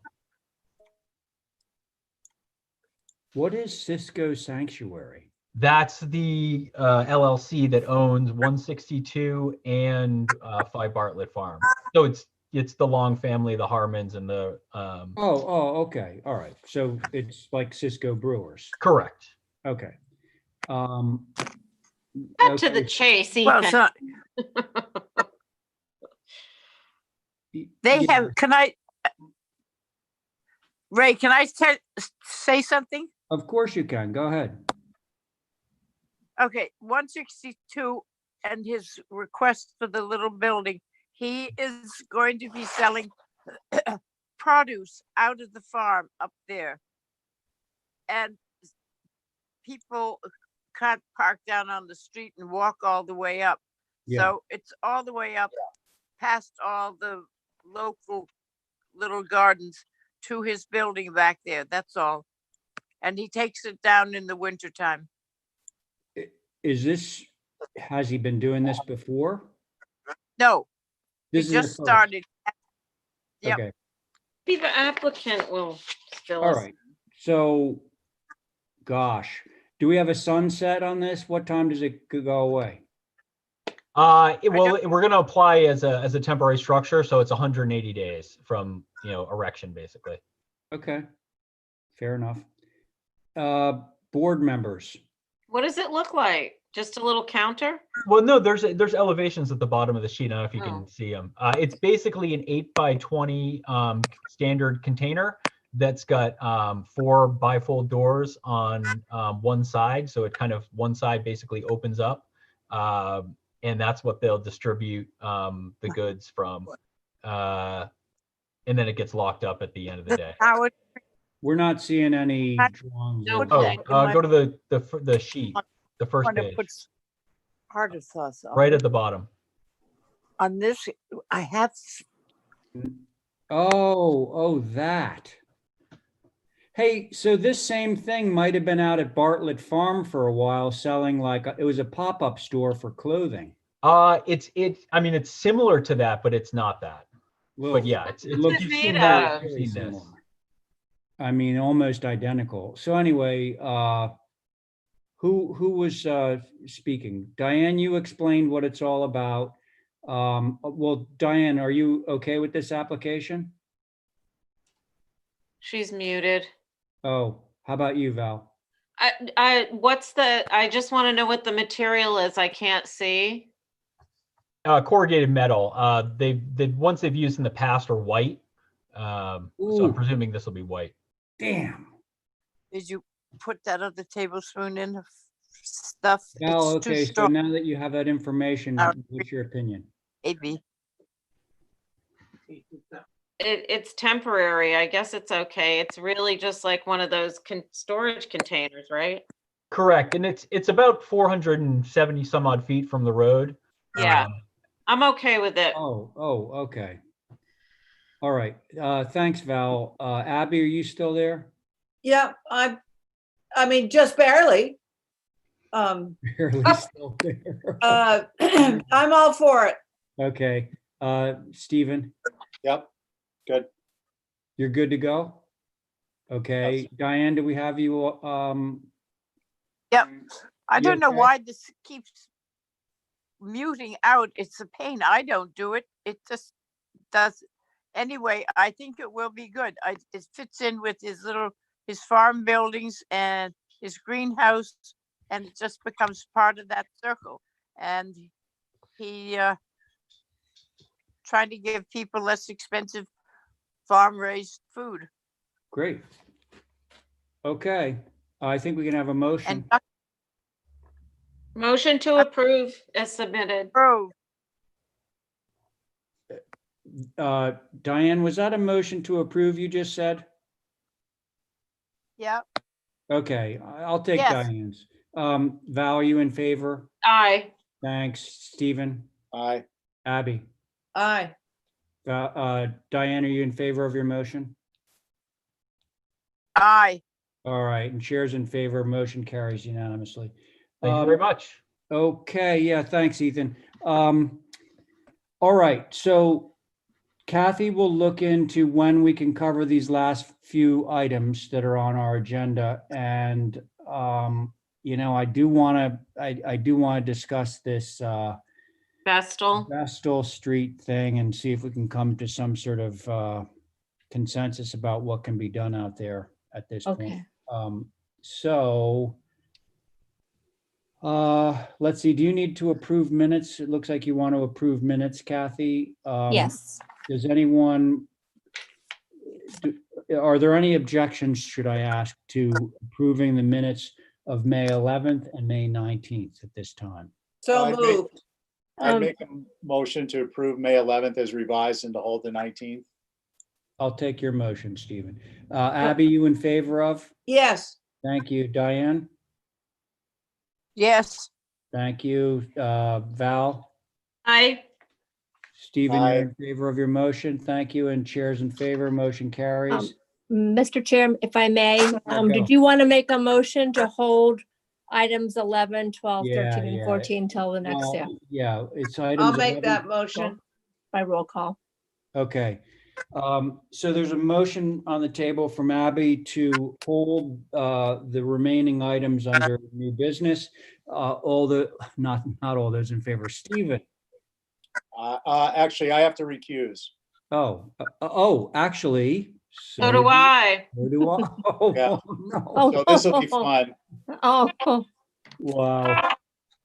So if you and Val recuse, I'll make a motion to approve them all except for 12, and then I'll recuse and someone else can do the same.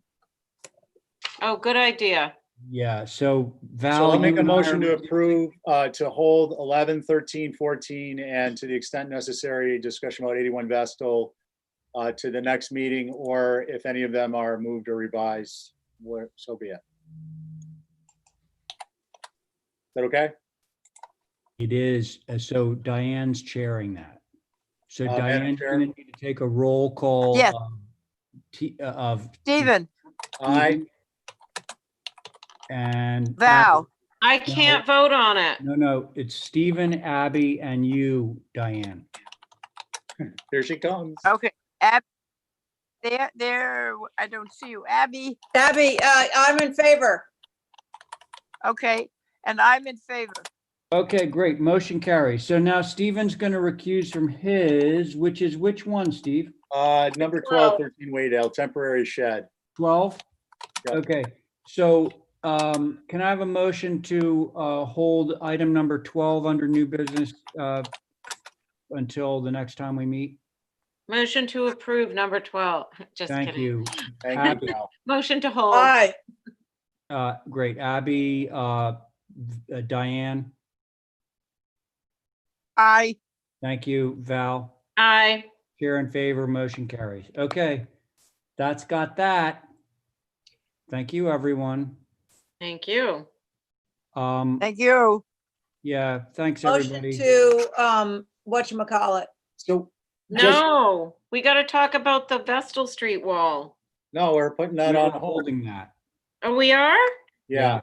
So if I Okay. could just Yeah. say, anyone who was on hold, touch base with, obviously, but just have said it, touch base with Kathy, maybe tomorrow, late afternoon, and she can maybe get you squared away. Yes. Thank you. So So we're not doing it. we're not. No. Okay. It's So, not going to be a short discussion. Okay. Yeah. No. Yeah, I don't believe I'll be able to get a meeting in this week, but probably will be for next Tuesday. In the meantime, I will talk to the various parties there and see Sorry. what's being done or not done. Well, listen, I think that it's 10 after 9, so Kathy, is it safe to adjourn this meeting at this time? It is. Okay, can I have a motion?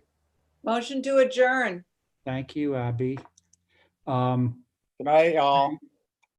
Hold on, we're Good night. roll call. Aye. Stephen, you in favor of? Aye. Okay. Aye. Diane? I, Yes. Aye. thank you. Val? Aye. Abby, you're in favor of your motion, I'm sure you Yes. are. Night, And night. Chairs in favor. Good night, everybody, and thank you all so much. Thank you, Ray. Yeah, thanks. Night, night. Everybody, bye-bye. Thank you. Bye.